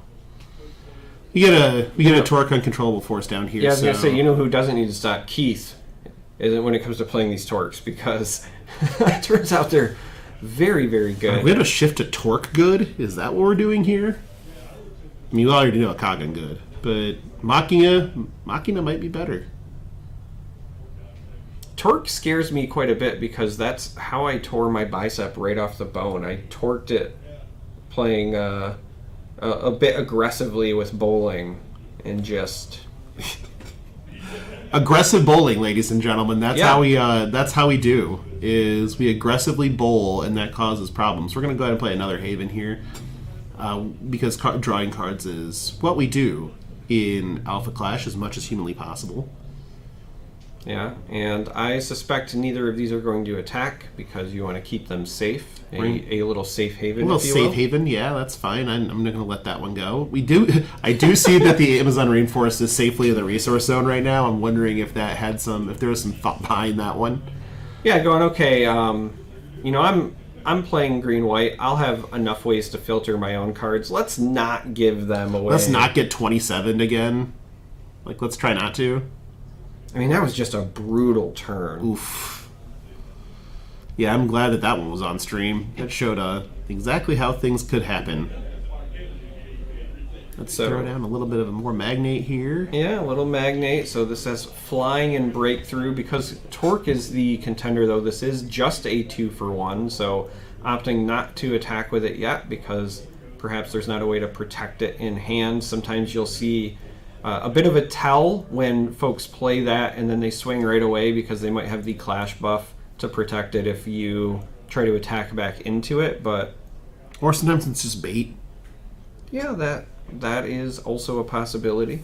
That's one of the things in Alpha Clash that's very interesting is you do have the opportunity to play some things like that where you're just like, yep, this is just going to be bait. All right. We do have a Clash Ground coming down, and looks like we're Grant Parking. Yes. We're going to go do a little bit of tutoring. However, now we've made those things bigger. We're going to go get big old 5-drop Lin here. It looks like so. Lin, adaptive warrior. Is it adaptive warrior? Yeah, this is adaptable fighter. That's the 5/5 flying Lin. Yep. This is actually, if you're wondering at home why this Lin is ran, it's very often because of Grant Park. Because Grant Park, it tops out at 5 for what you're searching for. So you can't go find like a Kagan, for example, because he costs 6. But this is like the best value in terms of just raw power and stats that you can get consistently with Grant Park. Yep. And so it's just a nice, easy inclusion to say, all right, well, every time I play this, I'm also going to get essentially a threat that needs to be answered when it's played. Yep. Here's the thing, though, is that Grant Park is not helping those havens at all. And right now, you have a pretty good board presence. If you're, it's actually helping Keith. It's helping. This Keith is quite a bit. The second time that Tim's Clash Grounds, because of their symmetrical nature, has helped Keith quite a bit. Yeah, this is. He's double checking. He's looking. He's going. Okay, well, sure. I can send this magnate now. Suddenly, it doesn't have 1 health. What do you know? Yeah, we can just do this now. Yeah, and there it is. It's just flying and doesn't die to the crackback portion of it, so... well, at least on board. So, again, you were talking about bait. One of the interesting things with Clash Grounds is that anytime somebody plays one, it overwrites. That takes care of So this will take care of it. The Clash buff will get rid of it. But another potential play you could have seen is you play something like Grant Park. You give a player like Keith false confidence that their stuff can survive. Then next turn, you overwrite it with another Amazon rainforest, for example, and then all of those health bonuses go away and you can crash right into stuff. So there's a lot of potential mind games that can be played once you get into like the depth of Alpha Clash. That's a Kagan in the resource row. That is a Kagan in the resource row. That doesn't feel great. Although, But that Magnate sure does. Here's the thing to note, though. There is a Kagan in both resource rows. Correct, so yep. I think these players are understanding, hey, when you only put good cards in your deck, you have to feel bad about resourcing something. You do. That's why in playtesting, we always just had traps in the deck. They were the easiest thing to resource. Even if they are bees? What is with you and the... Okay, please stop. No, I'm going to keep doing it until you look it up. I'm not looking it up. Well, expect more bees. Expect more bees. I have laid the trap. I would say I don't need this, but the sad thing is I probably do. You volunteered for this. I was asked, I said yes. Just like Keith volunteered to enter this matchup, but did not volunteer to take these beatings from Magnate. Yeah, that's a big boy that's coming in for some hard-earned cash. But I feel like that Keith's hand still looks pretty good. Now, he does have to be very wary of that 5-drop Lin that's coming, which will be a 5/7 with Grant Park. Oh, or we just get rid of it and don't worry about it anymore. Just get rid of it, as you said. Now, going to take a little bit of a read here, but going to say, okay, well... a little detour to New York City. And yeah, things went from being fat on the back end to fat on the front end. +2 to the attack power of all alpha clash cards. But again, these are the alpha faction clash cards, meaning the units that are not your contender. And the good news for Keith is that's his entire side of the board. Correct. And the bad news for Tim is that's only his Magnate. So we're going to go polish Ava Haven right now, and knowing that. So do you think that this is a bait turn right now to try to get that Lin out, knowing that you are seeing if they'll play the Lin into your boom? It's interesting because I think that could be one way to look at it. I also think that by getting rid of the Grant Park, you're also maybe telegraphing that you want to just boom next turn anyway, because that means you'll also clean up the Magnate. And so you might be saying to Tim, okay, if you think I'm going to boom, you have to do something now. And he does play the Lin anyway, so if there is, in fact, a here comes the boom on the side of Keith, this is going to be a huge swing turn. He's definitely... So what I'd be thinking here is I'm going to go ahead and play this. I'm going to crack for 10, and I'm going to see if you have it. So this is a make 'em have it type of scenario, and the thing is, if Keith does have it... Yeah, it's slightly more than 10 because of New York City. So this is swinging for 7. So it's, 14. Lin is a rogue. It's a rogue, so sorry, that is only just 12. Yeah. Just 12. Just 12. Just a casual 12. Again, those factions are important, folks. Oh, but we are going to go ahead and... clash buff this Lin, or this Flare, since this Flare is an alpha, also pumps it to take care of that. Yeah. So this starts to tell me that boom doesn't exist. Maybe. Or you just wanted to cycle knowing you were going to lose the Flare anyway. Or maybe you were trying to dig for the boom. Maybe you had the setup and you just didn't have the boom, and that this could be trying to get you to it.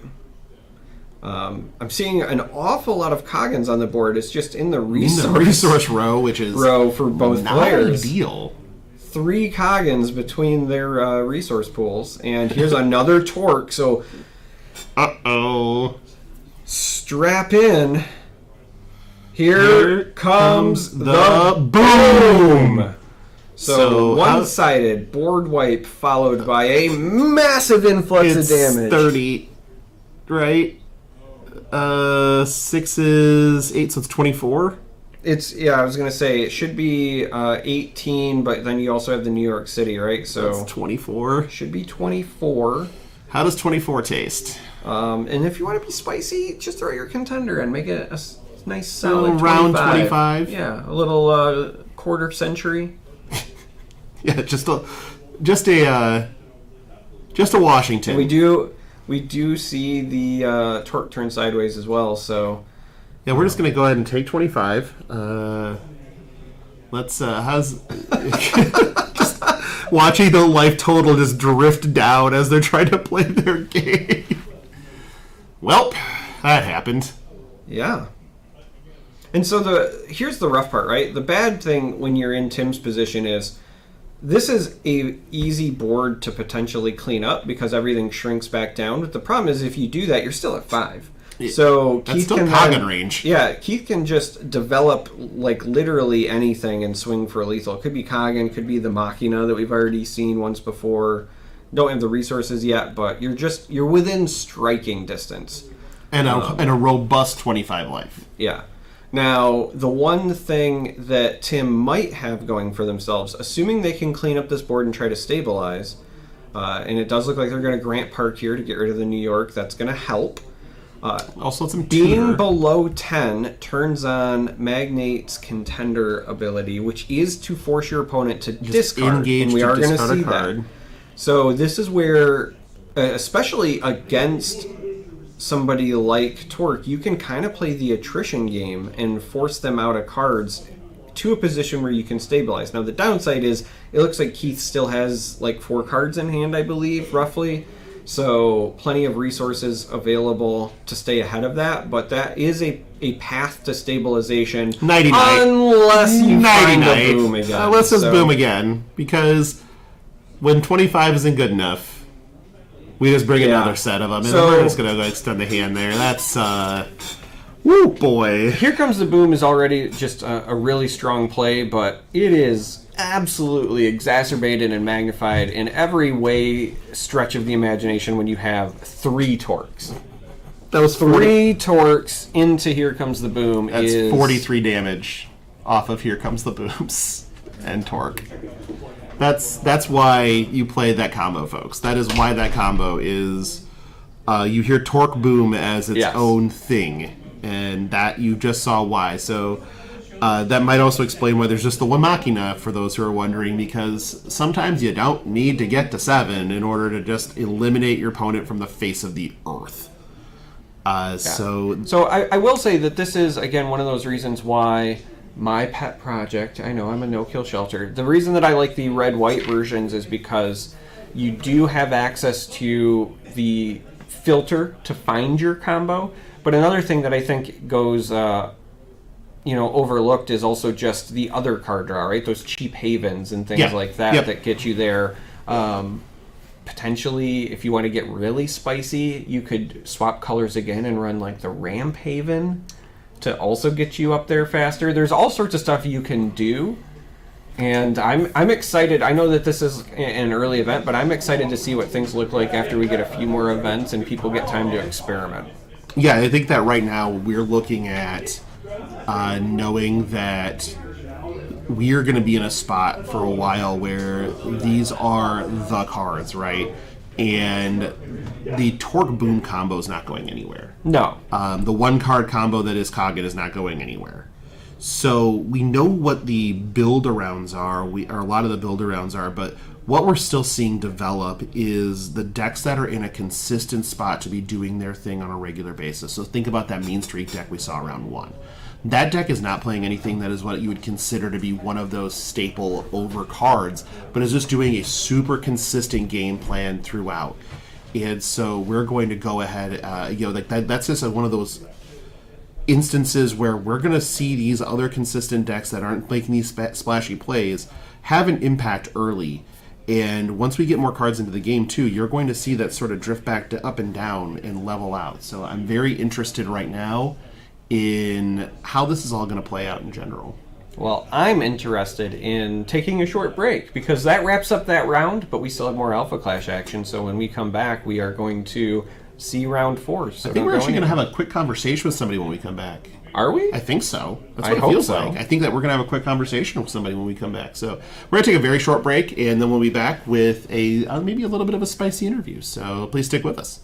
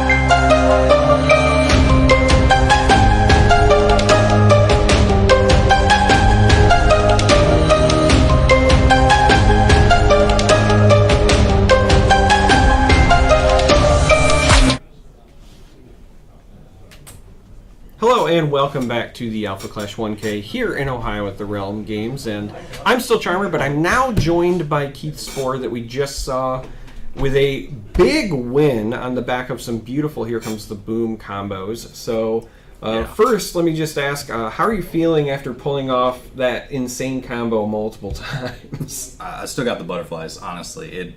This game is very fun. The interactions that are happening in the Torque deck are super exciting, and like when I played the game action and you guys in the room, I could hear you, and I was like, I can't help but like get the feeling. It was it was nice. It was very good. It's a very satisfying thing to do. Just I think with a single Torque in Here Comes the Boom, but when you have 3, that's the dream. It's actually kind of funny because there's been a few times on the broadcast today where I've said, well, if the person goes Torque into Here Comes the Boom, they basically win the game, and then we saw it. Like, we actually got to see it on display. One of the questions I wanted to ask you is about the inclusion of your Machina, because we saw that do a lot of work in Game 1. I'm a big fan of that card in general. I think it's actually underrepresented right now. Absolutely. So I wanted to ask you, why you chose to include it, but also why only one copy? So the entire point of my deck is to abuse the synergy that's going on within Torque with the Enrage triggers, as well as Sinister San Francisco, which didn't get to see in that match.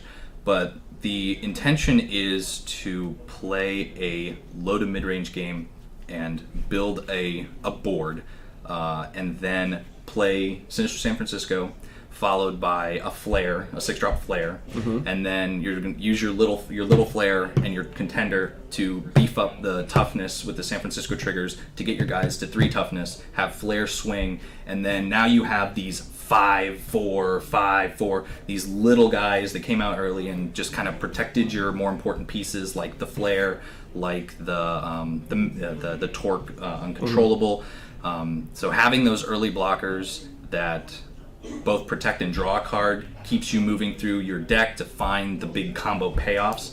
And the Machina was just a card that once I decided that I wasn't going to play Kagan in my deck, I just decided that I didn't want to have a consistency problem, especially with this game being so young and me not like fully understanding what I'm going to play against. And just it made more sense to me to just, that card's very powerful, but I want to do the powerful things that are in this color. And so without having Kagans in the deck, it made room for, an extra slot in the end after I decided all the cards I was playing. I was like, well, this card's insane. If I just swing on an empty board and it touches 2 Torques, that might just be the game. So it's more combo synergies happening within the deck. All right, so one of the other follow-up questions I wanted to ask you is, it's very clear your deck is leaning heavy into the red synergy portion. So what made you decide that green was going to be your kind of co-color of choice? And I ask this because on the broadcast I've been saying my pet project is red-white, because white gives you more, again, early card draw like you were talking about, and potentially that filtering as well with clarity, whether it's the 6-drop clarity or the contender clarity. I've tried a bit of both. So what made you decide that like green was where you wanted to be with your other part, especially because normally when I ask people, they say, well, I start with green because of Kagan, and then everything else falls into place. But that's not part of your game plan. No. So the reason for green is mainly 2 cards. It is New York City. That card's insane, and the sideboard. The sideboard is the element of this format that's going to be the most volatile. And I think it's going to help you, move into games 2 and 3, having a better position, especially if you take game 1. Everybody is aware that the way to beat Torque is with traps. So I didn't want to lose to traps. So I have 6 cards on my sideboard that make traps irrelevant. And you can only do that with green.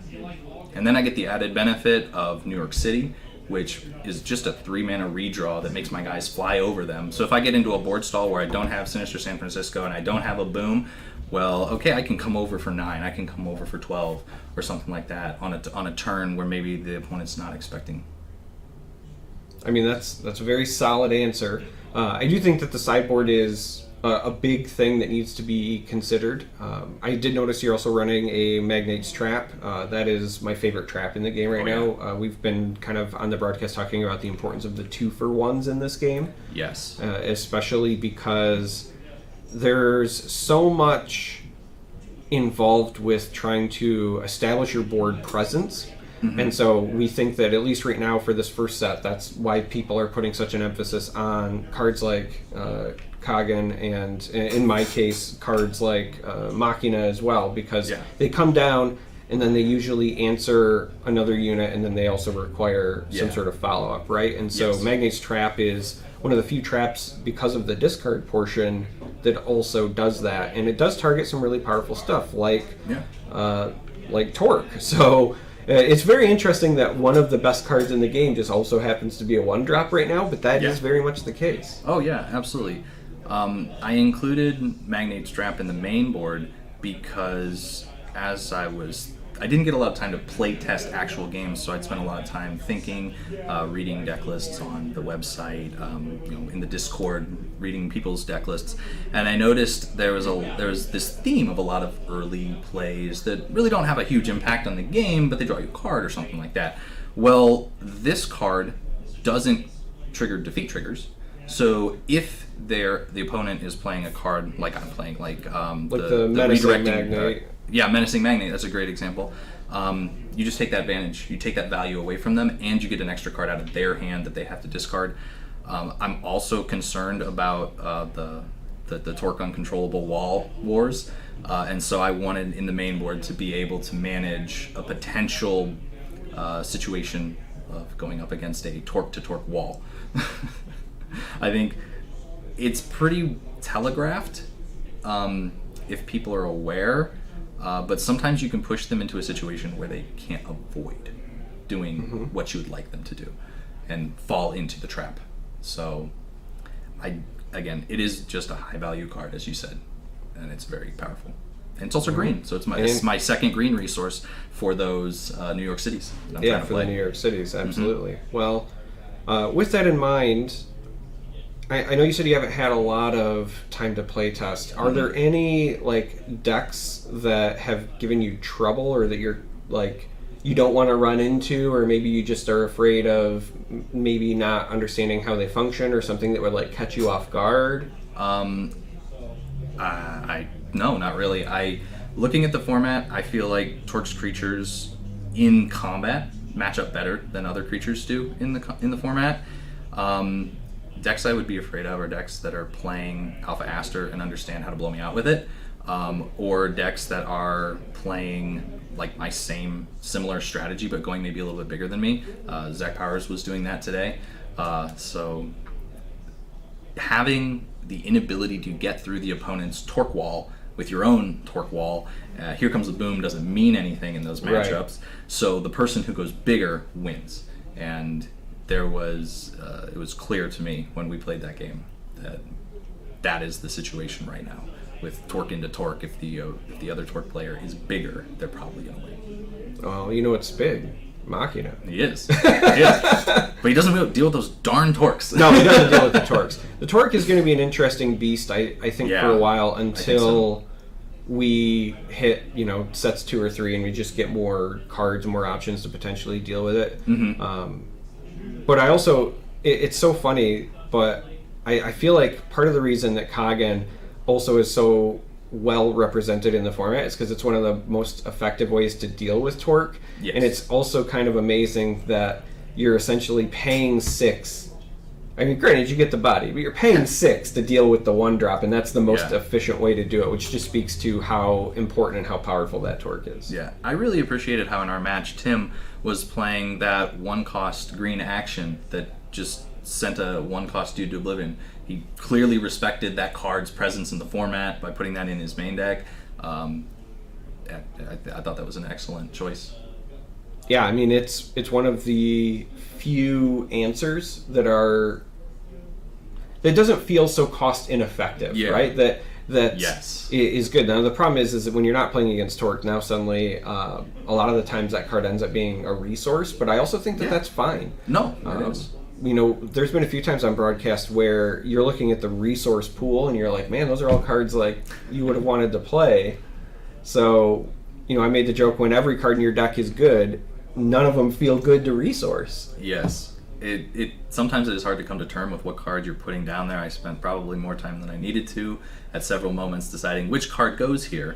But in the end, I just had to decide what was my strategy in this game. Where was I headed? Did that card fit in that slot? And decided nope. Put it in the resource.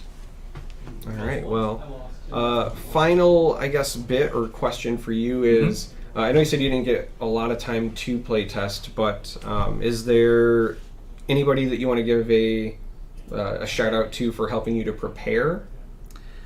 I mean, Zach Powers, him and I were talking on Discord a lot, kind of about just in general the Torque deck, the choices that we were making, and why he was making the choices he was making versus the choices I was making. It was clearly he wanted to play a more mid-range, top-end deck, and I wanted to play a more combo-centric version.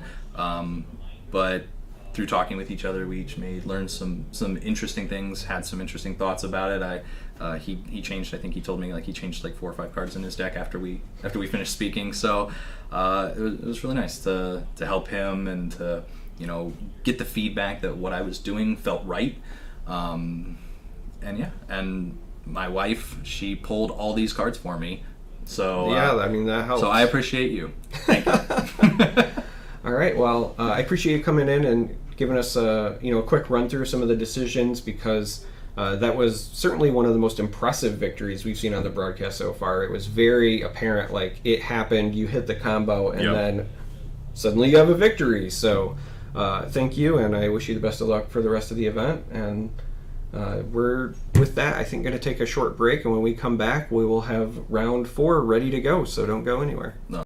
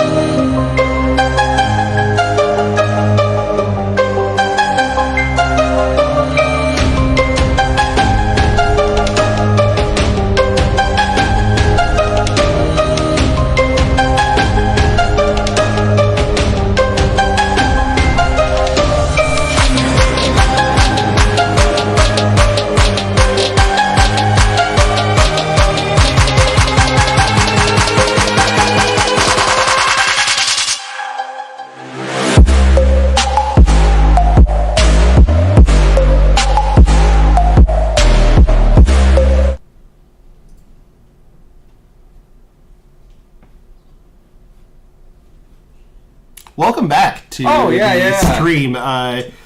We kind of seen it all. Yeah, sorry, I was still having threads. flashbacks to the triple torque, here comes the boom. So I was just having a moment, if you'll excuse me. We saw a very grindy 1-0. We saw a bunch of haymakers thrown into a 1-1 draw, and then we saw that. Yeah, then we saw what it's like to win Alpha Clash in easy fashion, I guess. Absolutely nuclear is what we saw. So that was a thing. We're going to go into this one with a little bit of clarity.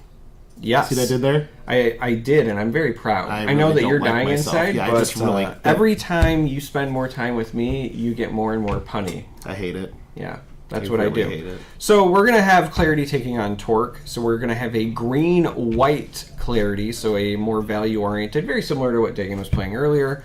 This is a Torque deck that is still red-green, but is definitely heavier on the red side. So Torque is piloted by Zach Powers, and the Clarity list is going to be piloted by Albert Butler. The big thing I like about this matchup is that both of these players have an argument to be named Austin, right? Because Austin Butler and Austin Powers. Austin Powers, yeah. So the thing about this one I see from looking at these deck lists is that we are fully interested on both sides in playing majorly big boom booms in every way, shape, and form. So on both sides, we have main deck Alpha Asters, which is hopefully you're going to see one of those on stream so we can just actually describe what it does when it happens. And on both sides, we're still looking at our friend Kagan just doing its thing. But we have two Machina and a Magnate the Undisputed out of Zach's deck, which is a lot. Not gonna sugarcoat that one. That's some heavy top end. You know, I know we've pronounced Kagan a number of different ways on the broadcast. but, Kagan. I think I'm gonna err on the side of rhyming it with dragon. He is, after all, the dragon, so it should be Kagan the Dragon. Nope, I'm out. Just full out. Don't like it. Don't like it at all. We're also going to see some clarity for seeing Fate and our first War Cry.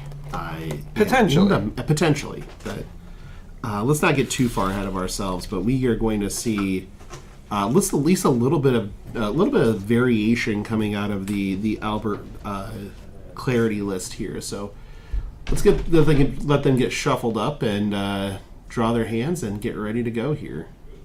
Now, it is worth noting the records that you see on the screen are correct, and these players are still technically in it, right? So X2 with tiebreakers has a potential to make the cut.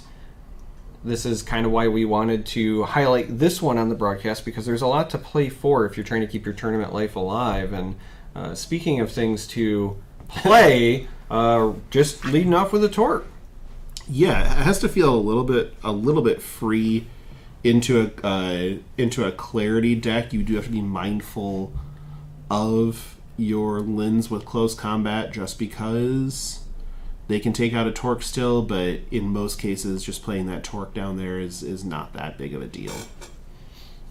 Yeah, if Torque ends up becoming the centerpiece of the meta, I actually do expect green-white to kind of rise to compete with it, both because of the presence of Lin, but also because green just has access to some of those nice one-costed deal with a one-drop options. That's true. That is one of the best ways to deal with Torque. Now, in other matchups, it's not that great of a card, but because this game you can just slam things down into the resource zone, it's still not necessarily the worst thing, and I might expect to see more of those in the future. This is a second Torque. Different Torque. We are, but a second Torque. We are, yeah, Torque. It's, as you said, it is not not the scary Torque, but still a relevant. Still a Torque. relevant Torque. There's just a lot of Torques happening over here, and that's part and parcel with playing what effectively is just a Torque faction deck at this point. So you're going to wind up with Obviously, the Torque, the Uncontrollables, you've already seen those come out of the deck, but we also have some Torque redirecting damage in here. And what Torque redirecting damage does, it's a 2-drop 1/2, triggered defeat, you draw a card. So it's got that, that built-in draw a card, which always feels good. And when this card is obstructed by one or more of your opponent's class cards, increase this card's attack power by an amount equal to the total attack power of all cards obstructing it. So this thing just gets bigger as it's blocked. Yeah, it's got a lot of potential to trade up, meaning you pay 2 for this, but if it's blocked by something bigger, a lot of times those bigger units also have bigger attack power, and so they end up still losing, or at least trading with where they're both defeated, and that's a big value play when you're trying to establish some early board control. I will say that there are times when this simple 2-drop, especially because it also draws a card when it's defeated, it can kind of create some attrition value in your direction. It could throw a monkey wrench into the opponent's plans, or in this case, a torque wrench. I knew you were going to do that, and I couldn't stop it. It was just like a train barreling at me, and I just had to stand on the tracks and wait for it to crush my soul. So we had another green resource down there to make sure that we're staying in parity. It does look like this is leaning towards the green end, but we are also playing Kagan and Machina in this. Okay. We're doing this early. Yeah, I was going to say, this is a very early and very aggressive New York City, but this could be because perhaps you have a second one to back it up. A lot of times this is kind of considered a combo card where you want to play it and then get as much value as possible, but because it does draw a card, you do already have 2 alphas on the board. You can push a significant amount of damage here. You're also pressuring their turn 3 quite a bit, because they are going to want that New York City gone. Now, the interesting bit here, there is a trap down on the side of Albert, and that's kind of telegraphing it could be a Magnate's trap, and so that's why Zach is first attacking with the 2-drop version of Torque. Now also looks like with the Contender, and it's just going to pass. So by Albert developing that trap and leaving the resources open to potentially trigger it, Zach is saying, okay, well, I'll just push damage, and then while you're taking these turns off trying to get rid of my 1-drop, if you're, putting all of this kind of time and energy and effort into stopping that, I'll just continue to pressure your health. So, and there's what the bait was in that entire exchange, was playing the New York to basically eat the turn from Albert to make him get rid of the New York City by playing his own Clash Ground, knowing that Clash Ground costs 3. And so that just is going to go and search up probably the Lin. That's the normal search. Yep. Oh no, we're going to go get a Sonoro. Okay, that's Sonoro Awaken Breaker, I believe. And so we're going to go ahead and grab a Sonoro instead of grabbing a Lin.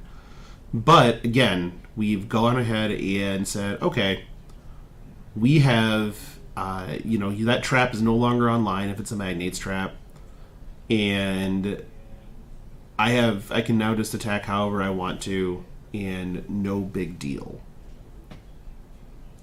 Yeah, the interesting bit is that this Sonoro, it doesn't get the second half of the benefit because it requires your Contender to be green, but it does still allow you to draw a card. Mm-hmm. So this might be something where you're saying, all right, my hand isn't good, so I'm going to use Grant Park to find something that will maybe later on allow me to keep digging deeper, which is not a great sign if you're Albert, because you're already on a Contender that allows you to dig a little bit extra every turn. And perhaps Zach, seeing that play, says, all right, well, they don't have many answers. I'll take advantage of this, and I will develop another Torque the Uncontrollable and put myself in a position where, they either have to develop this board to stop me and then I can catch them with a Here Comes the Boom, or I'll keep going wide and then go with another New York City for another big damage push. Yeah, I have a horrible amount of sadness right now because there is a Torque in the not a Torque, of Machina in the resource zone, and that feels wrong in every way. I mean, it does feel a little bit wrong. It's a little bit sad. Now the good news is there are 2 in this list. It's not a one of. Yeah, I know. So it looks like we get block out of an obstruct out of the Haven here, and that's going to actually kill the Haven as the as the obstruction power of torque redirecting damage increases it to a 2. We might see a clash buff out of here, though. And we do, and so it'll take the torque off the board. But I think if you're Zach, you're okay with that. Clash buffs are a very important card. Oh, I forgot that Grant Park is there, so that does not take it off the board. Ah, yeah, that is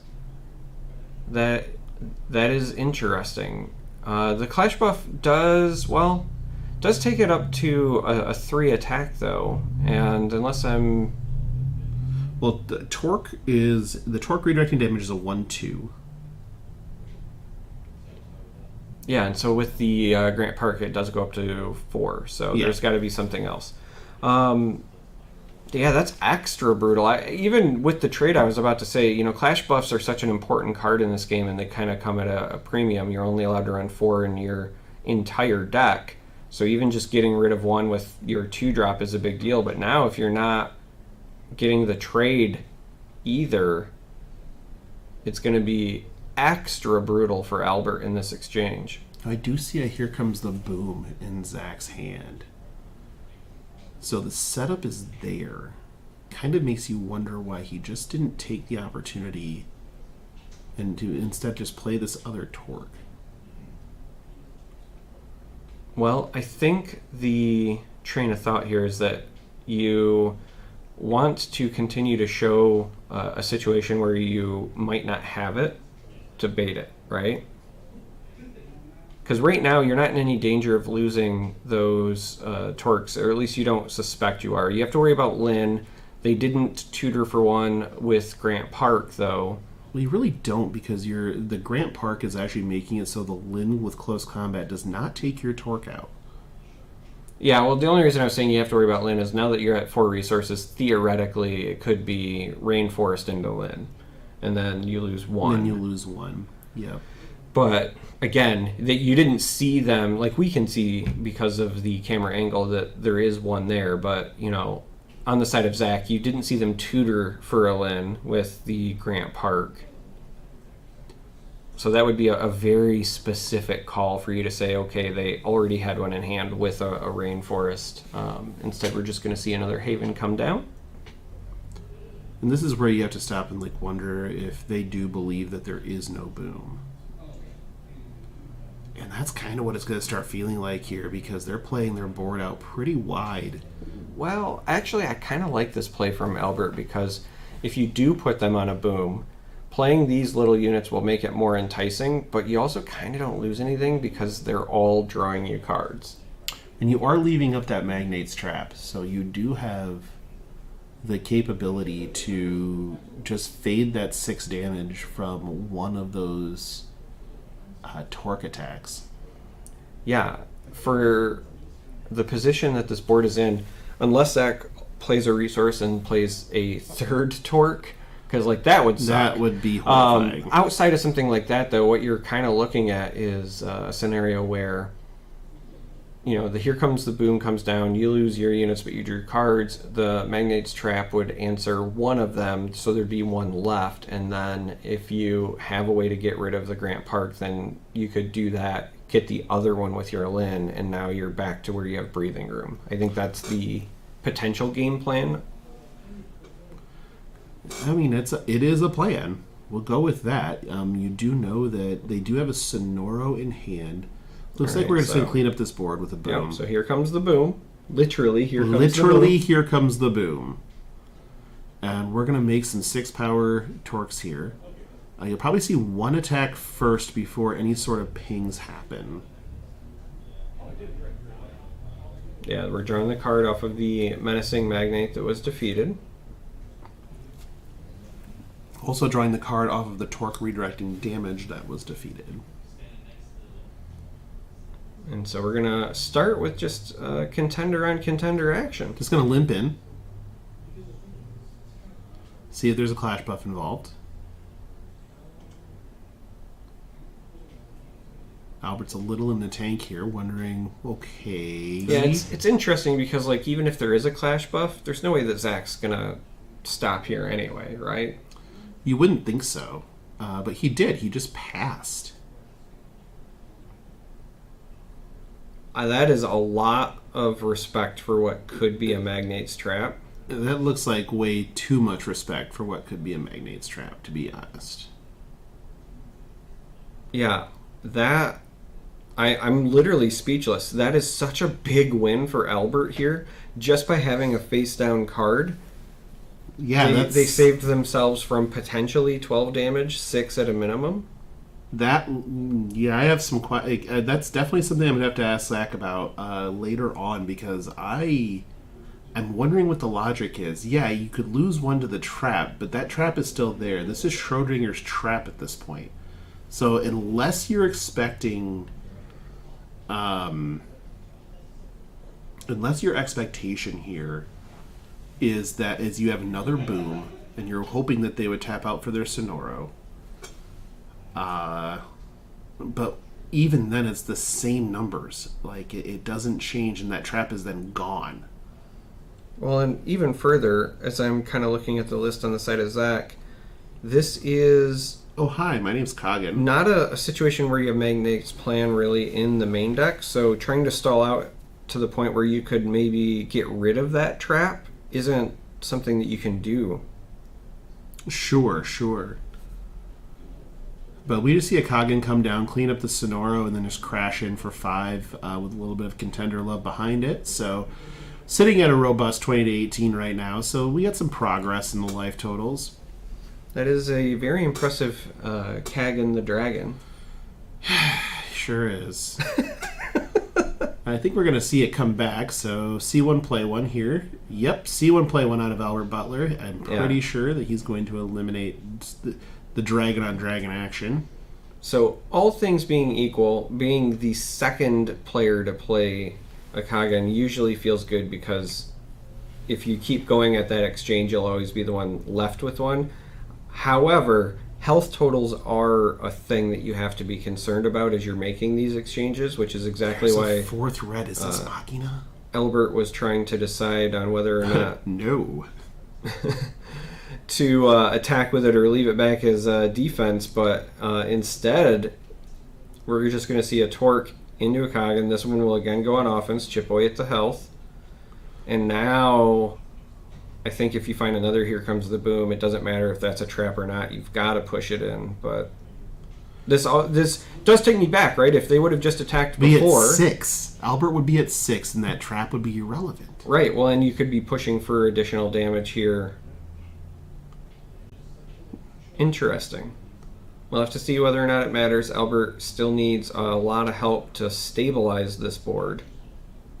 Correct. Yeah, this is definitely still Zach's game, but as of right now, unless we're going to see the never-ending cycle of violence that is Kagans just being played just repeatedly. Well, this is again theoretically where the green-red deck has the leg up, because while there is one in the resource zone, there were 2 in the list. So if it's Kagan answers Kagan back and forth, then you just end with Machina. And you win ending from there. That last Kagan, and you come out on top.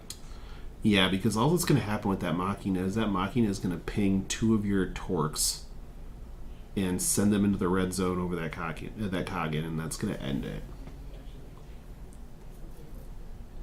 So, or you can just ping the Kagan for 5 and one of your Torques for 1. Well, the Kagan currently is a 7 due to Grant Park. Oh yeah, that Grant Park is still there.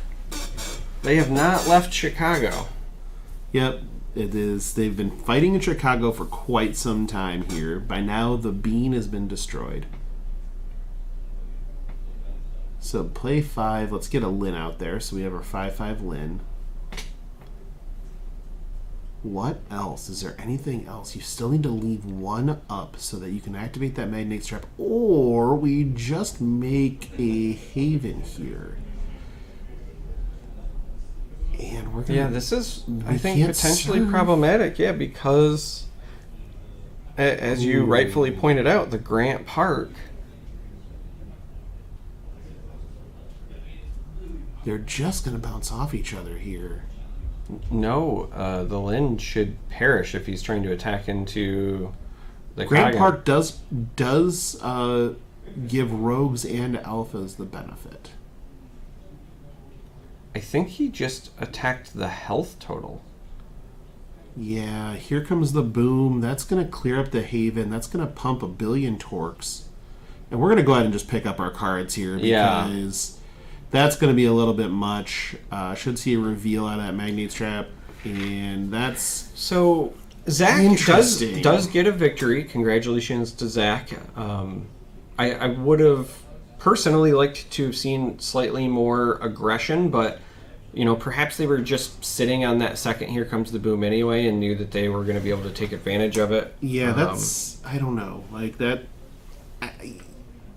in a game like this where we've seen minutes matter a lot, I feel like that 6 damage matters a ton. And yeah, it would have sent Albert into the second zone on Clarity to dig a little bit, but there really wasn't much for Albert to be digging for outside of an Alpha Aster. And I don't know that he ever got up to 8 resources. So, well, I think maybe the question is whether or not they were trying to 2-0 this, or as you said, because minutes matter, maybe they knew, hey, if I sandbag this but I have the second Here Comes the Boom, I feel confident enough that I'll have game 1 no matter what, and then we'll just figure out play for whatever the 1-0. Yeah, the game plan is. And I know that can feel potentially kind of scummy, but like that's the reality sometimes when the clock works in your favor. I've covered other card games where everybody in the building has said like the emphasis is on game 1, even though it's a best of 3, because the meta at the time, you knew it was going to be a slog every grindy. game. Yeah. And that happens. And again, this is a new game, and there's a lot of nuance to it. So as folks are kind of figuring it out and piloting it, that is still a very legitimate strategy. Just play for game 1. Absolutely. Like it, as we've already seen numerous times here, that playing for game 1 has been very important. We'll just take a minute here as they shuffle up after sideboarding. I would expect to see that last Magnate's Trap definitely coming out on Albert's side. And maybe the Tyrants, although there's not open deck lists here, so he doesn't know out of the green-white list if they're... the green-white list could be playing Clarify, and Zach wouldn't know. So Zach might be not bringing his Magnate the Tyrant in, but or might be boarding those out. So we're going to see some interesting play here out of how these sideboard. I think a lot of this has been maybe 2-card sideboards in most of these matchups, though. I don't think that there's been a whole lot of changes that have come around. No, I think right now, just because of the nature of the online events, a lot of the tech is really just in the main deck, and the sideboards are a bit more for like, what are the things that I'm scared of but I don't expect. Right. Yep. So things like Magnate's plan to send accessories to Oblivion and stuff like that. Right, because the last thing you want is to show up not expecting any Moxie, and then suddenly there is one, and they know how to pilot it, and you go, uh-oh. Or if you're in the Torque plan and you just need to get that trap out of the way, you could just Magnate's plan it and call it good. That is also effective. So they get shuffled up here. Albert should be on the play this time. And looks like they're still working through the sideboard a little bit. I think Zach is ready to present here shortly. Albert's still taking a look through what he's got. I do believe that, I mean, even with the game in hand too, obviously, but the Torque player is probably still favored in this matchup. We have seen Torque into the Torque combo of Torque Boom plus is usually so very explosive that you really don't get much of a chance to recover. And when they come in multiples, it's just so brutal. So one of the interesting things as I kind of just think about how this meta potentially shakes out is whether or not anybody cracks a very low to the ground aggressive list. Because if we don't have something like that that can speed games along and kind of keep these late game big power plays in check, I do see the potential for things to kind of devolve into a greedier matchup, in which case green-red stands out because you have Kagan and Machina, right? Yeah. You're getting rid of threats while playing your beaters, and if you can do it more consistently. Now, granted, you've got to pay 4 of the colors, but depending on how your hand is, you can kind of dictate how that goes. On the other side of the fence, if you're green-white, you do have access to Clarify, the legendary, but that's a one of. But that is something I keep coming back to, is what happens when things slow down to the point where whoever is essentially greedier is going to be better off. And if that becomes the case, then what kind of very early, aggressive, fast-paced decks can capitalize on that? Yeah, I think that the preponderance of haymakers here is something to kind of make note of for the future. But with a low to the ground strategy like we saw, even with that mean streak deck that we saw early, it stays so incredibly low to the ground that it puts tremendous pressure, and in those board wipe situations just draws enough gas to just redeploy immediately. So maybe that's kind of the answer to this haymaker sort of meta game that we're seeing develop now. It's one of those things where, if you've got the blue-green list, and as you said, with the streak counters and potentially mean streak is your contender, where you're drawing off of them dying and you're drawing off of menacing magnates and so forth, I could see potentially an aggressive blue-green list that, my opponent's going to play Here Comes the Boom, but as long as they don't have multiple Torques out, I'll always out damage them in the exchange because I can refill and keep playing these low cards. And you're just really banking on, in those scenarios, in my opinion anyway, something like New York City. It's a great New York City deck. So that is definitely something I could see happening and being real. Looks like we're going to get our cuts here. We're going to actually get started on this game 2 with Zach Powers being up a game on Torque versus Albert Butler on Clarity. Let's get some mulliganing out of the way. We have yet to see a snap keep. But, with 8 cards, and there's got to be something you don't like, right? Yeah, potentially. I really do like this mulligan system, but I will say one of the improvements I would like to see, and maybe it was just too much for the consistency, but whenever there's these mulligan things where you keep X cards and you shuffle them back in, I personally am a big fan of you put the cards on the bottom and then you draw new ones from the top and then you shuffle your deck, because nothing feels worse than you pick 3 cards, you shuffle them back into your deck, and then you draw the exact same 3 cards again. Sure, yeah. I've had that happen too. It's just like, really? I didn't want these the first time. Yeah. What makes you think I want them the second time? It's one of those minor things, and it doesn't happen often, but when it does happen, it's enough annoying. Where you're like, ah. Yeah, no one loves that. No one's a big fan. So the post-mulligan shuffles now. Again, both players, you draw to 8, you choose the card you want to keep, then you shuffle stuff back in, and you draw back up to 8. So for some of the listeners that know a little bit of the inside baseball, what goes around here, there's riotous laughter coming from inside the game room, and that's literally because of the presence of Jordan Kennedy.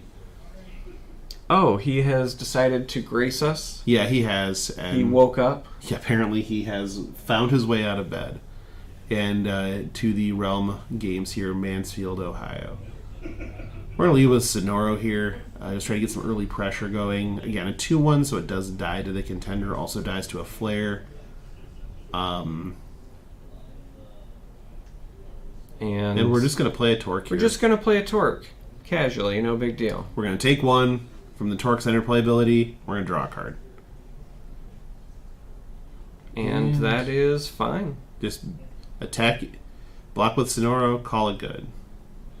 So you're 27. I think that's fair. If you're playing against a deck where Flare is a consideration, right? What you want to do is just get some value out of that Sonoro anyway. So if they're going to try to contender you, that's already a tell that they might have an aggressive hand. So just Get the value, get that damage. Yeah, might as well.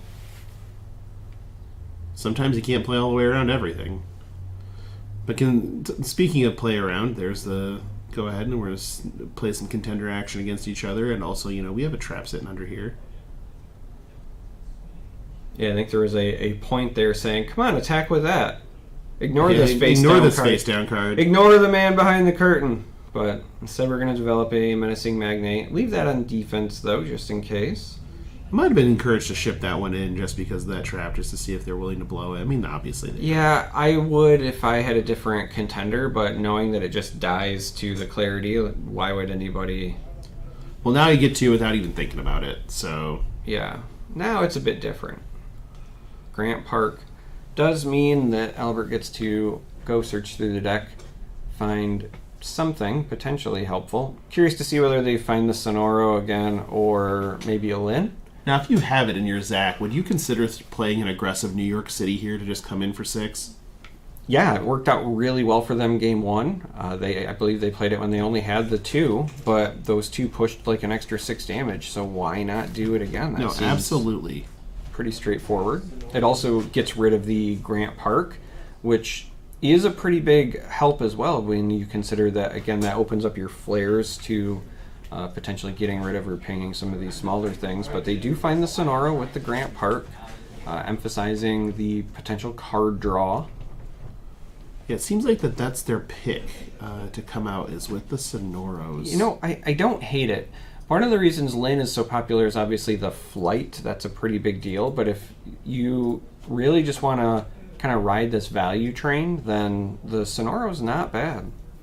There's that aggressive New York City we just talked about. So that makes sense to have that aggressive New York City come in. We just can attack for 6 now and not have to worry about that trap. So here's 3. And we're going to lose our Magnate to draw a card here. And then this Torque can come in for another if you want to fade it. But I think you're just going to attack with your contender, leave the Torque home. Yeah, that does appear to be the case. And I like that. I think that's fine. It's very clear to me that Zach has realized they are the beatdown in this scenario. So if they can get... Well, I mean, yes, absolutely. After the big, round, game 1 of this round wins, but just in general, right? If you can get Albert low enough to where you're in striking distance, but also not quite below 10, so you start triggering the additional draw. If you can get them in that 13 to 15 range, then one Here Comes the Boom is enough to potentially finish them off. So I think you do want to be the aggressor just to put that additional pressure on them. Yeah, but here's a Magnate for 3. Again, gonna take the 3, gonna trade it off, gonna draw a card off the Magnate. I just like that play line from Albert. Just like, hey, here you go. Anything you can do, I can do. But is it better? Is the real question. I know in other card games, if you could spend 1 to deal 3 damage and draw a card, that would be outstanding. The most broken card in the game. So, turns out, I think that's a pretty solid play by Albert there. Yeah, I think that's good. Still looking at his hand, kind of in the tank a little bit on what he has here. He has to, I think in his mind, that one resource is just locked. So we're going to go ahead and play a Haven, draw a card, leave this 1 resource up for that trap just in case Zach wants to ship in with this Torque. Yeah, it doesn't even really matter what your trap is. You have to feign it, right? Especially because in that first game we saw Zach respect the trap very, very much. Yeah. Whether or not that continues, we'll see, because Zach has been far more aggressive this time around, but we did see a massive amount of respect for the traps early on. But you can see something like a Torque redirecting damage here would be pretty good. Could also just play more Magnates, because I see some in hand. Or you could just Here Comes the Boom. Okay. So we are going to look into this trap, apparently. Not necessarily. The last time we said that, they still passed with 2 Torques on the board. So here's 8. Is that a Magnate's trap? Well, if it's a Magnate's Trap, I think they're out of luck because that should take 2 to flip. Yep. And so right now he just took a big swing of damage. Yeah, I think this is Zach just capitalizing on Albert being a little out of position. Because without a second resource, then that tells you, okay, I don't have to worry about the Magnate's Trap.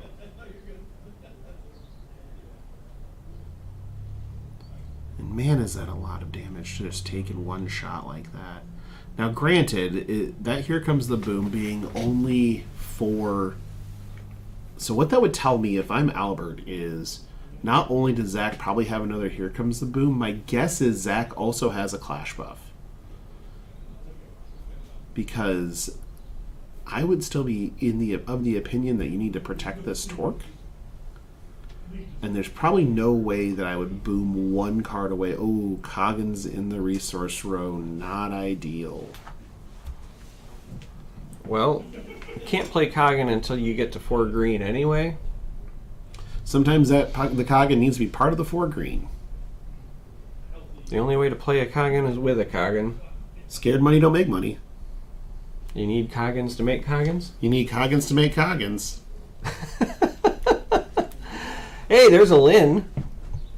Little close combat action, looking to trade. But again, this is where we talk about that Clash buff that Zach is representing.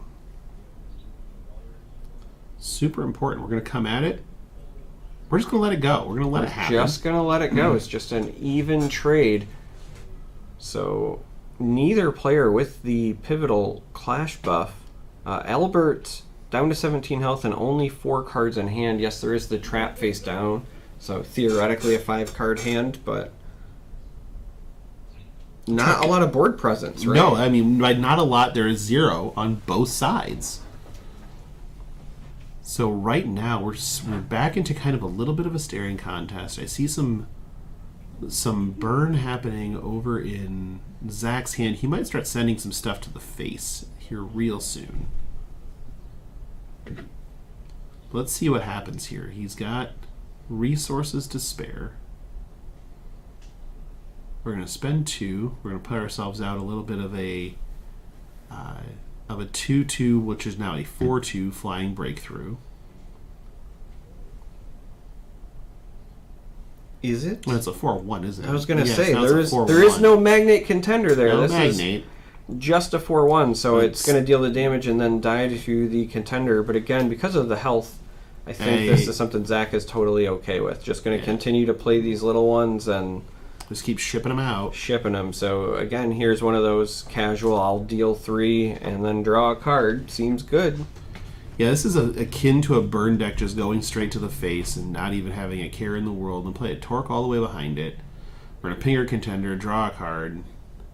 Has sent Clarity into that 10 range. Has sent Clarity into that hardcore drawing and filtering ability, but it might just be too little too late now, being at 10 to 22. We're going to serve our contender. Put you down to 9. Yeah, as you said, with that sub 10 health total now, Clarity turns on the second part. So once per turn during the primary phase, so it's not even part of that initial first, you get to do a looky-loo again and then draw a card. So essentially, Clarity at this point allows you to draw 2 cards per turn as opposed to the 1, and you're looking at, I think it's a net total of 5. Net total of 5.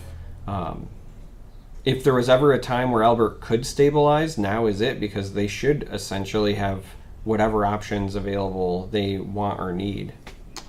Yeah, this is one of those, but the problem is that being out of nowhere dead is very high possibility. In 2 turns, it could just be a Machina. Yeah, that's the trick. You have to have an answer for whatever is going to come down and immediately threaten. So here we're at Coggan Resources. I'm not sure. I think that's No, 3 green and 3 white. Yeah, we're short of green. I think that's why the other Coggan went down, because they were struggling to find the green, but we are using the Clarity ability seemed to like what they saw because Everything stayed on everything top. stayed on top. Haven into a draw. So this actually, we could see a scenario here where they're just going to say, like, if you got it, you got it, and they might go wide to try to wall up. And then... We're going to Sonoro, sack a Haven, get a Haven, draw a card.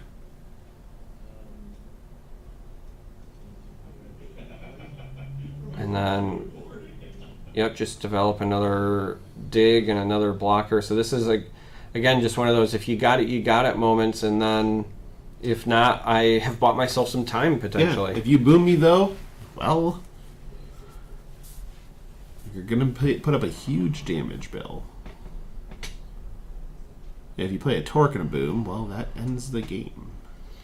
Well, you could boom and then also just develop, honestly, any of the 1-drops at this point because that New York City makes even Menacing Magnates a real problem. So it really just comes down to, do you have the boom? Yeah, basically, if you ping your Torque and then also boom, that's 9. And there's the boom. There's the boom. So +6 on something with 3... That's 9 exactly. Your board goes away. Your trap is no longer, unless, if it's Magnate's trap, you can't pay for it. 6, 7. New York City says 8 and 9. Here's 9. How do you feel about 9? Do you have the Clash buff for your contender? No, but I have the Clash buff for my Torque. So we're going to go ahead and scoop them up here. That's the exact ease. So the Coggin in hand. Oh, Lord. Coggin mocking a Solar Flare still in hand. So still showing that I had all these.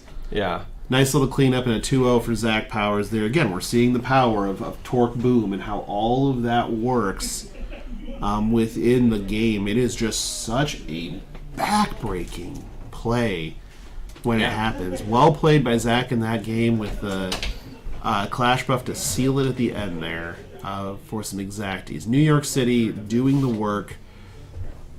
Absolutely great play. That should lock Zach up very easily into one of the top seeds going into our top 4. Yeah, I think that what we're learning here is just that you have to have a game plan either to establish your own Here Comes the Boom combo, or you have to have some sort of plan for how you survive it, right? We have seen some other decks, I think, navigate that pretty well. I think of the draw from earlier with Dagon, where he was walling up incredibly well in the early game. He's obviously on green-white. He's not playing red, so knew coming into this, hey, I have to have a way to survive this or have a game plan. But I do think that early on, this is what's going to be what defines the meta. I still feel like there's going to be room for an aggressive deck to show up somehow. Whether or not that's blue-green or something else, I don't know. But this is very clearly, I think, going to be a, what do you do to set up boom or answer boom? Yeah, it seems like that we're seeing some of these green-white decks fall into the trap of I have to keep, I can't develop my presence because of the presence of this one card. And it's really starting to warp their play patterns enough that it gets exploited by just the other cards that are getting played out of these Torque decks. Yeah, it's interesting because when you think of the Here Comes the Boom combo, you have Torque, right? And that's the one that I think people are afraid of because that's the one that deals all the damage to you. But the problem is that only works because Here Comes the Boom also wipes your board. Your board, you're right. So the actual problem card is Here Comes the Boom. Yeah, the Torque does the damage, but you need to have a way to survive the Here Comes the Boom. So I also think that we might see maybe more Magnate as a contender show up, because if you're playing something that's got a 5 back end, so if you're playing Magnate as your contender and you play Coggin, suddenly that Coggin is now surviving Here Comes the Boom. And then that's going to allow you to have blockers. Now, might not survive, but you don't take the damage, and it gives yourself time. So I do think there's, again, potential ways that things could shift. This is obviously an early tournament in the life of Alpha Clash, but this is one of those things where you're going to use this as the benchmark as you start game planning for future events. Yeah, but we're going to start entering untimed rounds soon. And I think that that's going to have a major impact in how some of these decks play. Clearly, I think that there was a clock advantage for these Torque decks as Even, 1-drop Torque the Uncontrollable coming down early, dealing the 1 damage to the contender to draw a card, was actually gaining them so much momentum Yes. that they're able to keep that velocity turned up to max the entire way. And so just beating after beating after beating, and then protect those Torques. And I guess we're going to tear open some packs for you, though. You want to tear open a pack? Well, it's not just any pack, mind you. This is the Tournament Champion promo pack. Well, this one is the Tournament Entrant promo pack. So this one is, I was going to say, not the one I think we were supposed to have. That one goes to the winner. Glad I read the thing That's first. a good job by you for reading. Yeah. Because I didn't. So I guess we're going to open this one So right we now. figured out which of us on the desk is Dagan. I don't have to deal with this. Here, we'll open this entrant. Yeah, let's see what we pack. got here. We will see what we got here. A little tear. So up one of here. these went to every person that entered the event. And That's so right. there's some sweet ones in here too. So let's see what we got here. Very gently trying to. Rumor has it that if you're listening to the stream right now or watching the stream right now, that we will be giving away a booster box at some point in time as well. So That sounds insane. That can't be right. have you met the people that run the realm? Oh yeah. Never mind. Yeah, this is completely All right. within the realm of possibility. You see what I did there? Because I hate you. You got a funny way of showing me how much you hate me when you emulate everything. So here we go. Streaks Unbound. Now, so this is one very, very shiny. It's very pretty in is very person, pretty. but we have this nice gold stamping here as well that says Alpha Clash Competitor. So just another way that you can bling out your deck. We saw Dagan on stream earlier. Everything is shiny in that deck. Except for 2 cards. But he's still mad about it. There's 1 uncommon Lin and 1 uncommon Magnate that is not foil in the deck. Poor kid. Poor kid. How is he ever going to sleep at night? I told him literally unplayable. Unplayable garbage. It's either You know foil or what's it's not. not got that problem? This Streaks Unbound. This is definitely foil. Very, very definitely pretty. is. And Not at all having the performance issues that Dagan is. That's. We'll be back shortly with some more Alpha Clash coverage.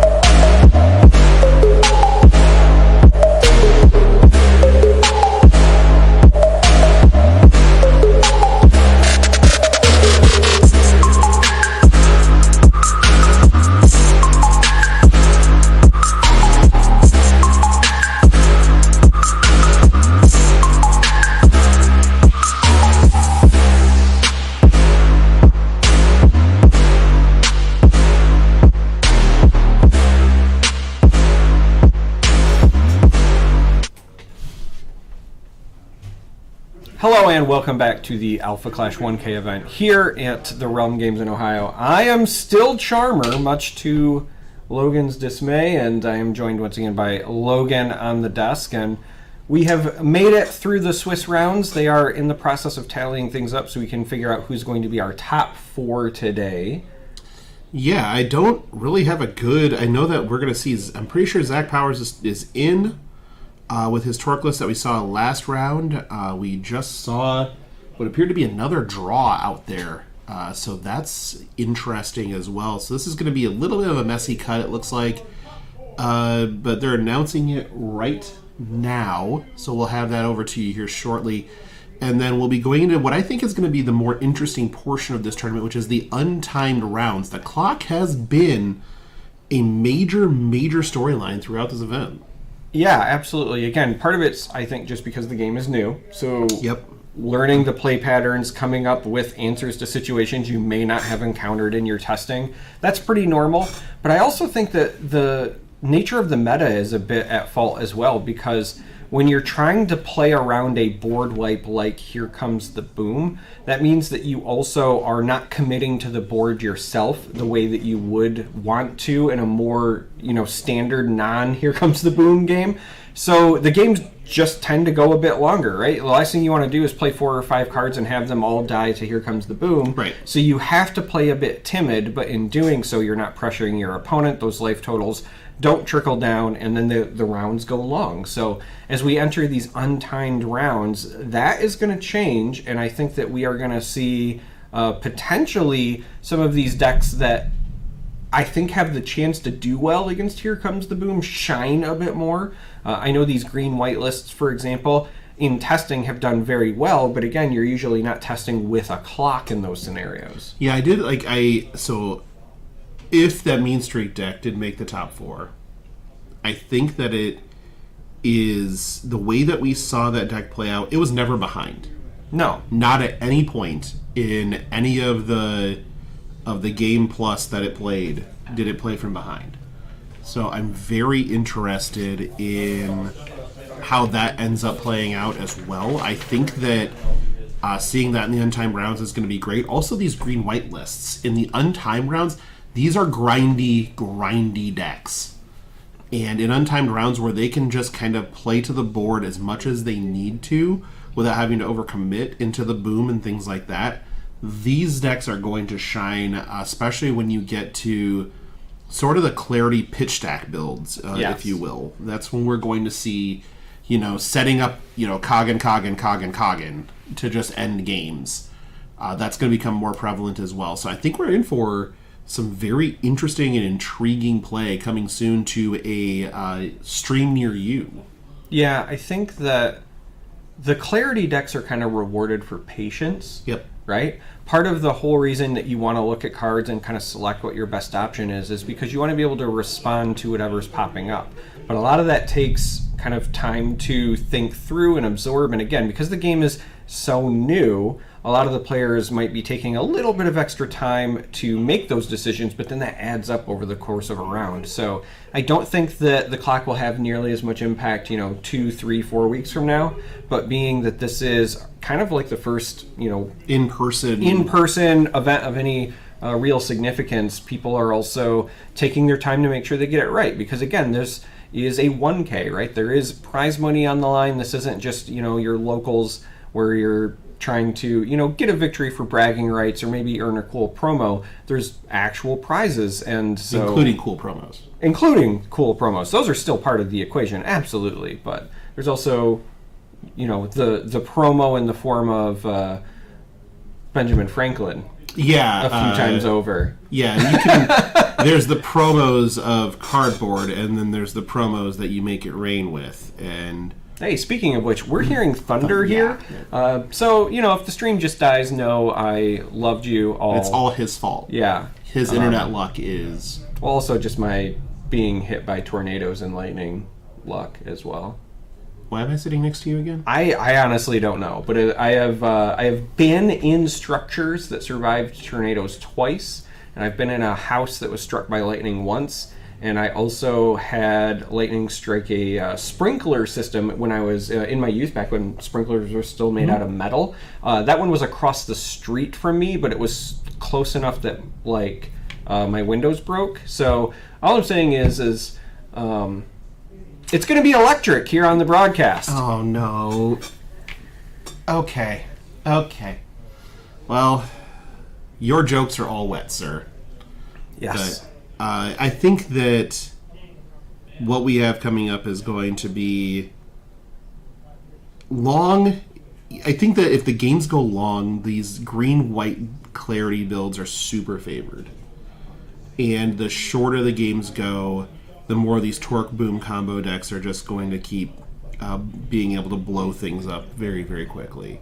Yeah, I think the decks that might be able to still fare well into the green-white lists will be ones that are running the full complement of Kagan along with multiple copies of Machina, because then you can kind of win the arms race. Green-white will have the advantage of they will probably find their pieces faster because of the filtering, but again, if the game goes long, you might just naturally find your own answers, and then you can go kind of tit for tat for them throughout. So that is also something to consider as we kind of think about this arms race of the late game for these decks. Yeah, yes, because basically what we've learned so far in Alpha Clash is the splashier, bombier plays are winning games when they happen. And that kind of goes part and parcel with any game early, right? Like before things are kind of slowed down to the point where there's more synergy that exists, these big over cards are going to do an outsized amount of work, and so these top 4 rounds, these untimed rounds, are going to come down to managing the micro decisions that exist in this game. What goes in the resource row? When to deploy your clash buffs, and in the clarity decks, what to put on bottom, what to keep on top, and then basically having the wherewithal to understand where that is structured. Those are going to be super important coming into these untimed rounds. So that's where we're going to see who really has the best strategy coming in and not just the best deck.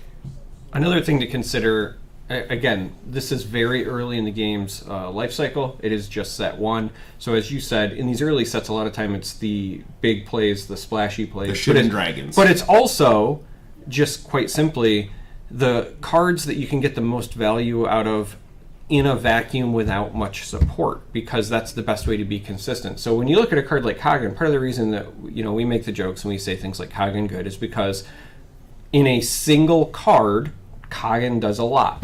Now, the quote-unquote combo deck of the format right now is really just a 2-card combo. It is Torque, and here comes the Boom. Now, you can put more and more of them together, obviously, but the entire point is that it's not really hard to assemble.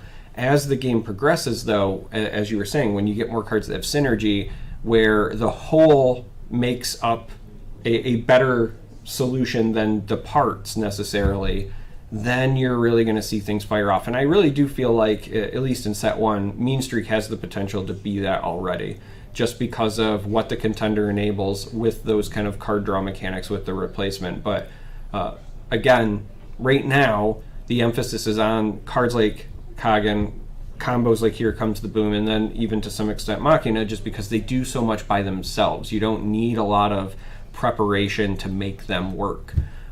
Now, the preparation does need to be there in terms of the deck building. We've already seen a few times on the broadcast today that being color choked is still a thing. Even when all your cards can become resources, that might not be enough if your split is off. Yeah, every card technically has the same floor, but because they are still color locked, it really does change the dynamics of how these decks are built. And we've seen some instances where some of these decks, they were playing Machina and Kagan next to each other. You're ideally having to get to 8 resources to do both, and you need your split to be perfect. And so that can forcing you to make some choices that you don't really want to be making as far as cards to put down there. And then again, that's when the micro decisions become more and more important, and I think the greedier decks will lose in some cases because they just can't do both, and they want to. So that's something to watch for here too, because when we're looking at the decks that are kind of in a direct line of, okay, it's base this, splash this, as far as color choices go, those are going to have resource advantage to play on curve. And playing on curve in this game, it can be very, very, very important. It's very important if that curve is torque, torque, torque, boom. Yeah, if your curve is 1, 2, 3, kill them, that's a great curve. Yeah, you should probably that's not invest in even that. really much of a curve. That's just a plummet off a cliff. Turns out you really don't even need green. Hey, guess what, gang? We have our first matchup of the top 4. We do.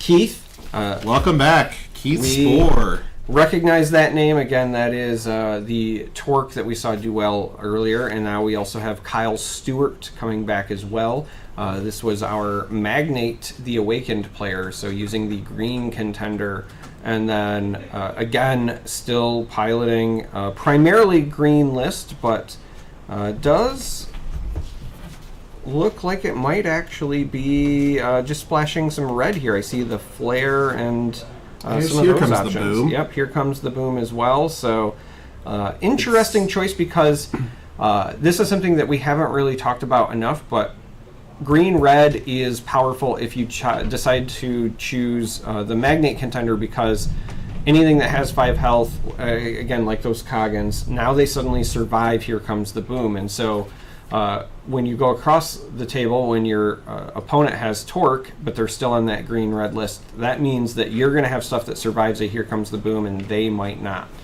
Speaking of Here Comes the Boom, here comes the boom in terms of the weather. I don't know if that's getting picked up, but it is getting loud in here. Yeah, it gonna rain, apparently.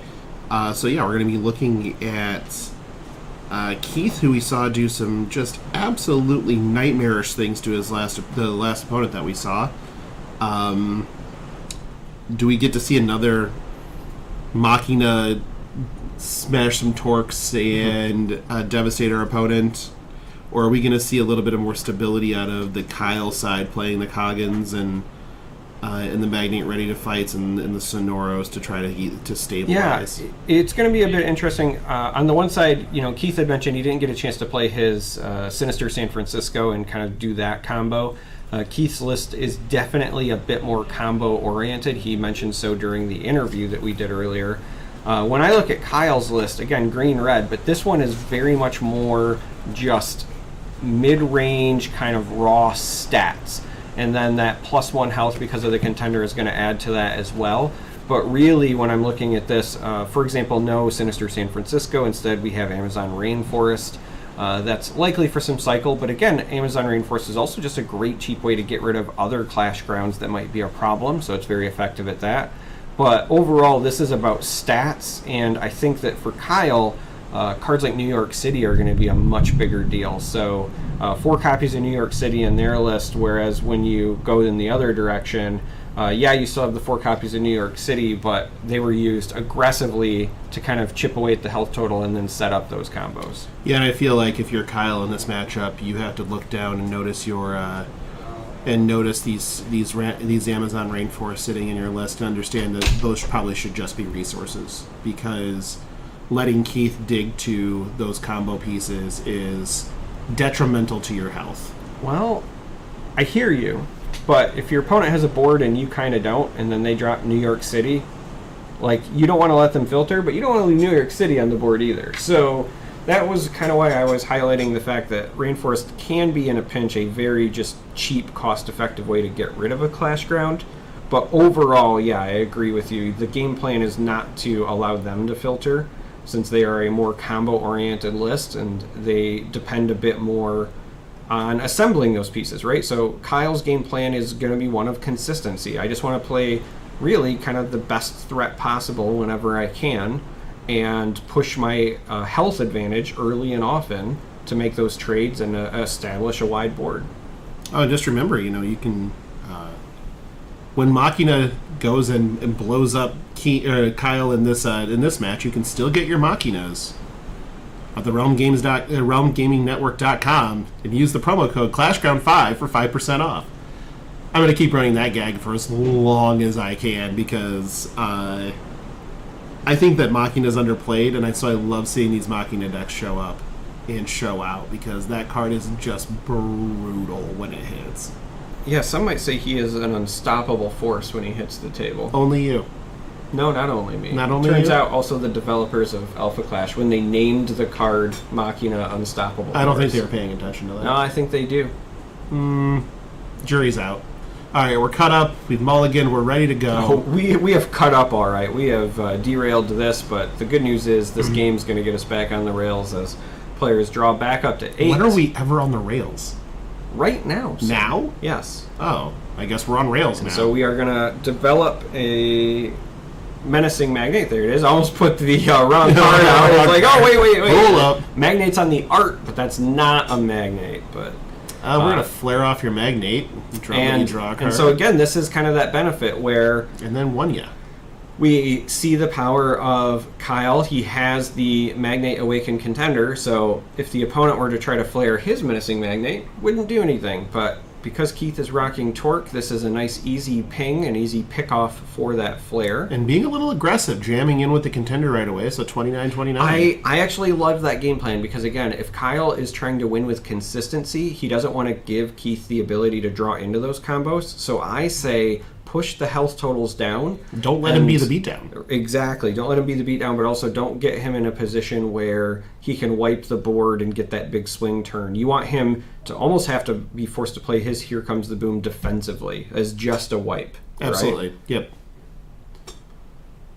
So here you're going to be looking at shipping something in, most likely. What do you got for me, boss? I am going to take a shot in the dark. Oh, redirecting right. damage. Okay, so a little bit of torque. We're going to slam it into this flare. Now, we are, in case you're wondering, hearing the severe weather alerts. We're now in a tornado This is a warning. tornado warning. Remember on the broadcast when I said that I attract these You're things? the worst. You're putting us in a literal tornado. I would like you to know that this is how good my analysis is when I can even not call card games, but call the weather and what is likely going to happen to us. We just need to top deck the out. This isn't even the first time I've been in a tornado warning on a broadcast. One time, I was covering Legends of Runeterra, and the production team told me to go to my basement because I was being an idiot for trying to continue to call the game. Well, you know what we're still doing? Well, here's the thing. No basement here, so So you're we're stuck still with calling us. the game. Yeah. I think we're probably in the safest actual spot in this entire building. So Yeah. we might actually get some company in the streaming room Can at I some get a point. judge ruling on tornadoes? How does that... Tornado is not a legal Clash card, but if they're still playing, we're still covering. Let's put it that way. Yeah. So- No stoppage on the field yet. As I was starting to say earlier, this Torque, it's just a 1-2, and so I think earlier when it was attacking the flare, it wasn't going to be enough because again, you have to remember that Magnate Contender means the flare is a 1-2, and so Yep. very relevant, and I think that they are now adjusting things as a result. Then we're going to get ourselves a menacing magnate out there, plus a torque. And I like the start from Kyle. Just go wide, be aggressive. Again, just trust that all of these things have that additional health. And we're even going to take the ping here, and then I believe, attack ping into and it. attack. Yep, just clean it up.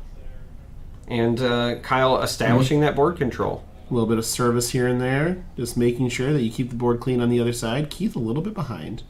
Yeah, I think Kyle will eventually get an updated health total there. I have heard that they are keeping track out there, but the sync on the tablet does not always come through. So once that refreshes, that should update, because I believe he should have taken damage when he swung into the Clash card. Or the tornado has taken the tablet. One of those two things. It's entirely possible. I have seen a cow floating around outside. Nope. Same cow. All right. But this board presence is quite impressive from Kyle Stewart to start out. Keith has probably got to feel like he is playing from behind currently. So we're going to jam another flare. We're going to ping flare, attack flare. Kind of get that off the board. Yeah. It's probably a Said, very good hey, that idea was a right great now. thing that you did last turn. I would like to also do that. But Keith is, again, kind of doing this at a disadvantage because that's going to allow Kyle to easily clean up that flare now that it's engaged.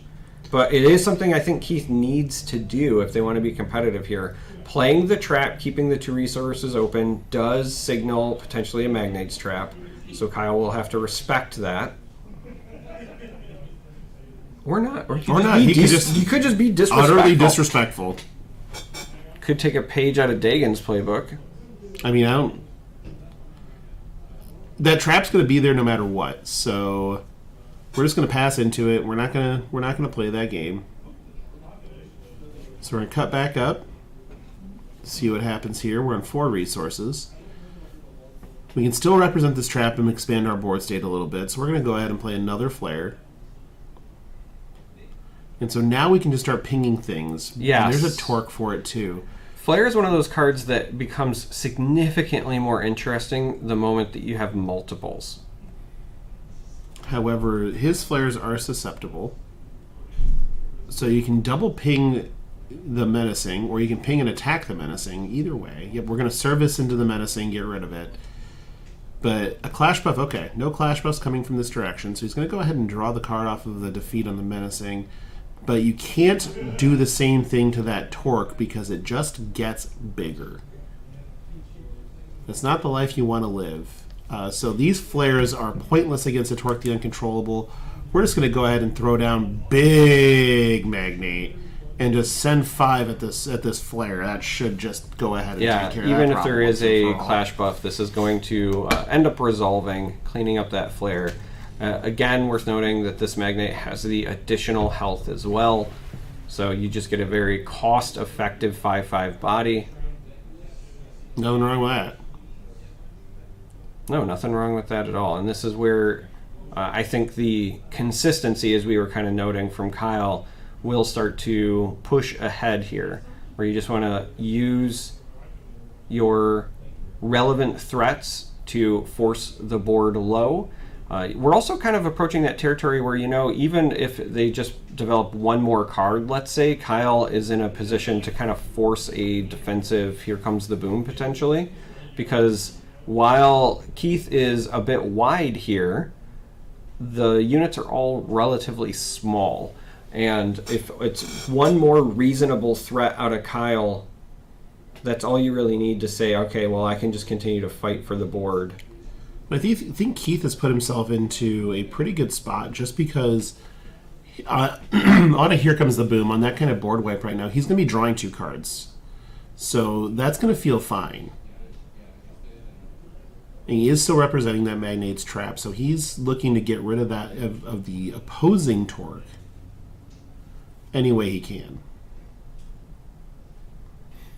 Looks like we have a little bit of a tank here, so we have decided to hop in the tank and hang out. So if you had another torque here, do you just kind of slam that out and say and hope for the best? What do you think? I think that I would absolutely just slam it and go. But here's the thing: I'm not necessarily the best player. I will admit, in my youth, I used to be a bit more control oriented, right? A bit more patient. Which is weird. You'd think it'd be the opposite. The other way around. But now that I'm older, I have this firm belief that math is for blockers.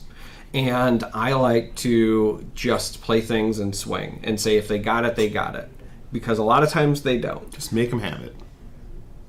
Because usually, 9 times out of 10, if they had it, doesn't matter what you did, you couldn't have played around it anyway. So there is, I think, some reassurance in the simplicity of turn things sideways and see if it all works out.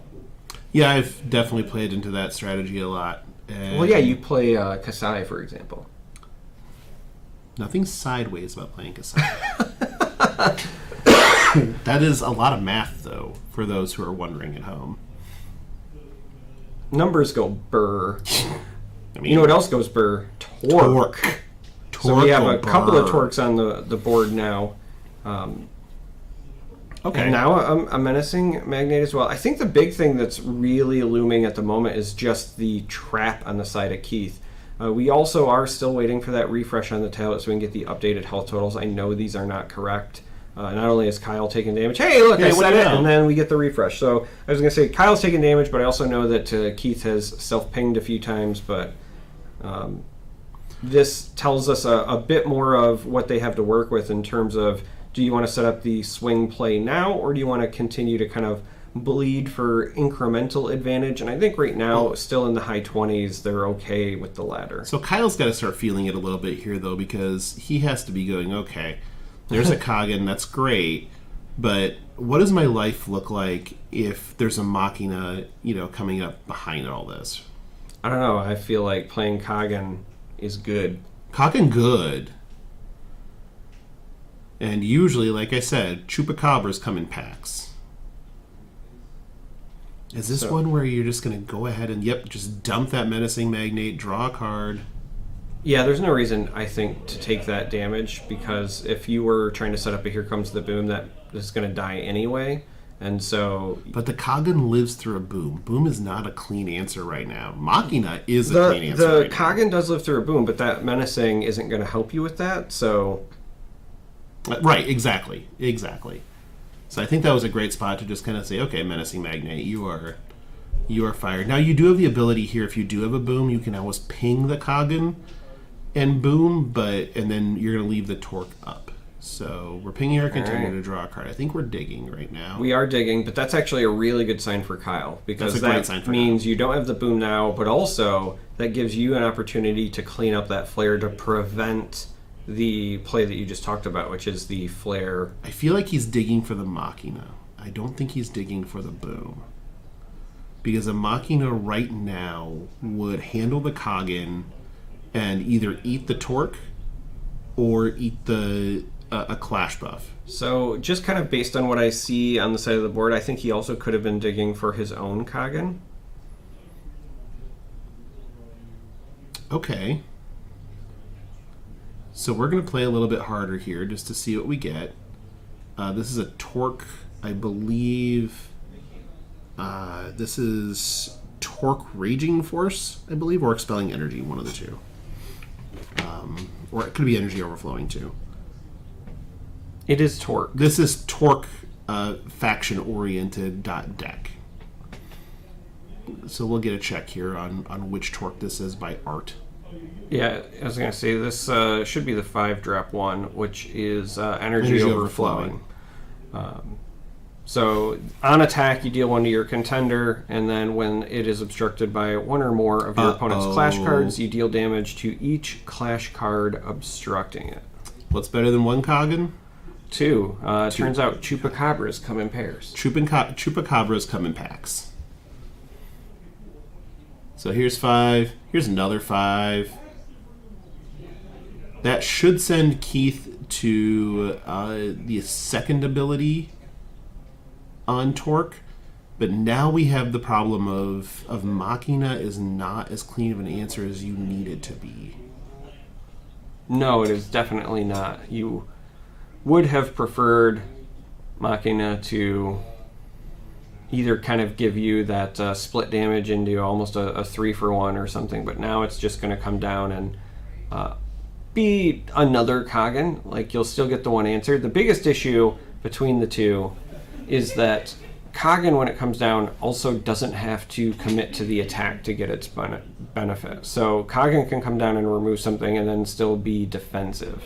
Where Machina, because of the attack trigger that's required for Barrage, has to come down. It still cleans up something, and it's still, very threatening, but it doesn't do as good of a job on defense as Kagan, necessarily. So we pinged a Kagan, and it's to clean up one of them with Boom. The other one should still be alive.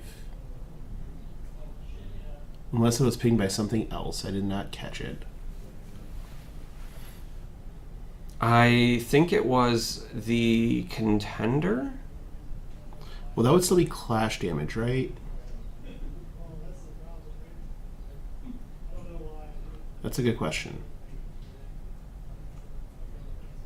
I think, no, I mean, it's once per turn, Torque can engage to deal 1 damage to a Clash card, right? Oh, sure, okay. Yep. So that's what I meant by the contender. Like, you ping once with Torque, and then Flare hits the other one. And you wipe them up. Okay. Yeah. Yeah, that makes sense. So you're going to have to pass this up because you're not attacking into that thing when it's a 5/6. Are you sure? 5/8 at that point? 6/8? Yeah, 6/8. That's a lot. It is a big torque. So this is exactly what I was saying earlier that Kyle needed to do. I think that even though you saw that Here Comes the Boom, it was used defensively, and I did say that that was kind of the key to victory for Kyle, right? You want to be aggressive, be consistent, start wide, and then that way if Keith does play a Here Comes the Boom, but he doesn't have a good way to capitalize on it, you take away some of that kind of combo potential. Kyle got everything that he wanted, so now the question is whether or not you can get a good follow-up. This Sonoro is a great way to start, because on attack it can draw a card, and that's what we're going to do. No reason not to pressure the life total here. We're going to sink. Yep, we're just going to lose this flare. We got to preserve whatever life total we have left here.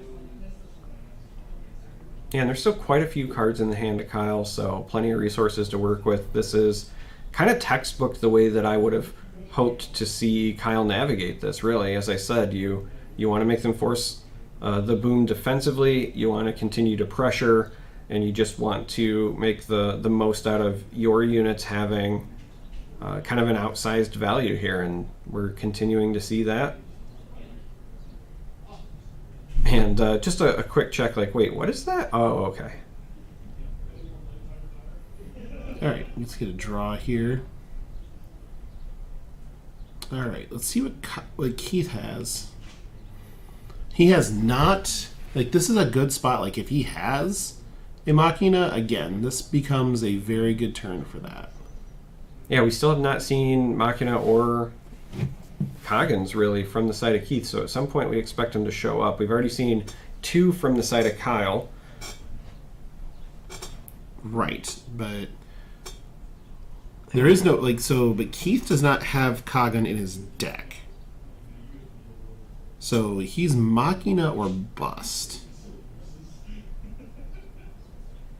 That's right. During the interview he said that he was opting out of Kagan. So it really is Machina or bust, but the problem is he has also only got the 1 copy. Right. So we have... He's basically having to stem the bleeding here by playing out these other Clash cards to try to make sure that he doesn't get over the top. But 1 New York City could end this very quickly. 1 New York City could do a lot of damage. I'm also just trying to think of ways that Keith can even try to reestablish enough presence to chip away at Kyle's life total. Right now, Keith is spending so much time and energy and resources just not dying that we're kind of forgetting the second half of the equation, which is at some point you also need to win. I don't think you can win this battle of attrition if you've only got the 1 Machina, and Keith still has the 2 Coggins left in the list. And the problem is because Kyle also does have access to those torques, some of your other removal tools, like the flares or even the 6-drop flare, are not going to be nearly as effective at cleaning that up.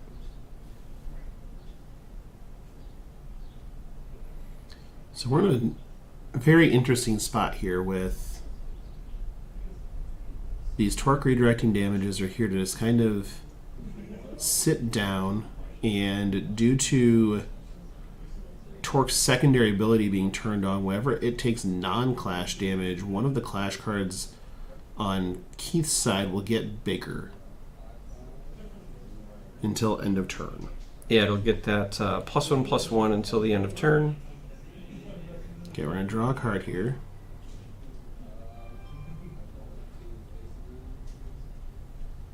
Serve in. And take another damage, send this up to 2. But we're at 7, and that is not a healthy life total. He's been sitting on this torque on the... Kyle has been sitting on this torque the entire time. That was played on turn 1 and has never been sideways this entire game. I mean, that trap has also been there on the side of Keith for a very long time, so... But this is starting to feel like that the trap is a trap again, because yes. How many times has Keith just not played to the board because of it? The trap is potentially an answer for the torque, but as you were saying, it also just means that that's the 2 resources that you're committing every turn to threatening it. So that torque goes from a 1-drop menace to essentially like a 1-drop that's 2 land destruction because your opponent's never using them. Now, we do have the 6-drop flare coming down. Explosive Combatant, who is going to do some nuking of some boards. Yeah, this is another one of my favorite cards. I feel like we're in store for a little bit of Clash buff here. We haven't seen a lot of that this game, so I wonder if both players are sitting on them. Now, Flare's attack damage is going to go through before the Clash buff step.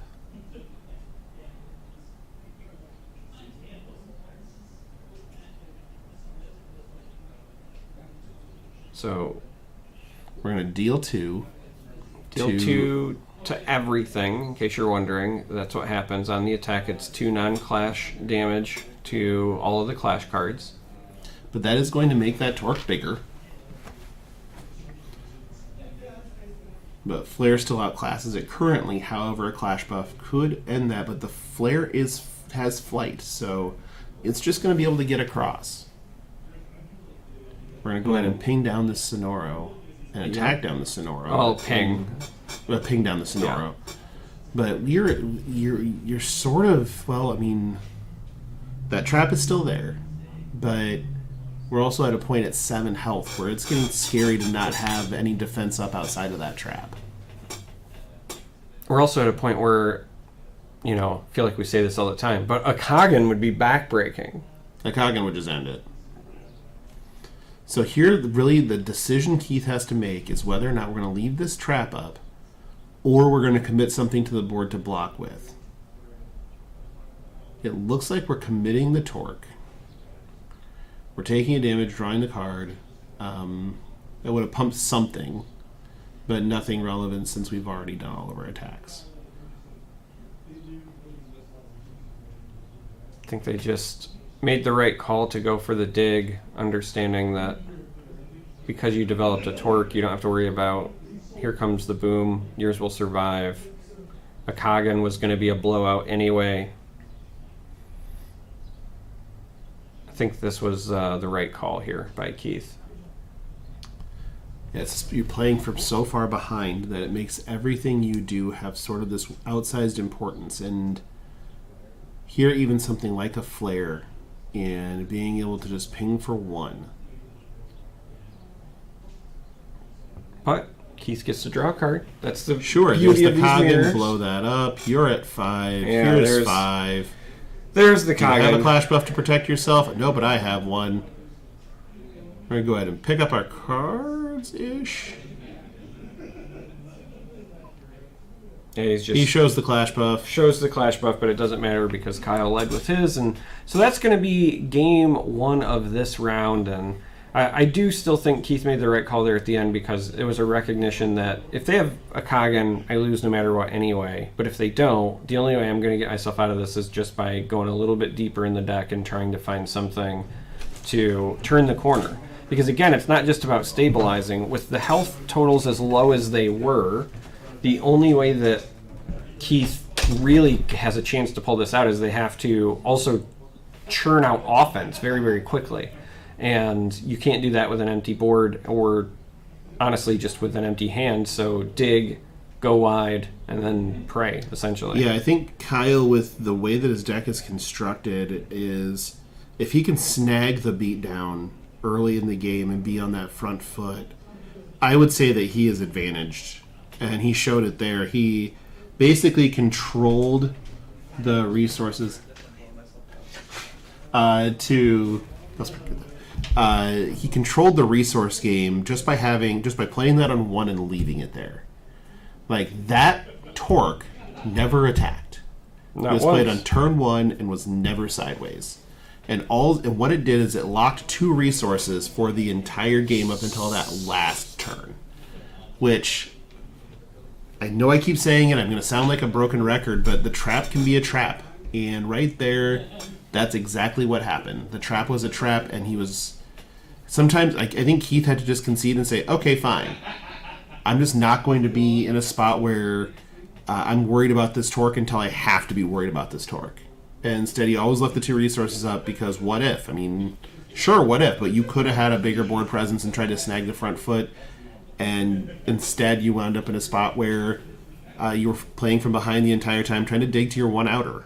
And I think that that's probably not going to be wise going into this. But now he gets to be on the play, so maybe the strategy pays off a little bit differently. Maybe he gets to do the other side of that coin.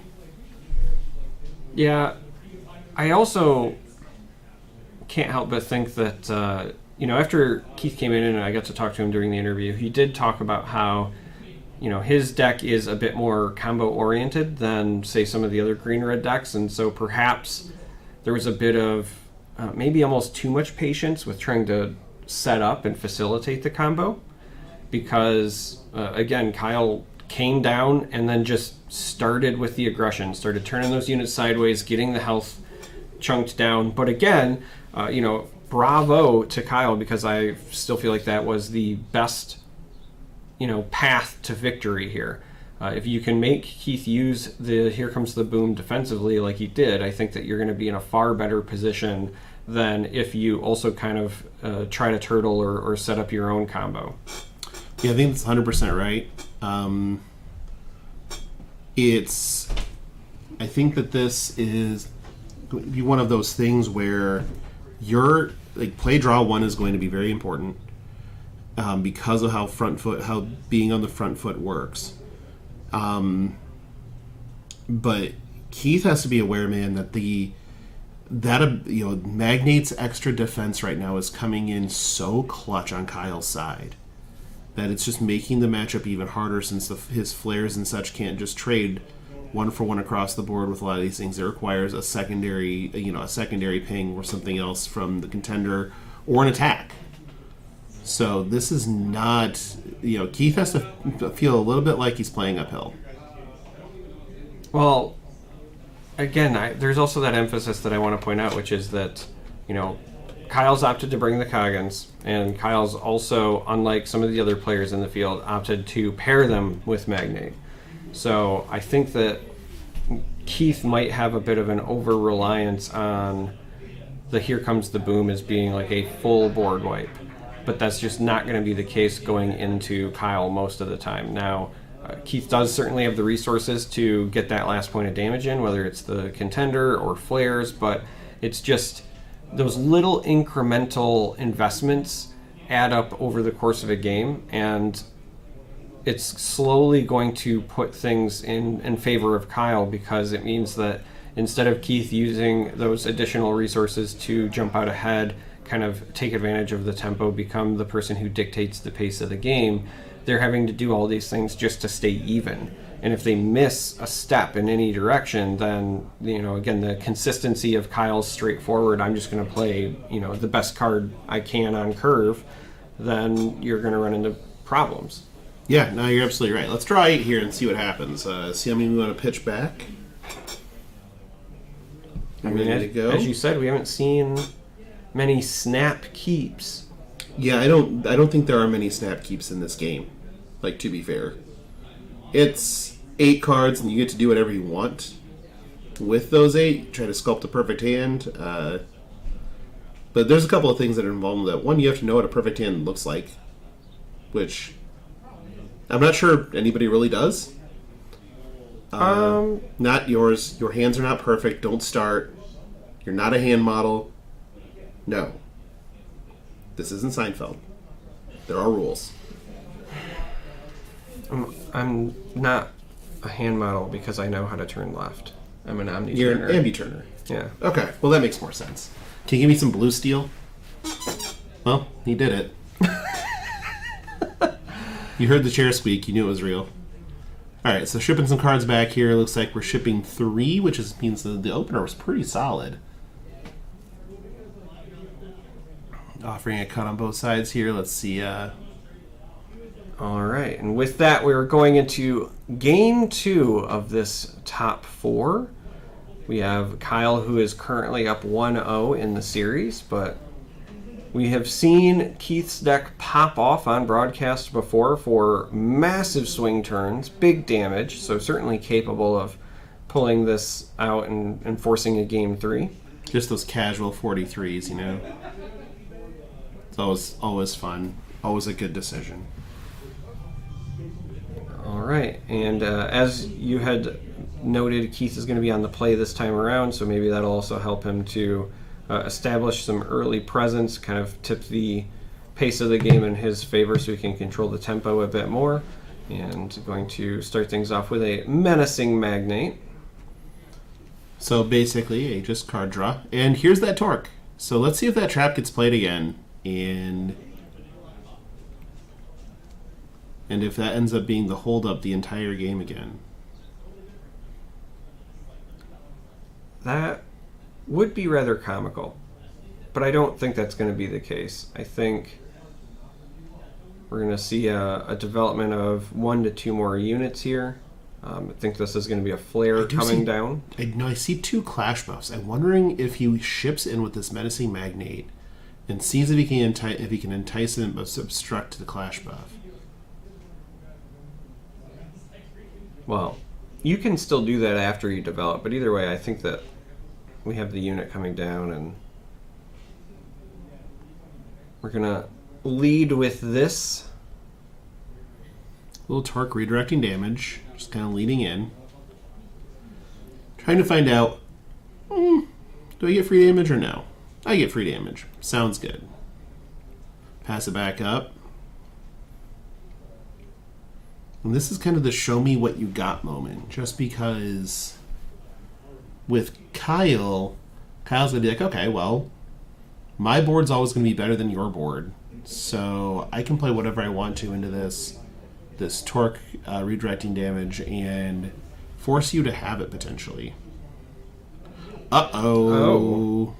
So we've talked quite a bit about the combo that Keith tries to set up here, but it actually looks like Kyle might be the one who is trying to set things up. We do have a second torque coming down, and there are still 4 copies of Here Comes the Boom in Kyle's list, so the Torque the Uncontrollable here is about to do a little bit of work, it looks like.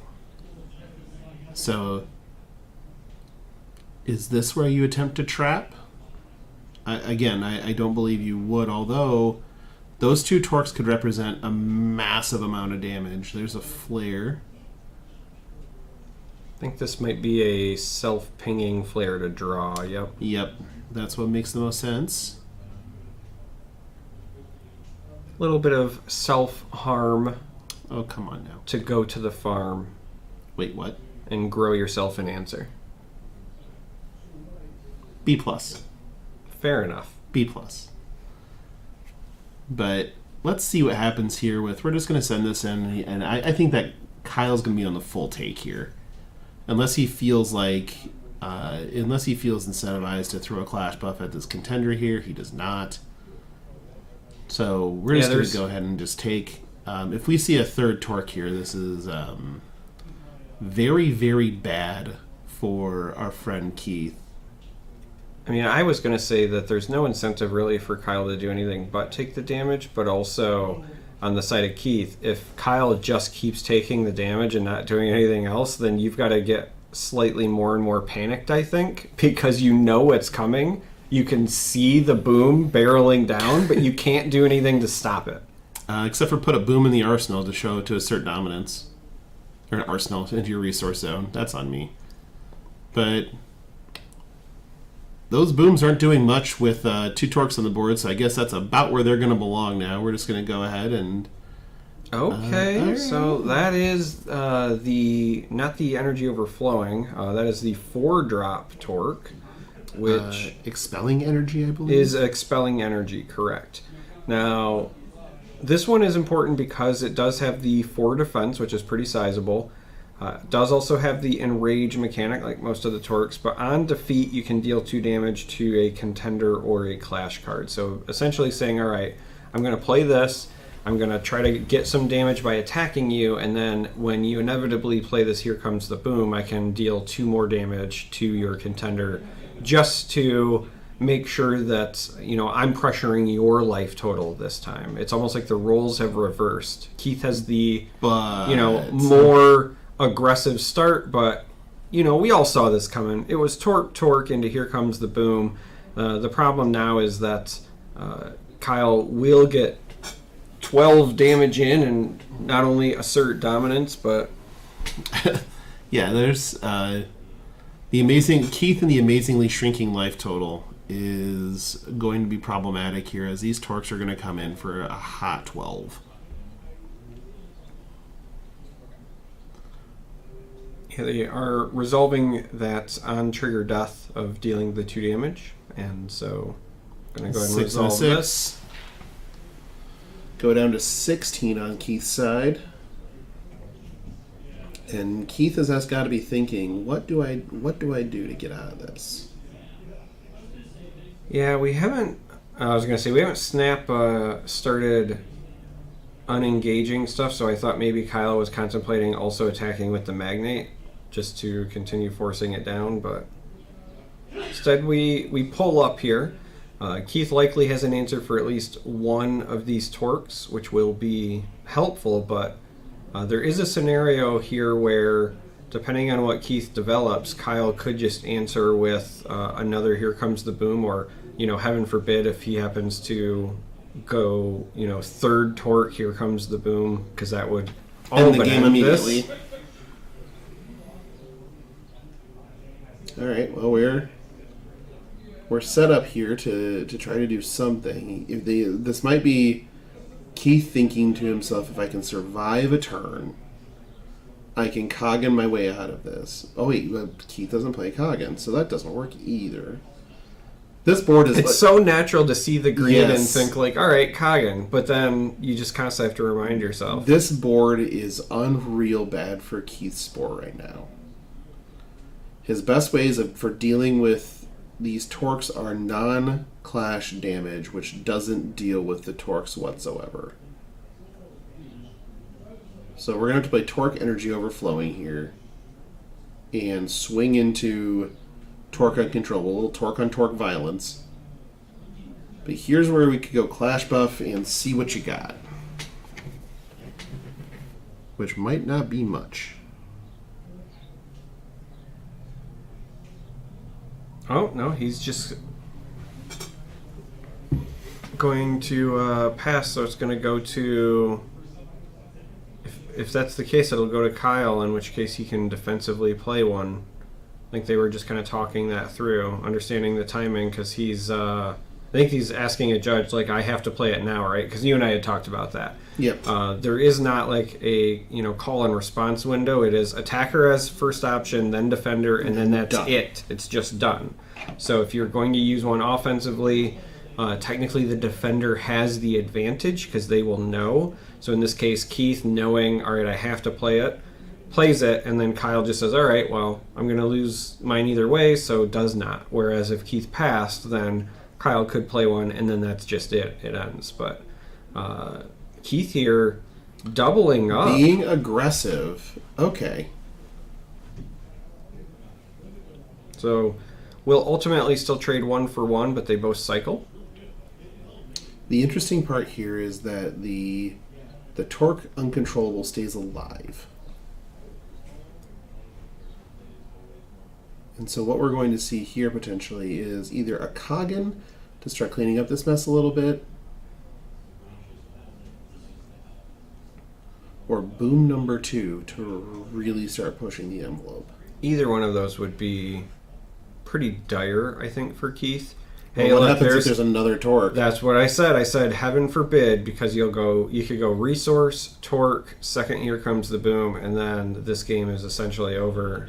Oh no, we're just going to play... My heart just... He leapt a little I mean, bit. listen, this is still bad for Keith, but He's still alive. Whew. However, this big old magnate is still going to come take a giant chunk out of his life total. So, here's 5 for you. Hope you enjoy it.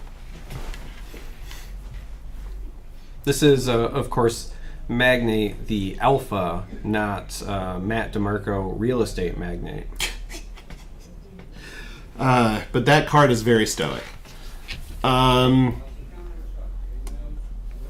Looks like we're having a little bit of discrepancy over life total potentially. Yep, Keith should be at 9 from my math, but my math is also reliant on the tablet, which isn't great. 9019 does sound correct. Looks like we're going to get a little bit of a... I'm wondering if there is anything that Keith has that is an out here. A clean out.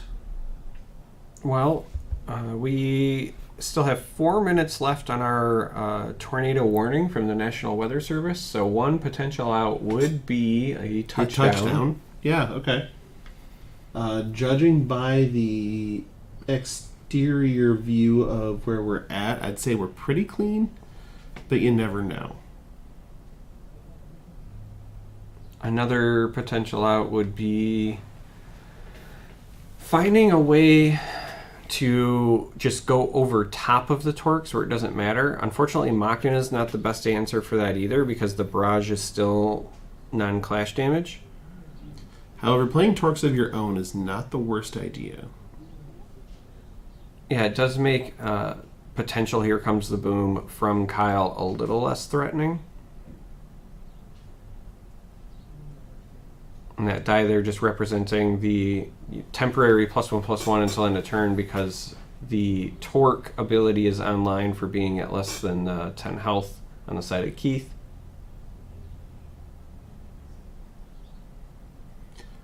I think this is a spot where Kyle understands that he has all of the momentum and that Keith is really in dig mode, and the thing about Keith's deck list looking at it is there's not a ton he can dig into for this list to get through here.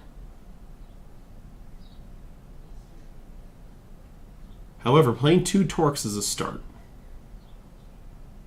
Yeah, that at least lets you play quite a bit of defense. So does this Menacing Magnate. I think you just kind of want to go wide and see what you can potentially soak. I will say we've seen a lot of Keith on the broadcast, but in his interview he had talked about wanting to set up Sinister San Francisco, and we haven't seen that actually hit the board at all yet. Don't know how much that would have potentially helped him because, again, the problem is he's staring down opposing Torques as well. So this is correct, and so we're at Torque parity. However, Torque parity is nothing in a Kagan game.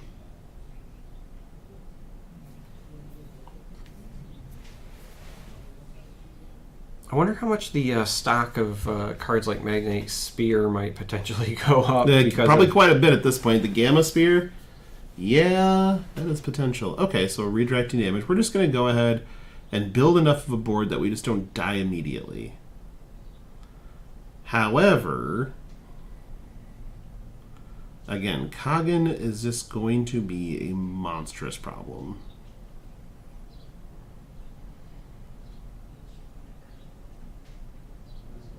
There's a big tap. There's a Kagan. Pick whichever one you want. We're just going to get rid of that guy. So depending on what the results of this event end up being, and it does look like one way or the other Torque will be a big part of it, I do think that there's going to be some considerations being made about cards like Sinister Assistance as well, which it's just such a clean way to deal with Torque.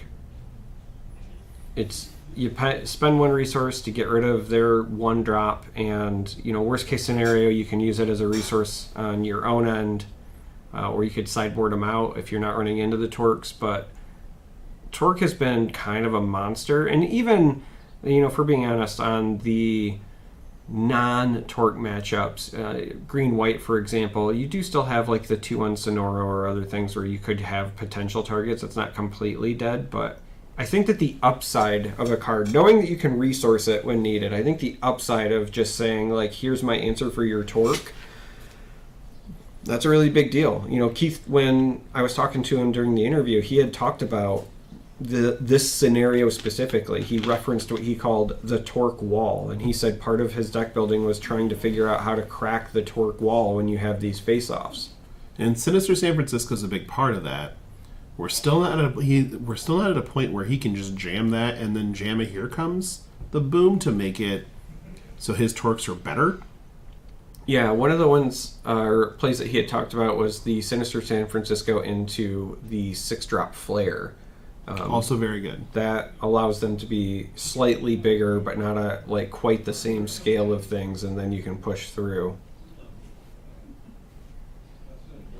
So he has to have a clean way right now to deal with Kagan. Otherwise, he's just dead. This would be a great time to drop a Machina. It would be a clean way to deal with the Kagan. Well, and it would allow him... So, on the one side, the Machina doesn't really help you be defensively in the one-for-one sense, but because he's also got these minis, like kind of clogging up the board, it would have been a great time for him to generate some pressure while getting rid of it. Because at some point, he does also have to try to win the game. Kagan is not dead. I think he used his contender. Okay, he did. All right, got it. Yeah, because I see it engaged there. So my understanding is that was where he used it. Okay. So we've got a bunch of big torques now. We're going to play the trap. What do you think that trap is? Magnes trap. Oh, my money's on bees. Why is it still bees? Why is it gotta be bees? Oh. Because your weapons are useless against them. You know, that's big if it's true. And now we are going to see a contender attack, just trying to magnate into torque. Well, because all we're doing is we're making it so that he has to obstruct with his torque, tap, which engages the torque, attack. He'll have to again obstruct with torque to not die.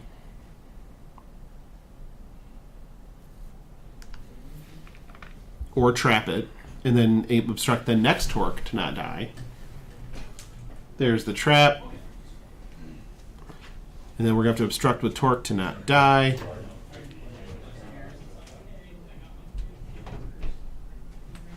We're going to clash buff it. Let mine live. Draw. Play a Sonoro. Attack with Sonoro. And that unobstruct this. And we're just going to go ahead and pick our cards up as Kyle punches his ticket to the finals of the Realm Games 1K here in beautiful... rural tornado-filled Mansfield, Ohio. Yeah, congratulations to Kyle, because that was navigated beautifully. Game 1. It's almost like they could hear us talking about what you needed to do. Because he just did it. Because he just did it. We said, hey, the script for how you win this is you be aggressive and you be consistent and you force the defensive, here comes the boom, and then that's what happened. Now, game 2, bit of a different story.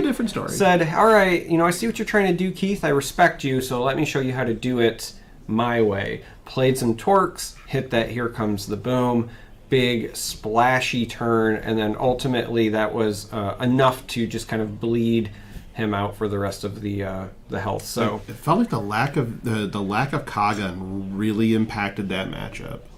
I think so, but I will also say, if you're not going to run Kagan, I think that your Machina account needs to be higher. So Machina I still think is a very, very good card, and we've seen Keith do good things with it, but he's only running 1 in the list. So the decks that are running Kagan are running 4 Kagans, and if you're saying, all right, I'm not going to run Kagan because I want to be heavy on the red side, you got to run more than 1 Machina in my mind. I think that's the real takeaway. Right. Yeah, these overcards need to be a real thing. You know what else needs to be a real thing? We should probably, after the next match, I think we should give a box away. I think we should. I think that we're going to do one more round of the semifinals to show you who else is advancing to the finals. And then before we play the finals, we should give a box away. To a lucky viewer? Oh, I meant to me, but I mean, I guess we can give it to the viewer. I think we should give it to a lucky viewer. I'm a viewer. I'm watching. You're not wrong. But are you lucky? No, not even a little bit. So stay tuned, and we'll be giving a box away after the next match to a lucky viewer.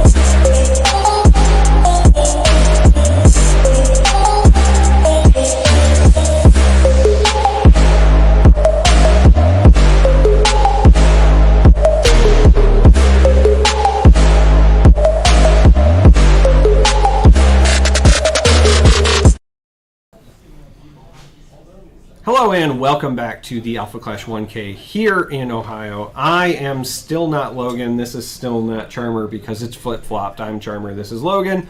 And we're just going to jump right into the game like as soon as possible because the players are raring to go. This is going to be game 2 of our semifinals. The winner of this will advance to the finals. Also, the other reason that we want to dive into this game sooner rather than later is we will be giving away a box after this. So stay tuned for that as well. But again, these rounds are untimed. There's a big benefit to that because we have seen the clock kind of come into play, especially with some of these green-white lists. And as we get ready to watch Zach Powers take on Dagan White, we know Dagan is one of those green-white players. Not where he got his namesake from, just a coincidence, but it is something that will work to his benefit. I know Dagan on the day is 2-0-2. We saw one of and we got to see one of those draws on camera too. So we know that the deck is built to grind, and now he gets to grind at his leisure. So or discomfort, I guess depends on how you his take opponent's grinding. discomfort, There you his go. leisure. I made the joke with him in between rounds that he's not supposed to play old him, and he's figured out a way to do it. Apparently, green is earth and white is ice, and he is just going to continue to ride that train until somebody tells him otherwise. Now we do have again we've brought this up a couple of times, but there is the lingering Alpha Aster in Zach's list that could bring some pretty interesting interplay with some of Dagan's larger cards if timed correctly. So we have the opportunity to see a little bit of an Alpha Astra blowout. In which case we're gonna see some back and forth here, I think, but should be fun, especially when we get back to that magical 2 Machina that we talk about. Well, it's interesting because you talk about the Alpha Aster on the one side, but I'm looking at Dagan's list and I see the Clarify as well. Yes. And so when I'm looking at potential targets, we've got, Magnate the Undisputed. If you go to the board, Magnate the Tyrant, there's these big bombs that you could potentially steal, even to Machina Unstoppable Including Forces. Machina Unstoppable Forces. Now, Clarify cannot be used on Alpha Aster because that is not an Alpha card. It is a progenitor. But there are still plenty of great targets, and there's a reason that Clarify is so expensive in this game, and it's because stealing a unit of that caliber is a really big swing play, especially in a game like this where you can use the units the moment that you have control of them or they're in play, essentially. Yeah, and there's the cost reduction aspect too, because at this point in time, Dagan does have the ability to put the Clarify cost reduction into play by having a Clarity and a Haven in play at the same time. So right now we have Christmas Haven coming down and letting her presence be known. Welcome back, Christmas Haven. We've missed you. Dagan resolving his Clarity ability again, just digging, decides to spot them both. It's kind of a shame this isn't a mirror, because if Zach were able to, steal one of those, then he could be the Grinch that stole Christmas. But Yep, sure could. Looks like, and I've been converted, that we got some bees in the trap over on Zach's side. Yeah, see? I knew it. I knew that I would convert you if I got to demonstrate the power of the bees in the trap. The power of 2 Chainz and Nicki Minaj is too strong. 2 Chainz is too strong, and that is a trap over there as well, along with 2 Torques. So we got a Torque redirecting damage and a Torque the Uncontrollable sitting over there right now. yeah. We have 2 Havens, 2 Torques, 2 Chainz. And a Nicki Minaj. And bees in a trap. Bees in the trap. So everything we've ever wanted in life, honestly. Pretty much. Now, the real question is whether or not Dagan is going to go with the double green here, because that's going to tell us a bit about how this turn 3 is going to go. And instead we're going granting to see some Park. Grant Park come down. My guess is we're going to go get Lynn, but you never know. That A little does, bit of a hand check. Yeah, a little bit of a hand check. Does feel like it's potentially the best early option here. You have the potential to go get... I'll tell you what we're not going to go get. We're not going to go get the one card in the main deck that's not foil. No. We're going to go get one of the foil ones. Although it would be a pretty big flex to get the non-foil. Not gonna lie. So a little bit of Grant Park. We're gonna increase the posteriors on all of our Clash cards here that are rogues or alphas. Both sides of the board, but we're gonna go tutor up that Lin. So we have a turn 5 play. Now, that's going to be pretty important for Dagon because if Zach does not have the immediate answer, it'll allow Dagon to start pressuring the life total early. Because we've talked a bit about how Dagon's list is meant to grind, it's meant to go long. But all decks still need a win condition, and so getting chip damage in is also really, really important to Dagon's game plan. The last thing you want to do is be so far behind that you can't even afford to go on offense. So really, piloting his deck is as much about finding those windows of opportunity as it is anything else. You know you're going to fall behind early, but whenever you can get those big hits in, you want to take advantage of it. This here is just a quick check. Say, all right, wait, that's not the super torque. What is that? Why is that turning sideways? Do I want to block that? And the answer is yes. Yeah, because it's free. And so if you can block for free, you block for free. Yeah, he's point like, blank hey, Park. Yep. Grant Park, wait. No, we're playing in the park. And so when we're playing in the park, my little girls live. And so Zach going, okay, well, now what? I do think Dagon has to be at least a little bit concerned about the potential for a Here Comes the Boom. We do have 2 of those menacing torques. That's not their name, obviously. That's usually what we refer to, the 1-drop magnate. But I say menacing because if Here Comes the Boom comes down, they suddenly swing for 6. And also clear your havens out of the way.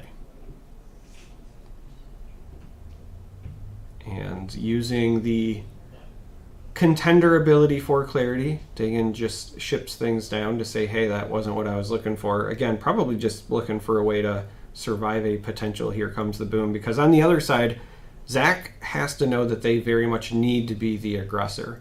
So this isn't going to be a game where you can, wait and get this massive value Here Comes the Boom turn. Like if you've got it and you've got 2 torques on the board, you just get that damage in. You kind of don't have a choice, because if there's a window, you need to take it, or else the longer the game goes, the more the clarity player is going to be favored. This is a pretty great window right here if he does choose to take it. So let's see what happens. Yep, there it is. Here's the window. We're taking the window. It's really, really well done by Zach. And I know that it's like, well, okay, well, anybody could see that you have to make that play, but you would be surprised how many people will hold on to that board clear trying to maximize their value. But this is a moment where you can clear everything and push a good chunk of damage and just really kind of put Dagon behind. And you're kind of forced to. You really are. I see Dagon maybe just contender buffs here just to absorb 4 damage and take 8 instead of 12. 12's a lot. 12 is a lot. And if one card's going to block 4 and draw you a card, it seems like it's a pretty good trade-off. We'll see what he decides here. Yeah, you also, I think, just based on what we've seen before, you might put extra weight on the fact that it does cycle. It is. Yep. So that Clash stuff is basically a block 4 that cycles right now. And yeah. So based on what we saw before, where he buried both cards with the contender ability before drawing, I felt like he's just not happy with his hand, and so the combination of not just blocking the 4, but also you get to draw that card, I think is probably what tipped it. Play a Menacing Magnate. That's going to be a no-value Menacing Magnate. So as far as surviving a Here Comes the Boom turn, that was pretty good. Yeah, that was pretty good on the side of Dagon, but I do like this follow-up and this patient play by Zach. Now, if you're wondering why Zach decided to leave that Magnate behind, it's because when Dagon develops this turn, now if he wants to deal with one of these torques, he essentially has to play 2 units. Or we could just do this, but the train of thought here was, you've got to play... Yeah, I was going to say, that's not going to be blockable there, but otherwise it's got to be, something like this in order to go over it. I still think it was the right play by Zach. Oh, I completely agree. It seemed like a very right play from Zach. And it just so happened that Dagon had a nice little counterplay in hand, but now we're going to start playing the Kagan game. So, yep, sure. Totally fine. Kagan comes down, and this is why Zach needed to take that window earlier, because this comes down, gets rid of the unit, but also you continue the pressure, right? And so now Dagon, he could answer with his own Kagan, but then if Zach answers back, it gets rid of it, and he continues to pressure, rinse and repeat. You want to be on kind of the front footing, if you will, force Dagon on his back foot so that he is constantly in a state of responding as opposed to stabilizing. So right here we had another defensive clash buff to handle a torque.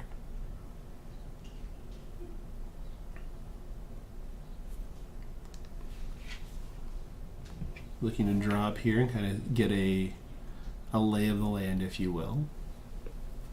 Or just, trying to figure out how you're going to play this Kagan, because I see...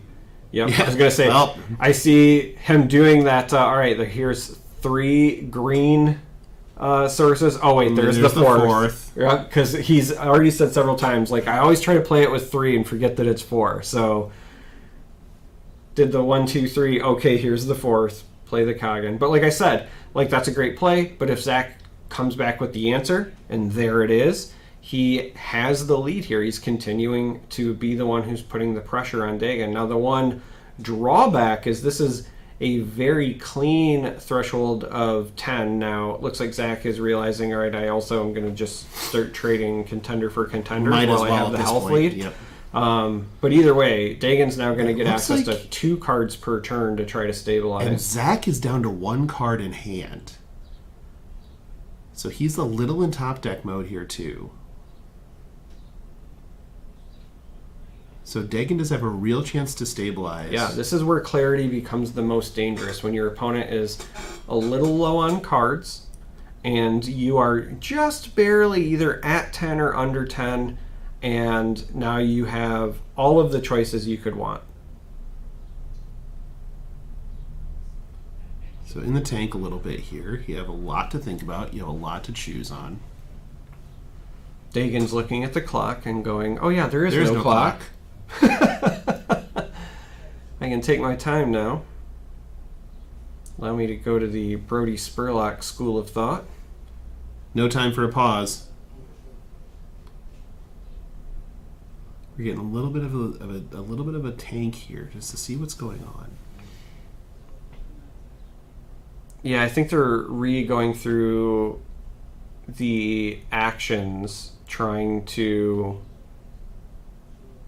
make sure that the life totals are correct, would be my guess. That's what it seems like to me. I mean, there was that nudge over towards the Grant Park, but there was no, like, combat trades there, so that part's not really relevant. It's more so just the... I think it might be that Torque should have lived through its attack because of Grant Park. Oh. Yeah.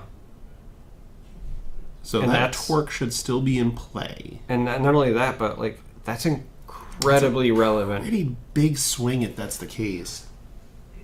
And they can rewind to that point. So now we're going to activate Clarity off the second ability.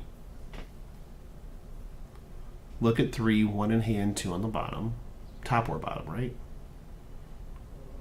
Yeah, so you look at the top 3 cards, and then you can put them back on top of your deck in any order, and then draw 1 card.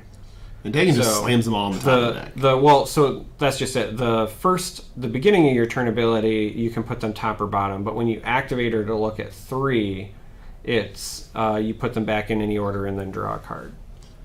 Dagon, realizing the dangers of a Here Comes the Boom, is probably going to leave this Kagan back. And just, Merry Christmas. Here's your present. Hope it's not socks.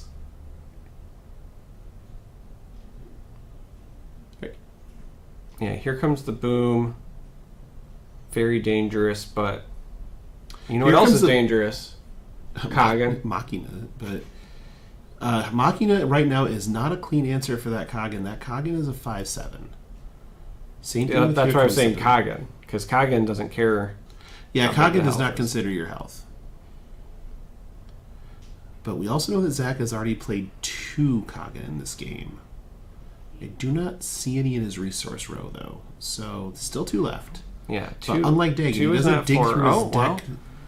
Oh, we are resourcing a Clash buff. Yeah, but it's red. I was just about to say, when I'm looking, you mentioned Machina, when I'm looking at these resources, I'm It's not 4 seeing red. enough red, but with that going down, yeah. Well, no, that's not 4 red. No, Sorry. that's not 4 red. With 3 that- red still. That's 3 red, but with that red going down, that signals to me that there's something that they are trying to get to, because that Clash buff is a really impactful card, so it would not surprise me if Machina is in hand. Machina is in hand, yeah.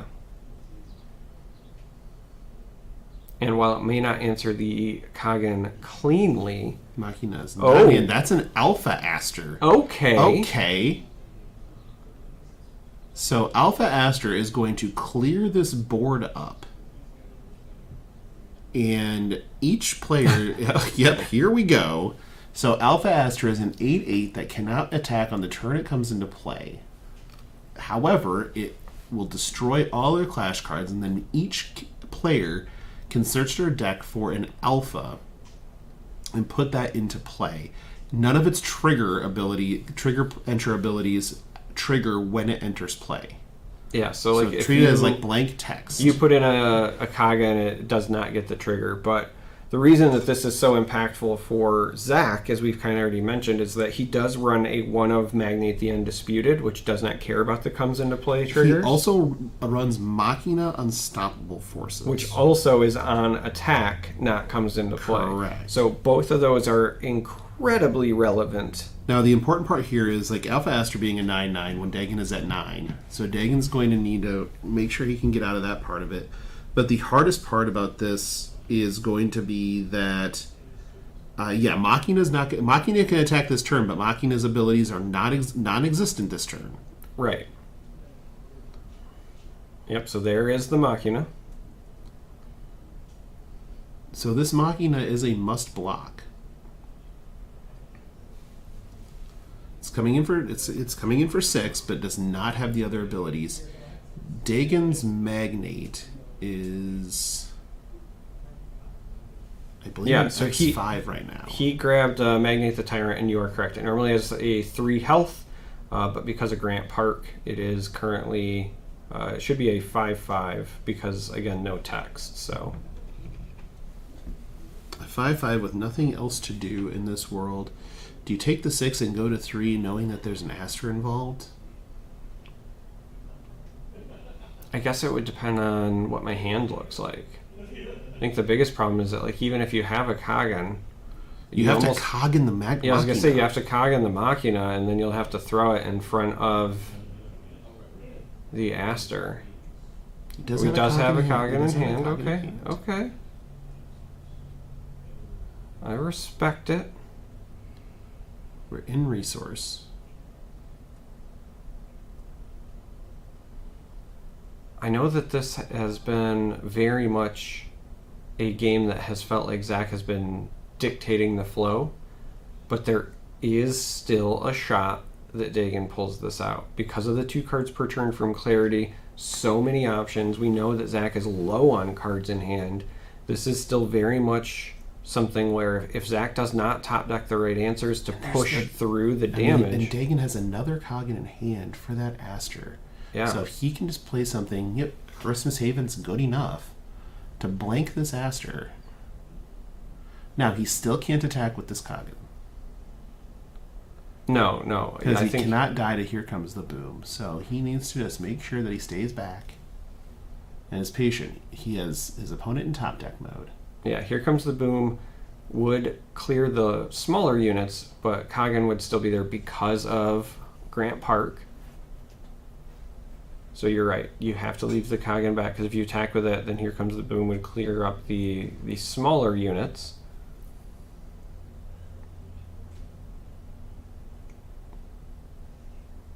I think Zach was considering attacking with the Contender, but again, realizing Grant Park makes that not really worth it either.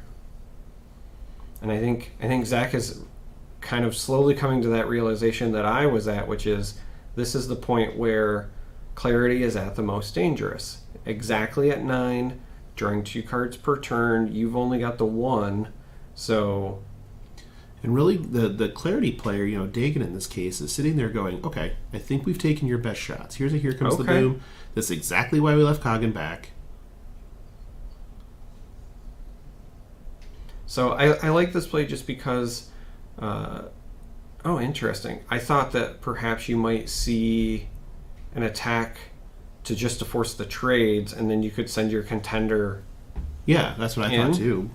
Um, But instead we pass. because now, here's the other problem. Like, yeah, you still have your Alpha Aster, but because you didn't force the trade there, if they have another Coggin, and spoiler alert, we know he does. they do, then now you're significantly more behind if you're Zach. So And Dagon now has the theoretical ability to just go, okay, here's 10. yeah, I think we're going to see the pick him scoop. up. Yeah, we're just going to pick him up. Dagon gain 2 life, go to 11. Survive the Aster turn, is going to have 2 Coggin in play. Going to 10 you, and then something else, and then he's just accepting that that's going to be good enough. So. I think Zach is realizing that part of the big problem in those closing turns was actually the Grant Park. There were several times where some of those trades would have been far more beneficial if it weren't for the +2 health. Like that Here Comes the Boom would have been a game ender, for example. So Absolutely. So Dagon playing from behind there might have never actually been behind, because of the digging power of clarity there, getting him to exactly what he needed, when he needed it, and just proving again the old adage, Coggin good. Coggin is good, but also Dagon should just not be allowed to play in untimed rounds in any game. In any game, sure. So Dagon White up 1-0 going into the post-board matches here. What do you like? I think if you're Dagon, you may be breaking your tyrants. But in I was gonna say maybe, reality? but the reality is there's not much here that I would like. That's in the sideboard. I really wish that we had something that we could bring in if we expect another Alpha Aster to hit the board, because as we saw, all Dagon really got out of that was fetching the Tyrant, which was just a generic blocker. Just a chump blocker. Just a chump blocker, a generic 5/5, and it was only even a 5/5 because of the Grant Park. So it'd be kind of nice if he had just even a 1 of Undisputed in the sideboard he could bring in as a all right, at least I got something. But outside of that, everything that Dagon did felt great. Good, yeah. Again, the Clarify is already in the main deck, because that's another great answer. We saw him answer the Machina with the Coggin, but imagine the blowout if instead it's, I'm just going to steal your Machina and then swing with it. Yeah, that would have been a much, much harsher turn had that been the case with, let's just steal your Machina and then swing at you with it. I don't know that there's anything in here as far as either of these sideboards that look like they tilt this very much. No, not really. On the side of Zach, I could see maybe the 1 extra Sonoro to come in just because it's going to potentially help with card draw. Obviously, Zach probably realizes that he lost to attrition more than anything else. And, a reasonable version of card draw, maybe just something that's even just triggering once to get that cantrip might be worth it. But outside of that, I just don't see a lot of things that are going to be super impactful here. It does seem like a lot of people were very prepared for accessories in their sideboard, and there is not a ton in terms of accessories. Yeah, I do think it's worth noting that in this game, accessories aren't just things like Moxie's power armor. It is also the traps. And so perhaps they were like, all right, well, if somebody's going to go heavy on traps that I didn't consider, maybe I want to give myself an out. But again, that's one of those things that as the meta develops, I think you'll see some changes. I would not be shocked if at the next event we see a bunch of people drop the accessory hate in the sideboard for more answers, and then maybe Then a the Moxie iteration runs after roughshod, that. yeah. Yeah, exactly. It's the forgot about Dre component that always happens with these games where a deck doesn't exist and people are like, oh, then I don't have to worry about it. Well, that's not exactly true. yeah. So it looks like Zach will most likely be on the play again here in game 2. He had the option in game 1.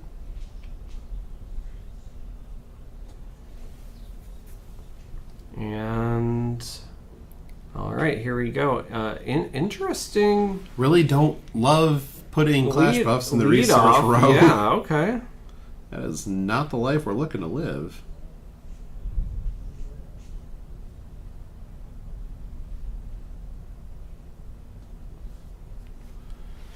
Coming in here, Dagon, with a little bit in the tank. Is it a Haven? Of course it's a Haven. Merry Christmas You need to to Dagon take time again. to make sure that you play Haven. That's...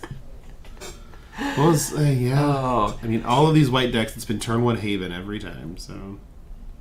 Again, I want to be very clear. This is not me making fun of Dagon, but he himself has said on several occasions that he only has the one brain cell and he has to share it around at times. So perhaps the one brain cell was occupied while he was deciding whether to play Haven or not. So what he tried to do there is he tried to Metal Barrage, and Metal Barrage is a counter attack. So, when if Dagon were to attack with the Haven, that would do the thing. It's interesting that made it in. I do, I see the one in the sideboard here for Zach, so he must have brought it in, but that was the reason that I wasn't considering it, is just because it is a counter attack. And so by the time that most of these players are attacking with units where the Metal Barrage would be relevant, it's already kind of too late, right? It's either they've played Grant Park or they've got, a big swing turn. Like if we've got one of those scenarios where, you got 3 or 4 of the Havens and then the 6-drop Clarity comes down and buffs them. Like, yeah, you could Metal Barrage 1, but what good does that do you? So don't know that I was a huge fan of bringing that in, but maybe there's also just cards that Zach wanted to get out, and that was, the best filler piece. So what do all of these Clash cards in Dagon's zone right now have in common? They draw. They all draw a card. Either when they enter or when they leave. Coming or going. Get you both ways. That is called efficiency, folks, when you're just playing cards that replace themselves. Yeah, this is Okay, we're torquing up now. All phase right. 1 of Dagon's 3-phase plan. Play the weenies. Play the beaties. Beaties? Oh, yeah, this is a lot of... This looks very familiar. A lot of torque action. Yeah, this does look very familiar, and I will say, even though he ended up losing it, I stand by the way Zach opened that first game of the series. I think you have to be aggressive. I liked that early, here comes the boom on the double torque, and he was pressuring the life total. He just ran out of steam at the worst possible time, which is right when Dagon crossed that threshold. I do think there might have been even some consideration, I know it sounds weird, but some consideration for not taking that second attack for 5, knowing that you were going to put them at 10 or below. There is, against Clarity decks, this rule of thumb where you try to really keep them above 13 unless you're going to push them deep. Deep, yeah, it's like 2 or 3. Looks like we're getting another Grant Park, so we're going to go hunt up a Lynn most likely. But more importantly, we're going to increase the defense of our Clash cards here.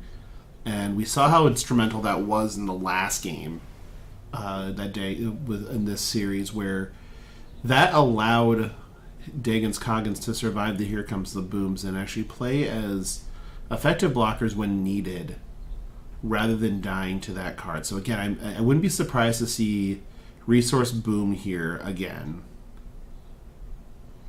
Hey, there's that Metal Barrage. Yep. And Resource Boom, there we go. So this play pattern looking very, very familiar.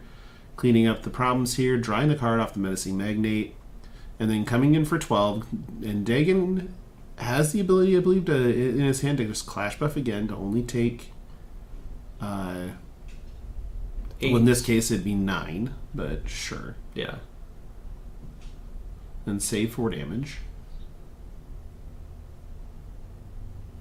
So one of the things that I don't think is talked about enough as far as like the Grant Park play as well is, yeah, we often see a Lin fetched or things of that nature because you want to feel good about the stuff you're playing, but if you've got a really good hand, sometimes you can just use Grant Park to find whatever you want to resource the next turn as well. Correct, yeah, but no clash buff here, so it looks like the Okay. full 11 is coming in. Yeah, which Or I not believe 11, the full 13. Yeah, sorry. so this should put Dagan at 15, and that's again going to be very relevant because if Zach haphazardly swings for 5 again, we saw how bad that happened the last time. I think Yeah. right now, you want to be in a position where you get another big attack.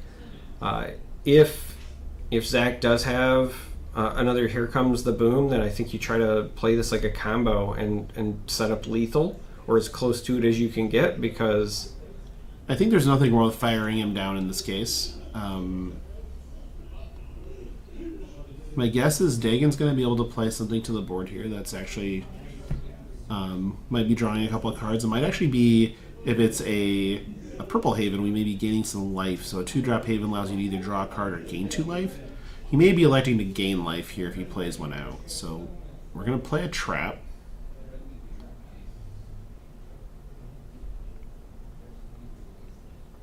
all right, a trap into a purple Haven, leave 2 resources. We're up. gonna elect to gain that 2 life, like I said, off that 2-drop Haven, mainly because we are getting into that low threat range, and now we're making sure that we're representing a trap for one of these Torques. Now let's see if Dagan feels compelled to leave trap resources up the entire time.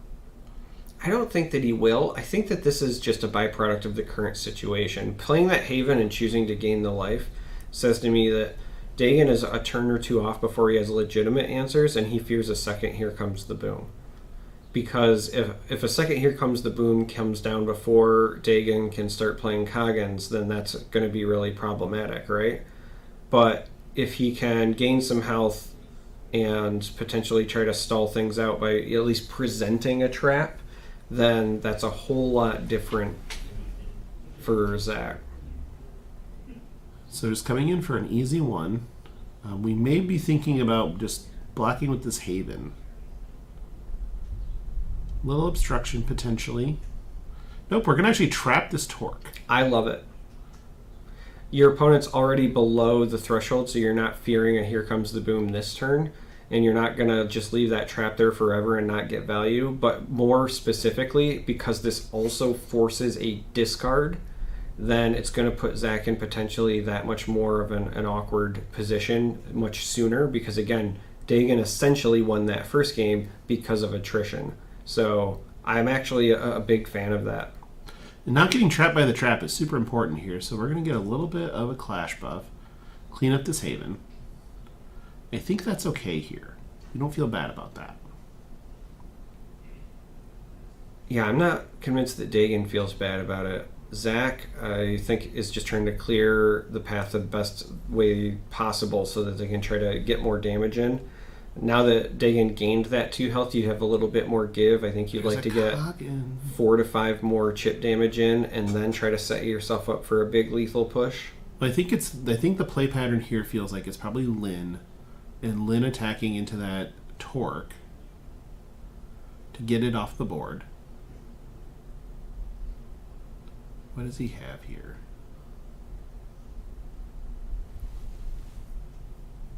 I mean, you could do that, but you could potentially be facing a lot of crackback damage at that point. Not a ton. So there's the Lin. There's the Lin. Lin's going to eat the Torque. I believe Lin is going to eat the Torque. And there it is. So the concern that I would have if I were Dagan, because you have no resources available and no blockers available, we know that you have the clash card to soak some damage, but if for whatever reason Zach were to go Torque, Here Comes the Boom again here, that would be problematic. Yeah, but we're not going to see that. Yeah, we're not going to see that with the 2 resources being exhausted here. So overall, I think Dagan's going to be very happy with that outcome, but I do think that was, if we're looking at ways where Dagon could lose, then that would have been one of them potentially, is just Zach pushing an unexpected large amount of damage again. Yeah, it does, and I wouldn't be surprised if Dagon is playing this turn with a Clash buff up just to, fade the damage.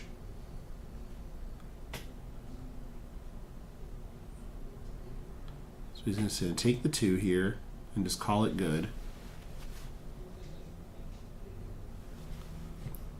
Zach's going to send a little bit more. Dagon's going to inch down further because, again, I think Dagon's now at the point where they're saying, hey, I can get myself into a position where I can hit just exactly 10 again. Well, he gets to lin down that other torque now. And that's going to feel pretty good. I mean, you can clear that torque, and then depending on what you develop, you might even be able to clear the other 2 units as well. Well, if he can cog in that torque. Right. And then you've got a clear shot into the others. And you can just burn off all of these units in one shot. There's that. Do you care about this flare? I think so. You don't want to give Zach a draw engine, right? No, absolutely. Zach's still correct. at 26 health, and yeah, you've got an established board now, but you still don't want to give them just free card draw. We are a few turns away from having to worry about an Alpha Aster. Some Coggan parity here, which is totally fine. But this is where Dagon is going to be like, okay, put me to 9. Mm-hmm. Sounds great.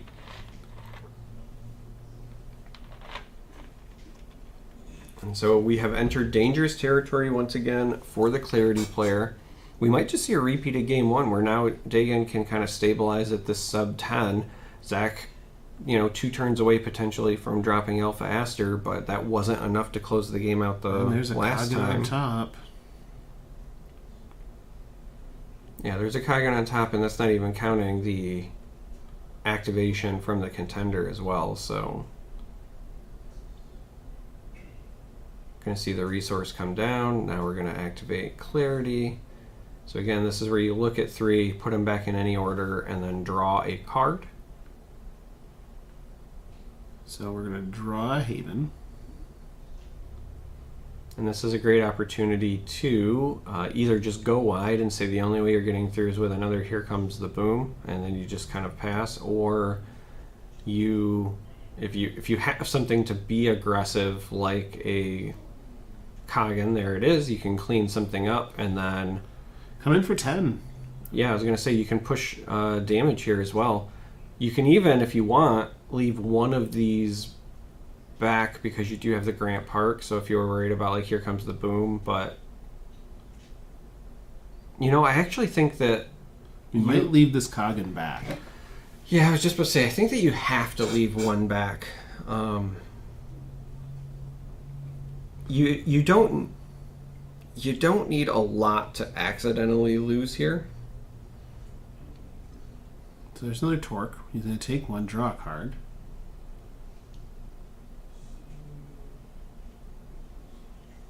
Now again, we know that Dagon has the ability to Clash buff the contender And to there's reduce Coggan the into damage Coggan taken. yet again.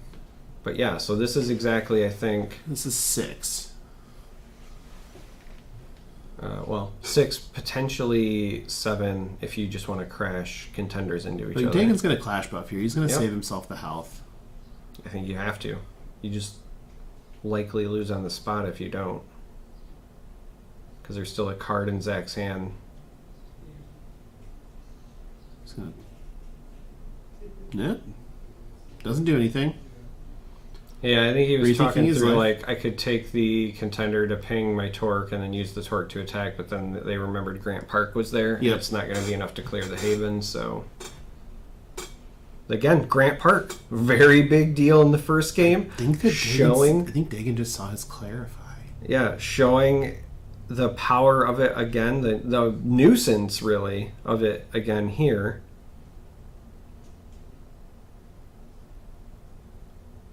But Dagon does have to be very aware that he is at 5 life. Dagon's at 5 life, but Zach has no resources available right now. Correct. There's, 7 damage on the board. If you find something spicy here, it does not look like that was the case off of the clarity activation, but if you find something spicy, you could also put Zach kind of in the danger zone as well. We're going to clarify his Kagan, which is just straight up steal it, for those who are wondering at home. Yeah, this is... Your thing is now my thing. Yeah, I own you. But I don't think you can attack with anything. I think you have to just sit back here and accept what's coming, because if it is a Kagan, you need the ability to block it.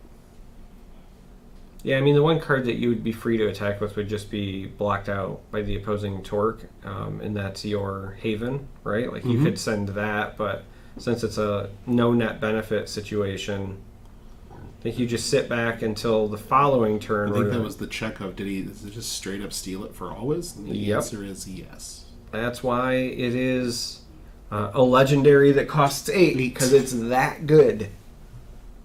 Only costs 6 if you control a Haven and a Clarity, though.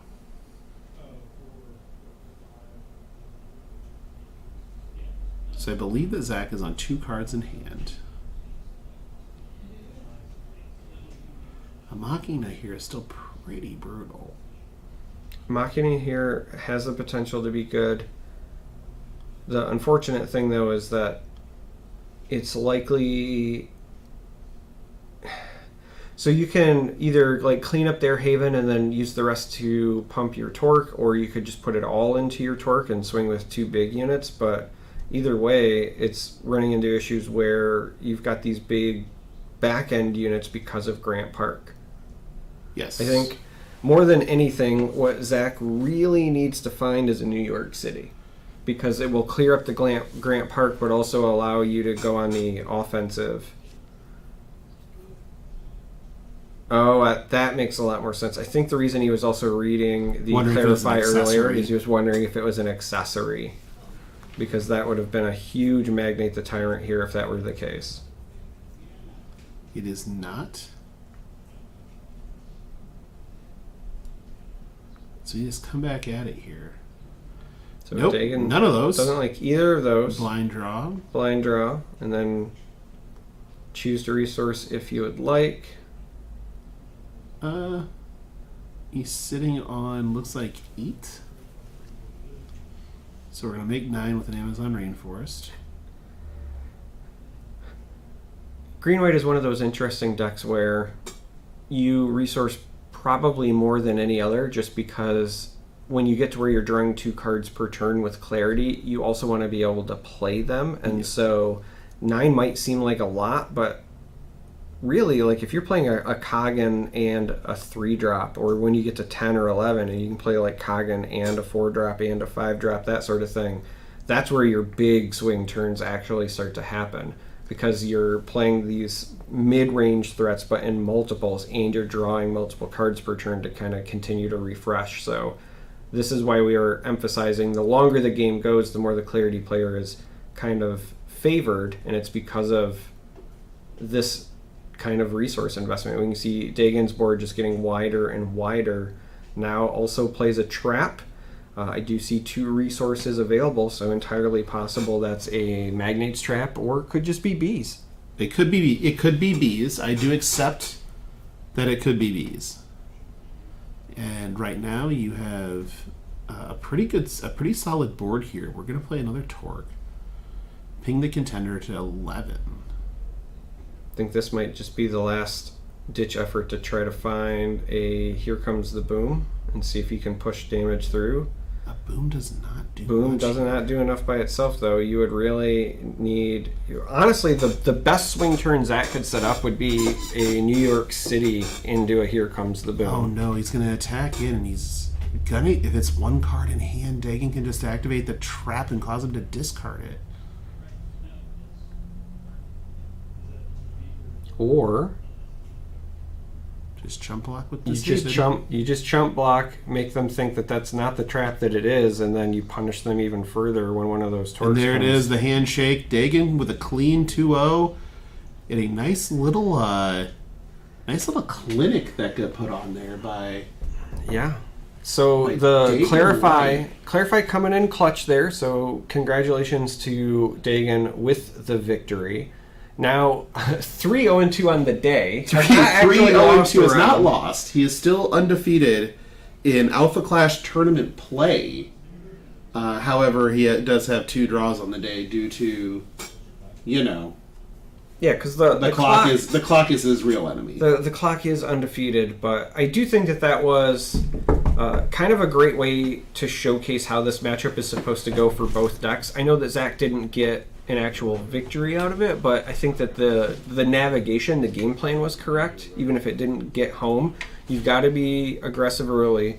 You have to catch that here comes the boom into a big swing turn. You just need that second swing turn. Yep. And the problem is every time that we were setting that up, Dagan had the answer, and then the moment that Dagan hits, 10 health, 9 health, and you get those 2 cards per turn, now the clock is ticking, but in the other direction. And so Dagan just kind of showcased how you can attrition out in the end. Weirdly enough, it turns out that if you never have less than 5 cards in your hand at any given point in time, life is pretty good. So I believe we're going to take a short break here, and when we come back, we're going to give away a box. How does that sound? Yeah, I think that sounds great. We're going to give away a box, and then after the box giveaway, we're also going to have the finals as well. So we're going to crown a champion. We're going to give away some sweet, sweet prizes. There's all the reasons for you to stay. So again, don't go anywhere. We'll be right back.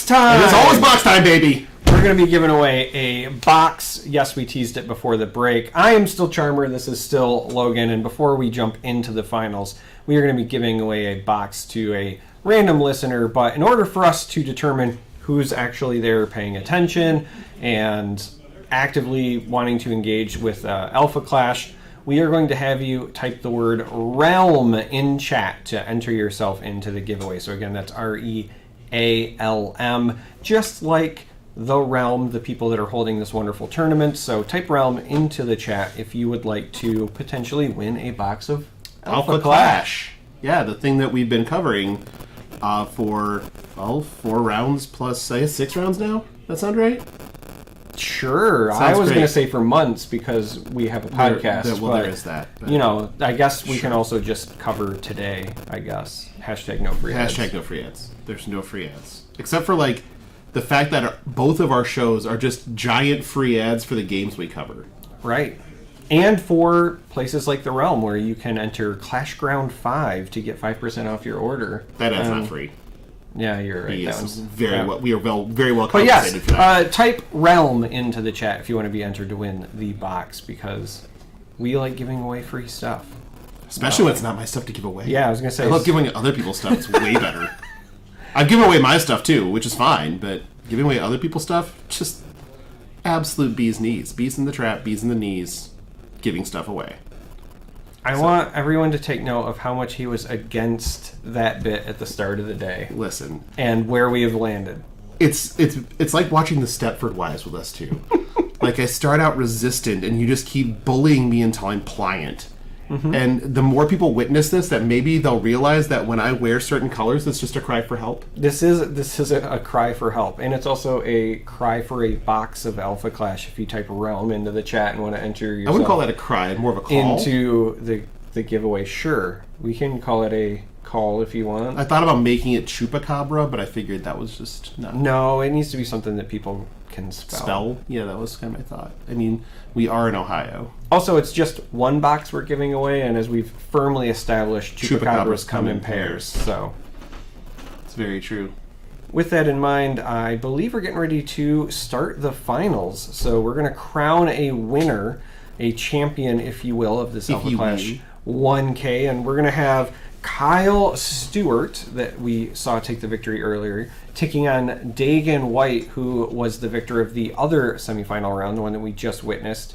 And we're going to see if Dagan will actually lose a round today, because while he doesn't have a perfect record, has a couple of draws due to the timer, has not actually lost a round yet. So we're going to see that green-white list taking on some Torque. It'll be very familiar territory for Dagan, but definitely has the potential to lose. We did see in that last round some areas where Torque could steal a game. And this is Magnate Awakened in this case, so we're going to see a little bit of a different build here, because we don't have the Torque Contender to draw cards, but we do have that extra defense that's provided by the Magnate Contender in this matchup. So when I say Torque, I of course mean Torque the Uncontrollable, the one drop that's kind of dictated a lot of the way this event has played out. But you are right. The Contender itself is Magnate Awakened.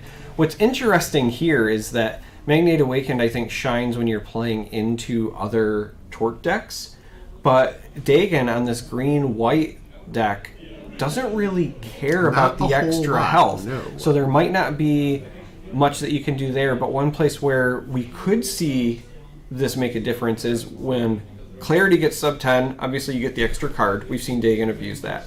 But when Magnate the Awakened gets to 10 or less health, it becomes activate in order to make them discard a card. So there is a chance where instead the attrition game gets played in reverse. That might be a path to victory as well. You know what else we have?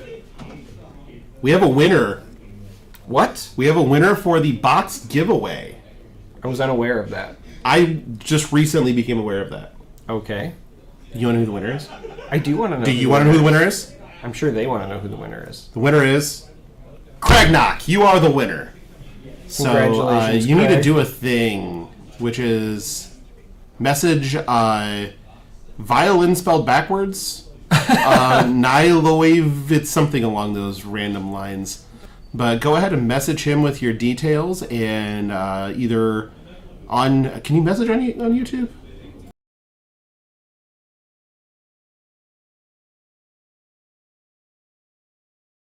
Yeah, so send Nile Wave, that's just violin spelled backwards, a message on Discord with your details, and he'll go ahead and get that bot sent out to you as soon as humanly possible. And congratulations and thank you all for watching and listening. Let's get to this championship match. What do you say? I say great. I'm ready to dive in and crown a winner, see who walks away with the title. And it hurts me to say that, because if there's one thing I know, it's that Dagan can be insufferable when he has earned a title. We see him carrying around several belts from different events. It's just the one belt, but it is worn obnoxiously at all points in time. Just the one belt so far. I don't need that in my life. Okay, so while we're getting ready here, looks like we're getting loaded up for the championship. And Kyle will have the choice here, I believe, as the higher seed.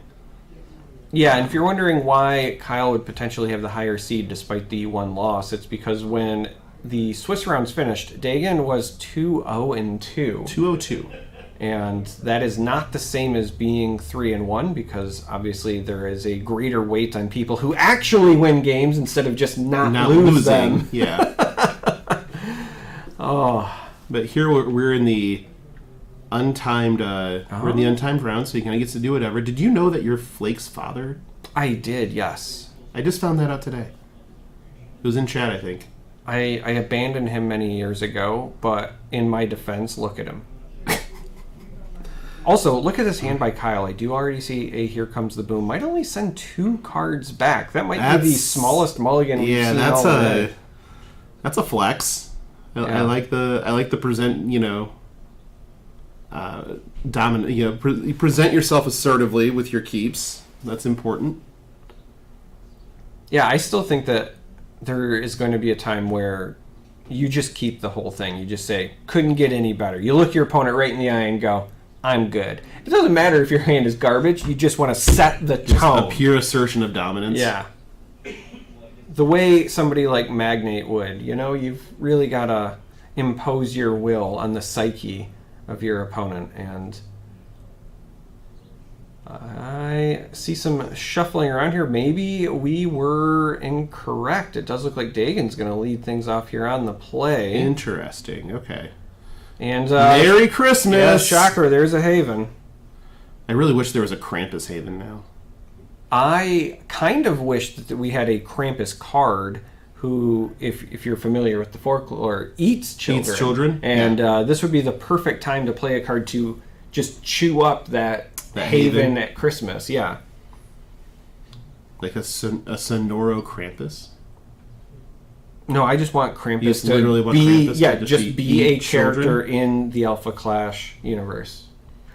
I mean, we know a guy.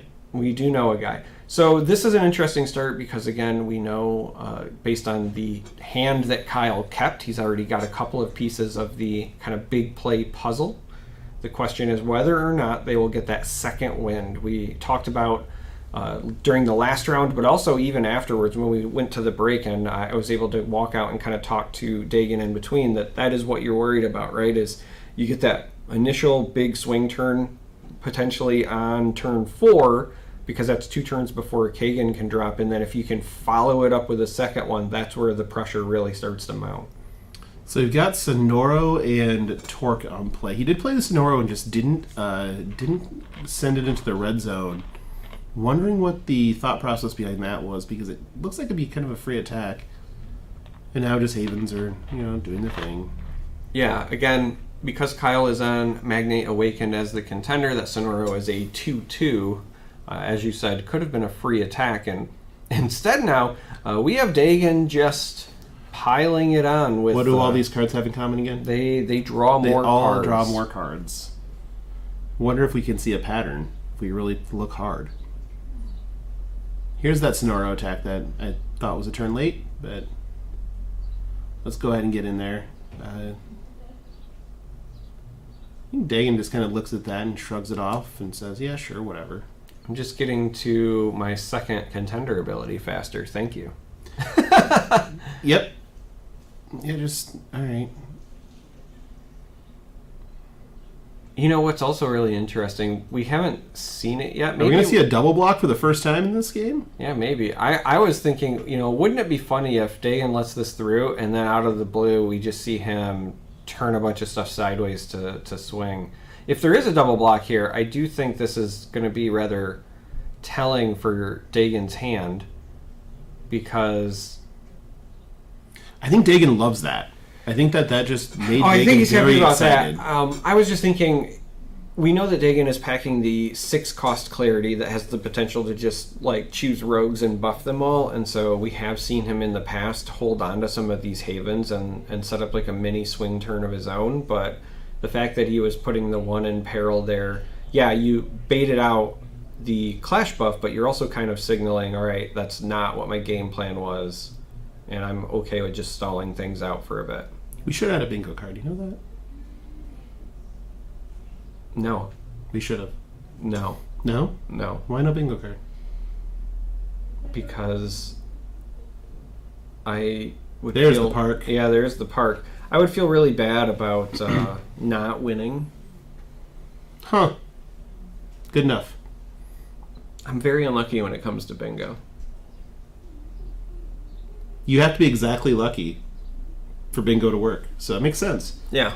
So there's Grant Park going to go search up a Lin, as per usual. Pretty common play pattern we've seen from Dagan here. Play a Haven, play a Haven, play a Haven. Play a Menacing Magnate. And just like clockwork, play a Grant Park, go search up a Lin, play a Menacing Magnate. See, some things are just death and taxes at this point. Yeah, absolutely. But the reason that this play pattern kind of keeps repeating itself is because it's effective. These early game bodies help to slow things down so that the pace of the game doesn't get too out of control. And then if there's nothing really happening from the side of your opponent, develop the Lin and start pressuring in the air. If they set up their big combo, then instead you transition into playing defense. I think that there might actually be some patience from the side of Kyle where they're trying to play like they don't have Here Comes the Boom to bait out that Lin and then try to go from there. But the problem is, in order to pull that off, you now have to have an answer for the Grant Park, because that's going to be messing up some of that Here Comes the Boom math here very shortly.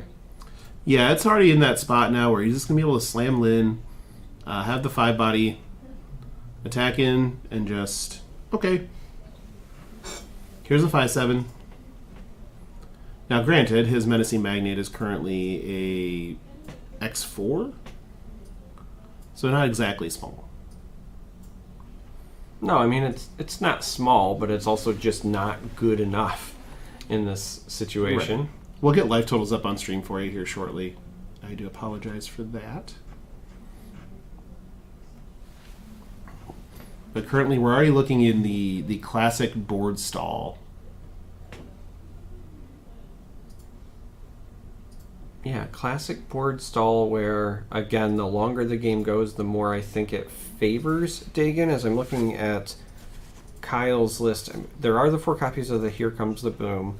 There are, obviously, 4 copies of Kagan, but the Here Comes the Boom, as long as those Grant Parks are on the board, aren't really enough to kind of push through. I do see 2 copies of Amazon Rainforest, so that could be used as a cheap way to Blow pick up the off park. the Yeah. park. Normally, against some opponents, that is a bit of a double-edged sword because now you're giving them filtering, but since Dagan is on Clarity, they're already doing all of the filtering anyway. Already has that happening. If anything, that could give you potentially an alternate win condition where you just play defense yourself and deck them. Yep. Oh yeah. You could that is an alternate win condition here. Yeah, there are also the copies of New York City. There are 4 copies of that as well, so between that and the Rainforest, a few ways to get rid of that Grant Park, but you do kind of have to set some stuff up, and so with this Sonoro coming down... I wonder if he's setting up okay. Wonder if he's setting up a New York City play, but then when you're looking at 5 power flyers, that starts to... the math starts to go not in your favor. Dagan has decided that he is the beatdown. Well, there's nothing with this board position that really says otherwise. Dagan was able to effectively stall, and Kyle was not generating the same level of pressure, right? The previous round, we saw a fast start, a torque, maybe 2 torques, here comes the boom. You get Dagan down to about half health, and then that forces him to be a bit more responsive. But Kyle has been kind of taking the exact same game plan as Dagan has been, where he's developing a board and passing, and unfortunately, that means that the Kagan War has started. Yeah, Dagan's able to kind of take the offensive here for a bit, but now the Kagan War, as you said, has started, where they're going to go back and forth and answer a bit. But the problem here is with Dagan having parity on flight right now, and the Kagan not being able to trade into that Lin without the aid of a Clash buff is very telling. But I think that Kyle's just going to serve into Dagan's life total and say, hey, well, okay, 5s. You want to trade 5s? Let's trade 5s. And call it a good day for those. Now, the problem here is Dagan could easily be trading 5s for 10s, which didn't know if you knew this, but 10 is more than 5. 10 is more than 5? We're going to bin both in blind draw. Probably digging for another Kagan. Another Kagan would be great. And here it is. We found it. A Kagan for Dagan. And we're going to trade 10 for 5. Okay, so we're going to say, okay, I'm not going to trade 10 for 5. That's totally reasonable. Yeah, we're going to play a Clash buff to mitigate some of that damage. But Merry Christmas. And now, would you serve in and get the extra 3 damage out of this Lin or not? I would. Yeah, 100% I would. You've got 3 potential blockers. I suppose the one argument to be made is here comes the boom would give them kind of free reign. The last thing you want to do, so there is the 1 torque out, right? But if you're thinking about ways that you could lose this game, Kyle could be kind of playing coy and set up a situation where they go, all right, I have the 1 torque, but now I'm going to go torque, here comes the boom, and then go with that big swing. And having anything to soak up even just one of those is kind of a big deal. So I think right now Dagan is being patient enough to say, as long as I keep things at this current pace, I'm still in a position to win, but I don't want to just accidentally lose.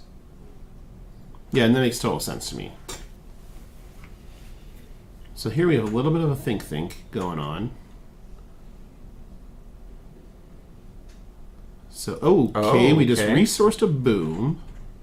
I think that might be the boom that was in the hand from the get-go, because we do know there was one in the opening hand, and we haven't seen any be played yet. So we have not. So are we going to boom here? Yep, we're going to boom here.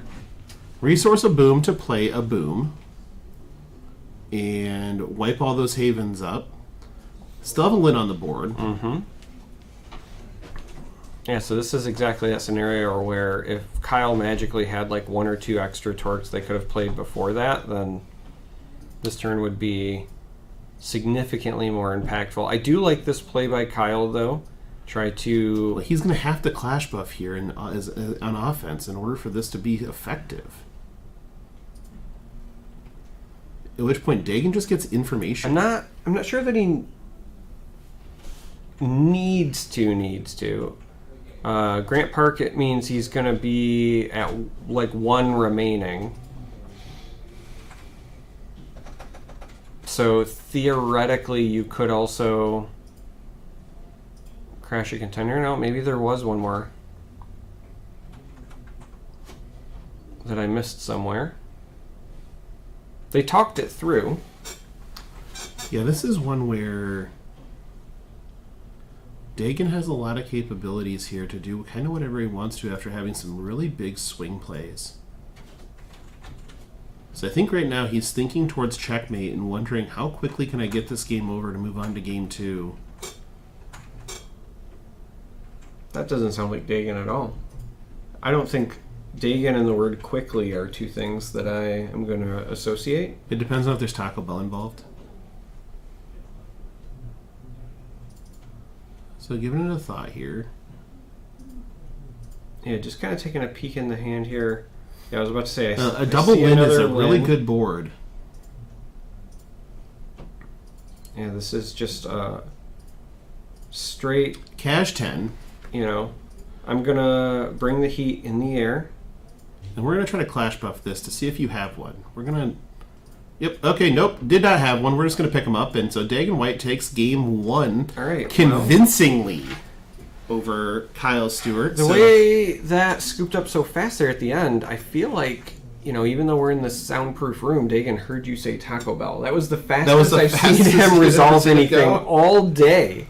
So, obviously congratulations to Dagon. Takes game 1 of the finals, but it is a best of 3, so it's not over yet. But as you said, very convincing with that game 1 win. Yeah, that was a lot of just heat coming out really fast as far as getting those 5/5s online, and Flight just carrying him through there. And then, obviously, we've talked about it before, Coggun good. Mm-hmm. And it's better when you get to stay at Coggun parity on your positive side of it. And trading 5s for 10s is not going to get you anywhere. And Dagon was on the 10 side.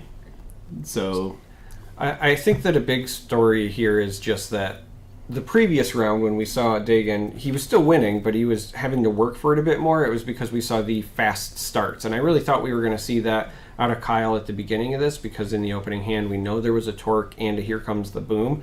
I think that either Kyle wanted a second torque to really make the most of it, or they just never felt like there was a good enough time to play it. But the reality is you have to be aggressive early, because with him trying to match, development for development with Dagon, eventually that Grant Park comes down and then you're just stuck. And we've actually seen that a lot as well. I think Grant Park cannot be underestimated, because every time it's hit the board, it's really messed up the Here Comes the Boom math today.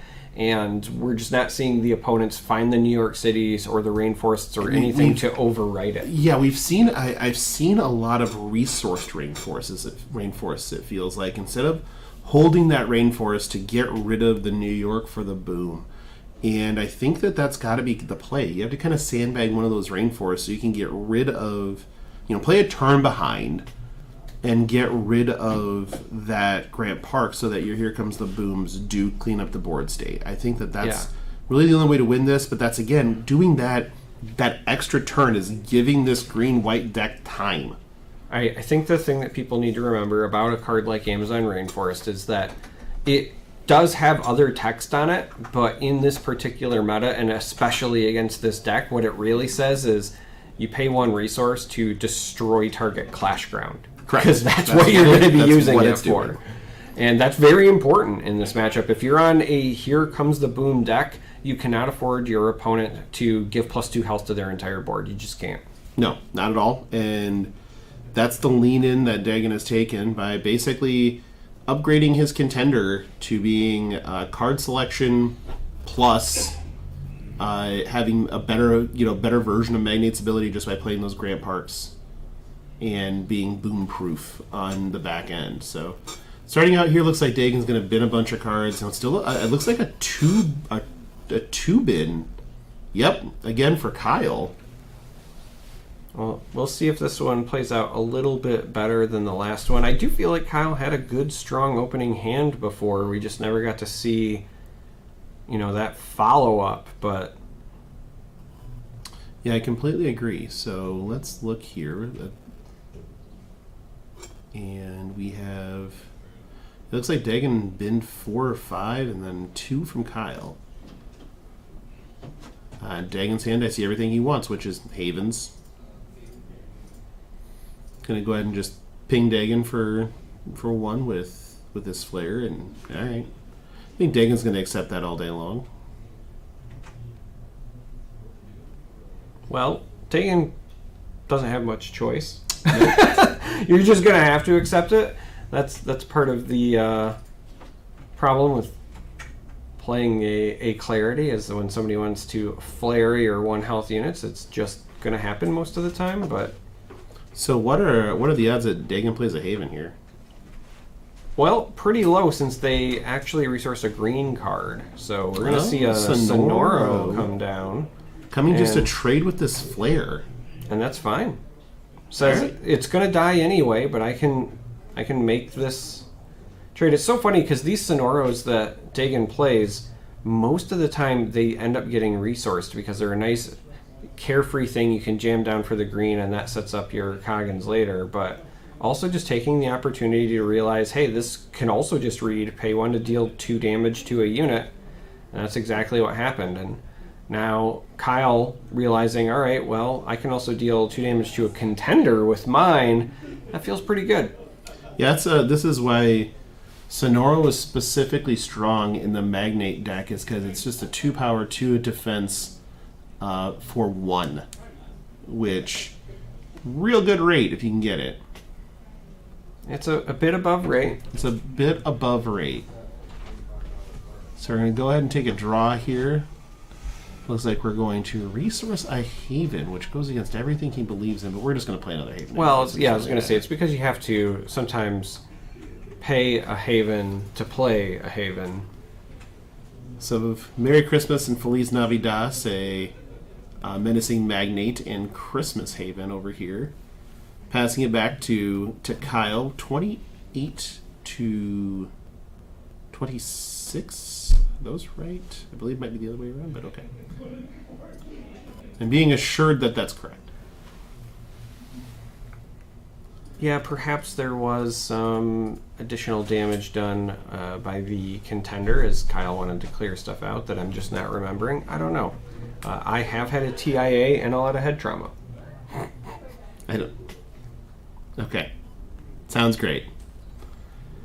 All right, so we're going to go ahead and... okay, an early rainforest is interesting enough. So this rainforest is... Yeah, so this goes against everything that I was hoping for out of the rainforest, because... Yeah, this is not what I wanted my rainforest to do. On the one hand, it does, I guess, allow Kyle to filter, but this does not allow you to use it to destroy Grant Park. I feel like we're about to see a turn 3 Grant Park. He's going to bottom both. I think he needs to rip it, but... I mean, right now, even if you don't have the Grant Park, you're feeling pretty good about the fact that that rainforest hit the table before your Grant Park, one way or the other. Mm-hmm. Dagon's like, okay, I'll bin my rainforest. That's fine. Yeah, that's entirely fine. It's either that or you resource it, but when you have plenty of Sonoros to go around, you don't feel too bad about it. No, not really. Taking a quick look here, see what we got. And, yeah, let's play Grant Park. Yeah, let's just, Yeah, there it is, the Grant Park. The Grant Park, yeah. Just like always happens on turn 3, we're going to go tutor up a Lin, and, yep, okay. Seems like that's kind of clockworky in this deck. Yeah, and it's the sort of thing that you could have prepared a response for with something like a rainforest. So I'm very curious about what Kyle's hand looks like. And here's why. More so than anything, it's not even just the sequencing. This is the second game where we have seen Kyle keep 6 cards. So they've been very clearly happy with their suite of cards. And then done some weird sequencing, whether it's, you keep the Torque and the Here Comes the Boom, but we wait forever to see a Here Comes the Boom.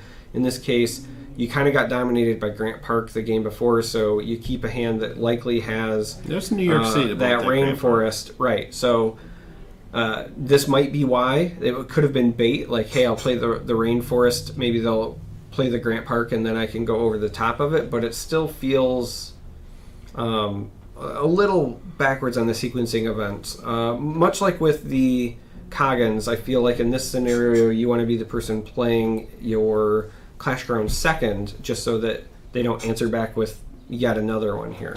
Yeah, and honestly, New York City is not a giant help right now. No, I mean, that was, in my opinion, strictly to clear the Grant Park. Mm-hmm. And so if that's the case, it would have felt a lot better in my mind to have just done it for one with that rainforest and then maybe develop something else, save the New York City for a big swing turn. Yeah, that would have been probably the play pattern that I would have opted for, but there's also a reason you and I are here in the booth and not in the finals. We didn't pay attention to the tournament. We were asked to cast it. Oh, yeah, that's why. Okay. Not saying that I would be, but at any rate. That's actually what you are implying. Oh, okay. All right, so a trap goes down. Going to leave those 2 resources up, which again telegraphs likely either Magnate's Trap or Bees. Or bees. It very easily could be bees. I kind of hope at some point in the future we get a trap that's just called bees, like with an exclamation point, and nothing would make me happier. Just bees! Oh, but here's a Magnate the Tyrant to just blow up that trap. Yeah, Turns out it was bees. so Magnate the Tyrant blowing up Magnate's Trap. I have not seen this much destruction of one's own property since the last time I rode with Jordan Kennedy. I didn't know if you're going to do that or a Montgomery boat parking joke, but I'm glad that we went with Jordan instead. Yeah, mostly because he's here and he can defend himself after the broadcast. Just hand him a chair. Yeah. Okay. So here we go. Now we got a little bit of a tank going on both sides. A little bit, but I think this still sadly favors Dagan because we have all of these weenies out, and what do they all do? They all draw cards. They all draw cards, and Dagan's health is still relatively high. Substantially high. Now, granted, this New York City is making all of Kyle's Clash cards problems, but Dagan has 2 alphas sitting out there to absorb a lot of the damage. Yeah, the reality is they're kind of on a nice 2-2 split because that torque isn't going to swing until post-boom anyway. So it's really just these 2 menacing Magnates matched up against the Sonoro and Magnate the Tyrant, and those are essentially just clean trades if they were to go that route. Now, granted, Clash buffs and other things can enter the equation, but Dagan's not really behind as a result of this New York City, and as he's developing here, he's Playing probably another alpha. just taking advantage of it even further. And not only is this another alpha, but it's one with breakthrough as well.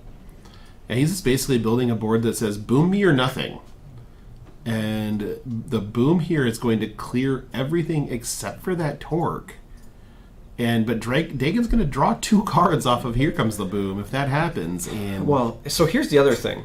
This is exactly what Dagan wants to do in this matchup, where he's saying, look, I'm going to keep going wide and force you to play a boom. But the reality is, nothing of value is lost in that scenario. All of these are cards that are really kind of meant to be fodder and die. So yeah, you're going to say, like, okay, I got like a 5-for-1, but it's not anything of consequence. You need your Here Comes the Booms to clear out Kagan and things like that. Resource row. Yeah, that is going to feel awful. And there's a Kagan out. Well, we now know why the Kagan was in the resource row. I mean, we do, but this is one of those rare situations where if you're Dagan, you feel really good about the fact your opponent played one on you because one went into resources, one came down and hit an inconsequential unit, and suddenly you only have 2 left in the deck to worry about. So we're serving 7 here with the New York City in play. Dagan's going to all right, I'll draw more cards, that's fine. We're going to buff, though, because I would like to trade. Because of the New York City. I think that was the intent, but I think what happened is Dagan forgot about this thing called Magnate the Awakened. Yeah, I'm pretty sure that is a thing that happens. So let's serve another 7. Yeah, because it was 1 up to 3 because of New York City, up to 5 because of the Clash buff, but then Kyle's like, okay, well, I have 6 toughness. Now, this time around... This one it works on. This one it works because that one has a base attack of 2, but... And here's 4. And then pass it up. But overall, I think Dagan's happy with that exchange. Again, there's 2 Kagans that have been accounted for. There's only 2 left in the deck to worry about. But that New York City is now an existential crisis because there's no alphas on his side of the board to help stem the bleeding from these monsters with flight. So he's really going to have to search for an answer to the New York City, if nothing else.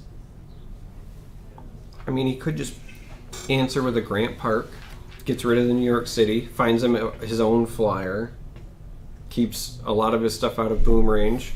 Could Kagan the Kagan and attack the Sonoro. Yep, could just Kagan the Kagan and then attack the Sonoro, as you said. Now this is a 5-5 into a 4-2 at the moment. Which cleans it up. Cleans it up.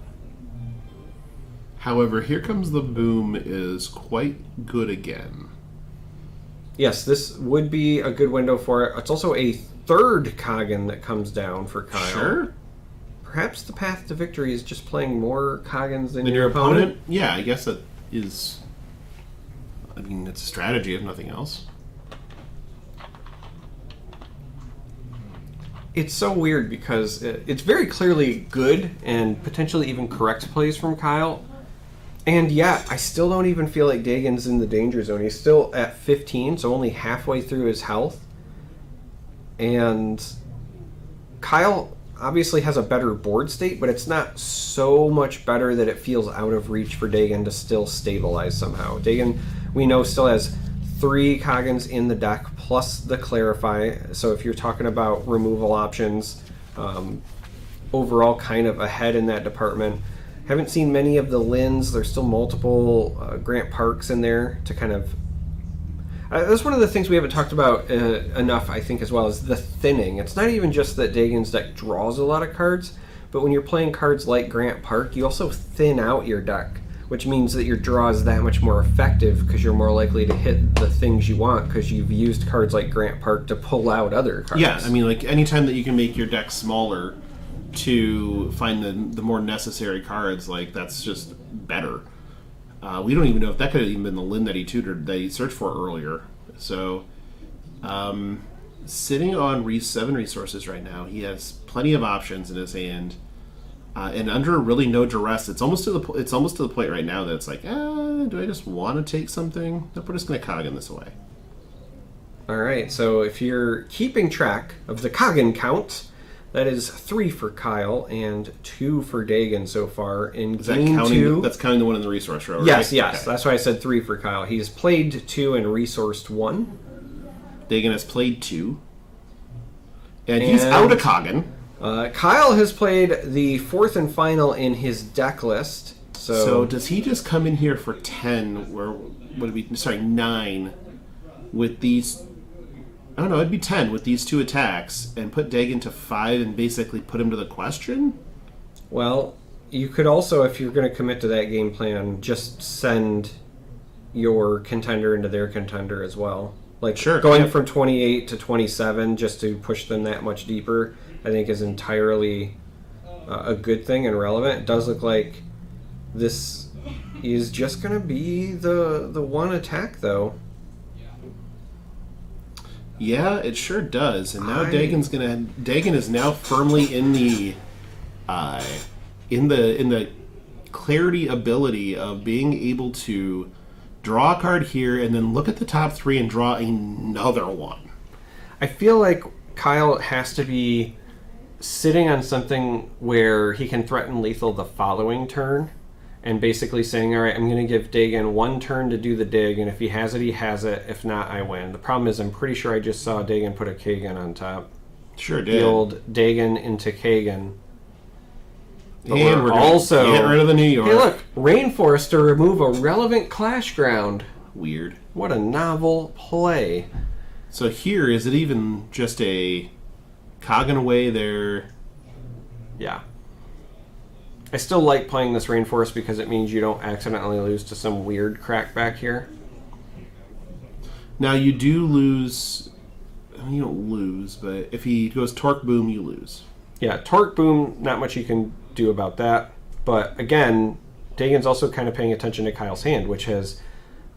2 cards. 3 cards? 3 cards now. It went down to 2 prior, so it's one of those things where... You know, it's a possibility, but I think that you were kind of hedging your bets. Saying, okay, like if he's only got, 2 cards, he gets to draw 1, and if those, 3 cards are exactly what he needs, sure. Yeah, I'm wondering if on Dagon's turn... Alright, we're just going to block with this Haven, I guess. Yeah, and this is just a 1-2 into a 1-2. So it's a little bit of bounce off. Just trying to see if Dagon was going to give him some info. Or willing to offer the trade. Right. Here's a Sonoro. So choosing to attack, which makes sense. Yeah, you need to draw the card more than anything. I think that this is again, trying to sequence so you get the most value out of it as well. But I think that the real impact here is going to be that card draw, as Kyle does not have the ability to dig the way Dagan does. And this is really interesting, because if Kyle didn't have the ability to set up lethal here, I'm very surprised that we didn't see him just jam more damage the previous turn. Yeah, putting Dagan to 5 felt like a better... Well, and potentially 4 with the contenders with the crashing. contender crash, yeah. Could have been afraid of the Clash buff, which this is one where you'd probably consider just throwing your Haven in. Yep, you're saying, okay, she can die, that's fine. Yeah, just sacrificing children. Dagan has hit the sweet spot now. Again, just under 10, so you're going to get multiple resources. So you're fine with sending out your little fodder if it protects your health now. You don't want to get so low that any sort of big breakthrough attack or here comes the boom on a torque or something finishes you, but you also just want to keep kind of reaping the benefit of getting the second card per turn. I mean, we've seen it time and time again. This is the point in the game where the clarity player in these green-white decks just stabilizes. It's the most dangerous point in the game when they are just under 10 and you don't have a good, clear path to finishing them off. Yeah, and 2-drop Haven here can also just put Dagan back to 10. Which also continues to allow him to get 2 cards, because it's 10 or less. Yeah, so he can just go bounce back up to 10 and just play and hover around that area for quite a while. So right now, looking at, basically considering his options, what do I die to? How do I get the most value out of the cards that I have, knowing that my opponent is sort of in a top deck mode? Yeah, even though Kyle does have a couple of cards in hand, again, it was a very big tell for Dagan when Kyle was playing cards like Sonoro that allows him to dig a little bit deeper instead of trying to go for a big swing play. This is going to even further, I think, push things in favor of Dagan by playing this Grant Park. That means that Here Comes the Boom is no longer as effective. And so Dagan is going to be in a position where he can kind of turtle up here soon. The other part of this equation, as we've noted, is Kyle is out of Coggins. Yeah, and Dagan no is not. more. So Dagan has no incentive to go on offense until he finds some more and can really push things in his favor. Because it's not even just about the removal portion, it's just the fact that he knows, they got to see deck lists prior, he knows that Kyle's list doesn't run as many like big 5/5 meaty threats. So Dagan, between the Lins and the Coggins, is just going to be able to grind this one out. It's a matter of time. So we see him make a Lin, so he's got 2 5/7 flyers sitting out there to kind of stem the bleeding and make it so that in this game he can kind of stay in control without losing to a single card. Yeah. Like, he could just pass here and be entirely fine with that. Like, if that's a reasonable line, does look like that's the case, because passing here means you don't lose, and if you don't see a good path to victory for your opponent, then time's on your side. Looks like he does have a 5-power Magnate in hand over here, which is going to be quite large with Grant Park plus the Magnate Awakened ability. So probably a 5/7, but those just bounce off the other flyers here that exist. So we're going to play a Flare. And Flare's just going to ping. Yeah, this is actually pretty relevant, because not only does it force some damage, but also when the next turn follows up, there's no way that Dagan is going to just leave that there. So he's going to have to attack into it, which might free up another potential path for Kyle to attack through and go wide. Well, and he's getting 2 pings a turn by doing this with the Flare. Yes. So if you're not familiar, when the Sonoro attacks, this is the 5-drop one, he gets to draw a card, but then because his contender is green, he gets the secondary benefit of being able to ready a unit, essentially, and we're going to get 2 pings out of this. We did see a Clash buff to take out that Sonoro without losing the Lin. We're going to play another Sonoro. Okay. And that Snore's going to attack and ready this unit again. So this will probably incentivize a block from this Kagen.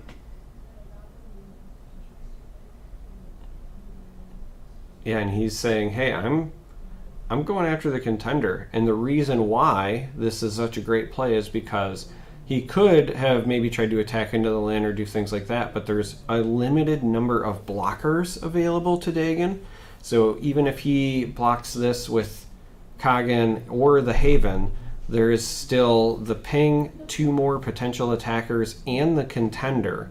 And again, because of the health disparity, every damage that bleeds through is potentially favoring Kyle. So we might see Dagon put a bit more priority on the Havens that gain health here in the near future. Because I think that we're going to be going to around 4 health by the resolution of this turn. If Kyle decides to ship it all. I don't see why you wouldn't at this point. You're still at 28. And you are very clearly, again, in a situation where the longer the game goes, I think the more it favors Dagon. So I think this is the point where you sign the Suicide Pact and you push it. Yeah, at this point in time, I think you have to just slam as hard as you can and hope that it's good enough, right? Like, just hope like this will work. So you're going to give up the card draw here. And allow for a free attack from this Torque if he so chooses. Yeah, at a minimum, I expect the contender. This is why I said, in my mind, I think he ends at 4 health at the end of this.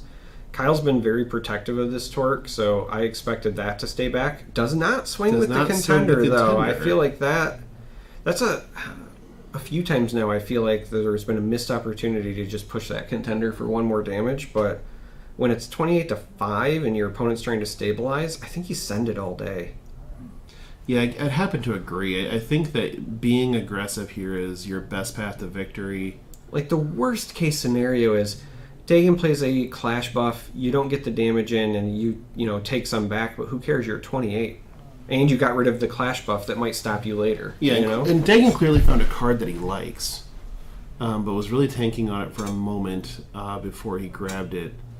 So we have a resource here. We're now going to activate our Clarity. Well, those are pools of cards.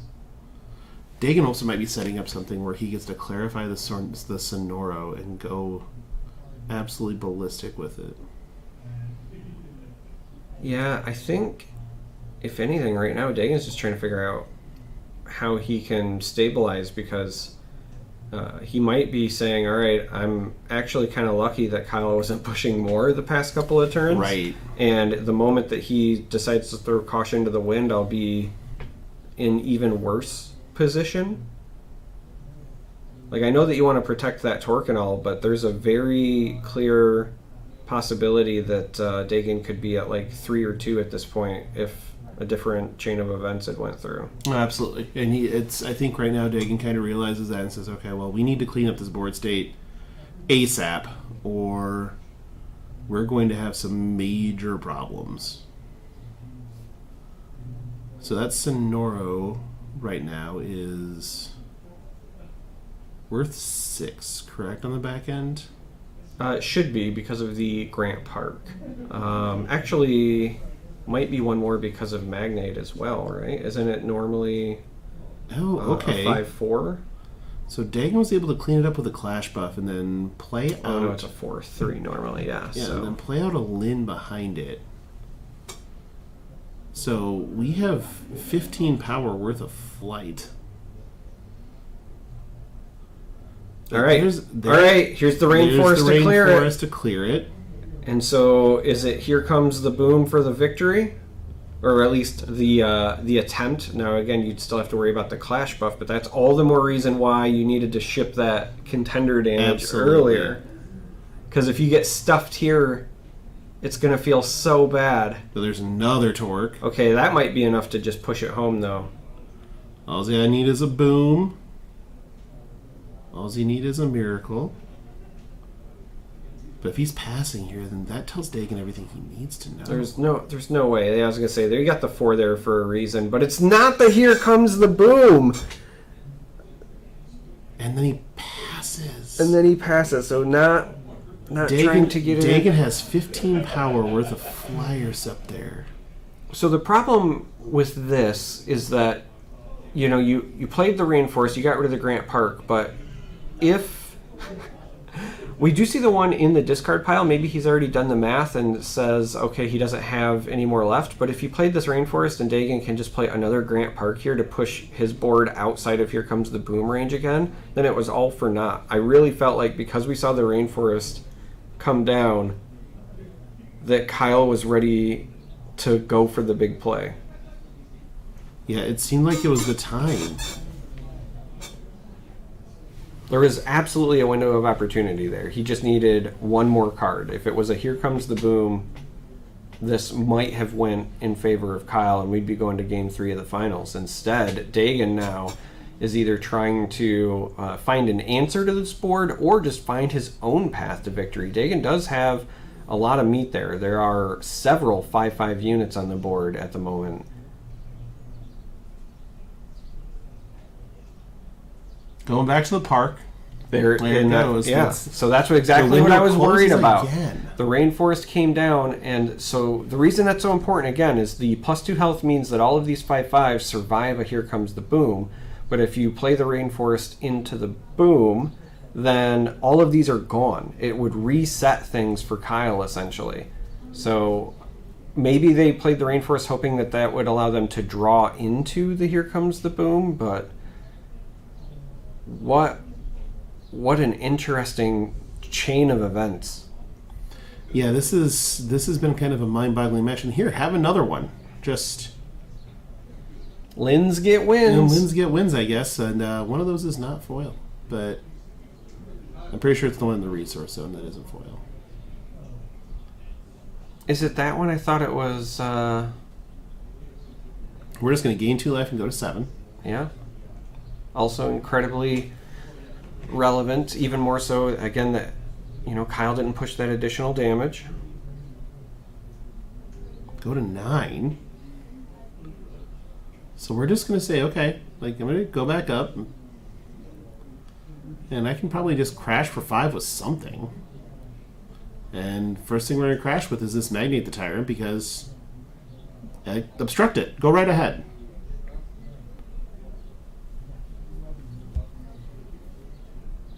Well, free 5 damage. And one of these flyers could still come across. Because these little baby havens are blocking for days. They are not in it to do anything other than just eat it.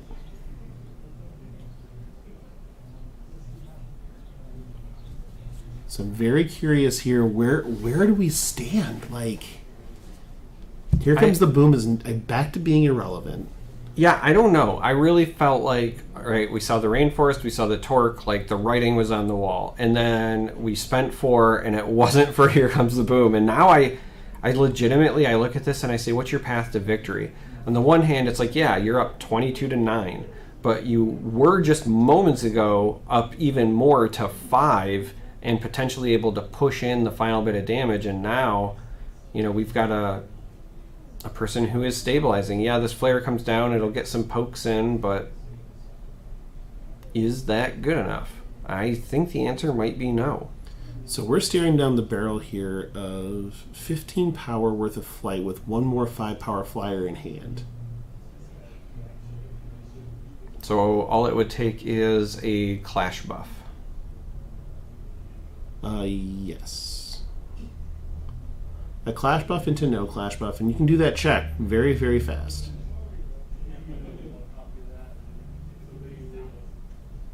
Also, just another flyer.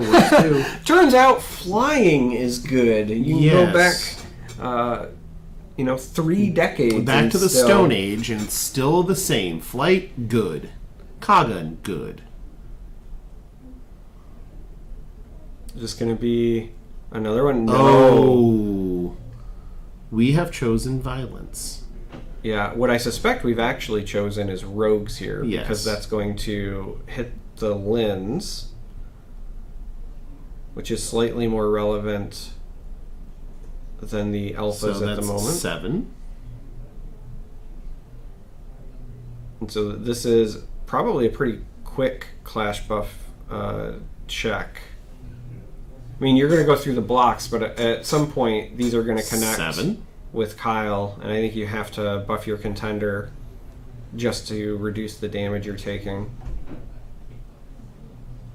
Does not look like that's the case, though. That damage has landed with no clash buff played. That We're going might to trigger our clarity. Yeah, that might spell disaster.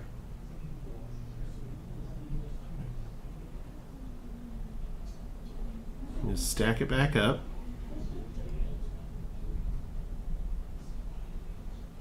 And asking to see the discard pile just wants to know, Where are your clash buffs at? yeah, exactly what they're looking for. Because with all of the resources exhausted for Kyle, there are no more cards or surprises that can come from the hand except for clash buffs at this point in time.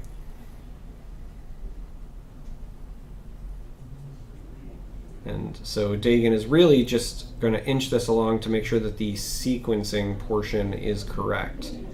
I just keep going back to, I know that he probably didn't have it, but trying to set up that play with the rainforest and the torque, and then not having that here Not comes the having boom, was, I think, the difference between going to game 3 or Dagan winning this, because Dagan is in a really good position now.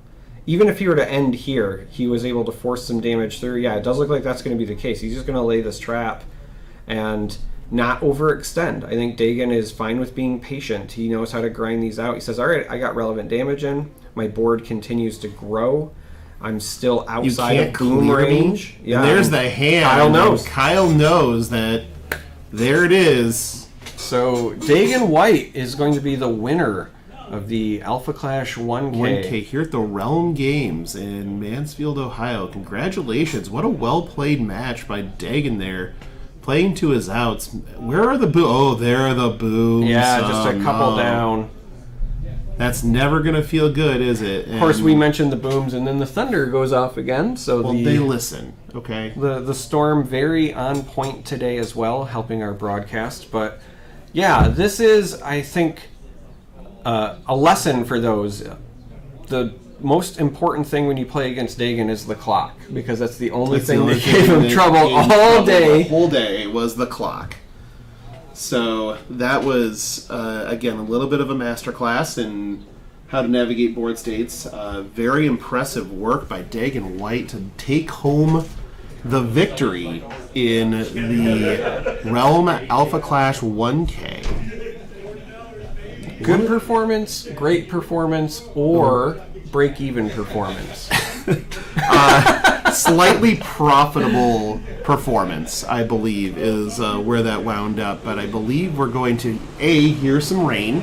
Yeah? And I think we might actually get Dagan in here for a little bit of a quick post-tournament interview.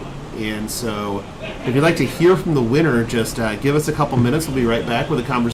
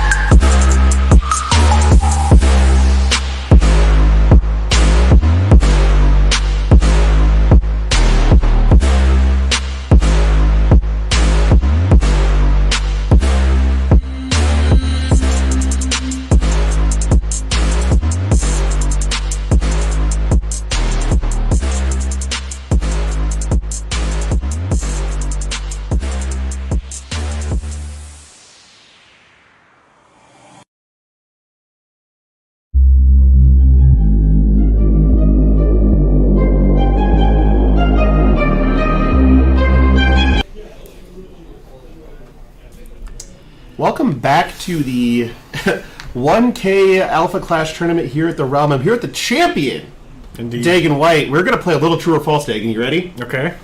True or false? You bought a one-way plane ticket to this event. True. True or false? The only way for you to actually turn a profit in this tournament was to win. Yep, that was the only option. So tell me, why did you feel so confident coming in here? I didn't. That's the secret. I just enjoy playing the game a lot. Clarity is really fun. I feel like I can toolbox the entire deck, and I figured even if I didn't win, it was still going to be worth the trip. And the Realm hosts great events, so I'm always down to come down and play. Always a good answer. So we do have a lot of our Flesh and Blood friends that are hanging out in chat right now. So how would you like to talk to them about your pitch stacking in the Coggan Chain match that you decided to throw together right there? Yeah, so the cool thing about Clarity is you can always tuck cards on the bottom, similar to how you pitch in Flesh and Blood. So you can always pitch towards the bottom and kind of have a gauge on when it's going to come back up if you don't shuffle your deck. So then you can, once you get to 6 resources, Coggan. Coggan good. So outside of Coggan, what was the best card for you today? Grant Park. That allowed me to have 7 defense, or +2 defense on all my 5 defense guys, so they don't get Here Comes the Boomed and nuked. So I can play a defensive game plan to not die to that. So. Not dying is usually the way you win. I've learned that is a good strategy to start with. In that last match, like we saw, and I wonder if you thought the same thing when you saw what we saw, which is when he played the Rainforest to take out your Grant Park, that a boom was coming behind it. I bet I had a heart attack. That was the same spot we were like, okay, we're finally there, and then it just didn't look like it happened. I just wanted to get your thoughts, like where were you at when you saw the Rainforest? When I saw the Rainforest, I was about ready to just scoop up my cards. Like, I'd die if he nukes my board right there. But luckily he didn't have it, so... Yeah, that was very fortunate for him to kind of brick on those last couple of turns because he had some opportunities there to turn a corner. Mm-hmm. But again, you just it seemed like you were just in a spot where playing the life gain havens, like the ones that can gain life or draw cards, like switching the modes, so it made it so that you were able to live a little bit longer, and that's really all you're looking for. But it was well played the entire time. It turns out that your only enemy is the clock. Indeed. I didn't lose a single match, but I did tie twice on Swiss. One last true or false. Have you ever been defeated in a match of Alpha Clash? That's not a true or false question. You're right. True or false? Have you've never been defeated in a match of Alpha Clash? True. There it is. The world #1 player, by the way, Dagan White. I want to show off your card you opened for The champion winning this promo? event. Yeah. Energy Explosion. The red Clash buff. Alternate art. Very, very pretty. Beautiful. All right, well, thank you yet again, and congratulations, man. Thanks. Way to go.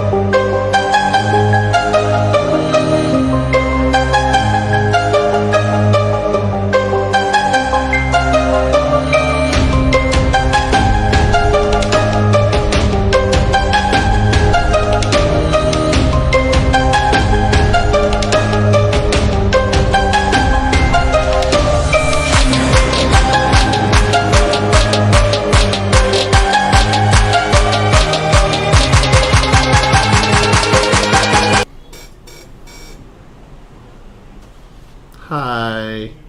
Welcome back to the Alpha Clash 1K here with the Realm.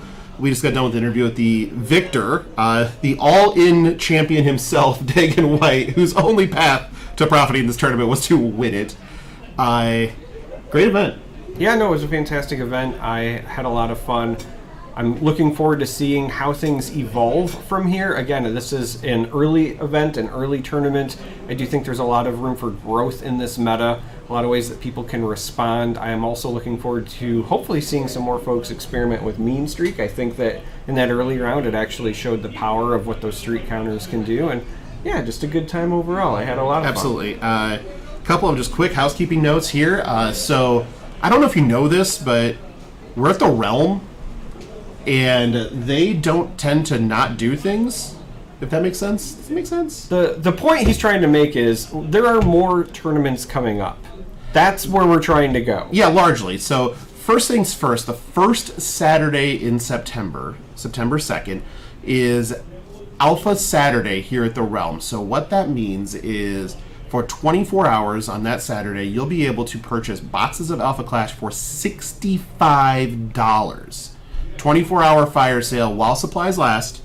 So if you need, if it rolls around and you're still looking for those Alpha Clash boxes, $65 is an absolute steal.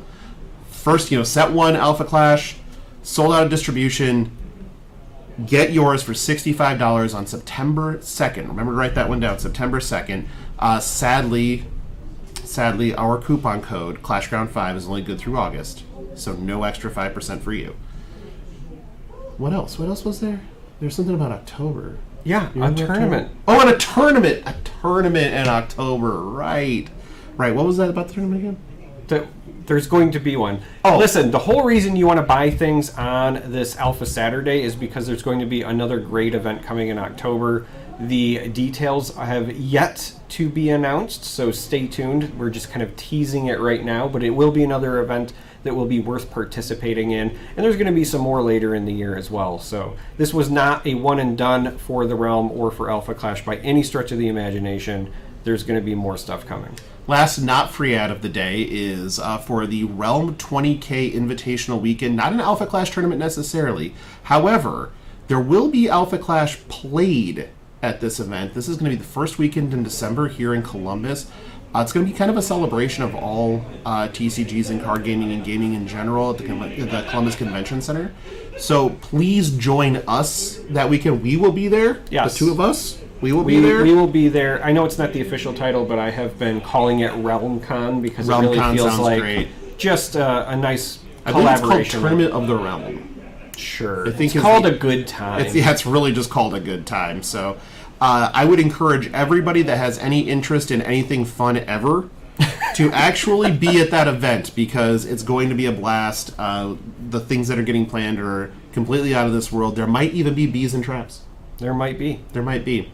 But thank you very much, everybody, for joining us for this cast. Stay safe out there, and we'll talk to you next time.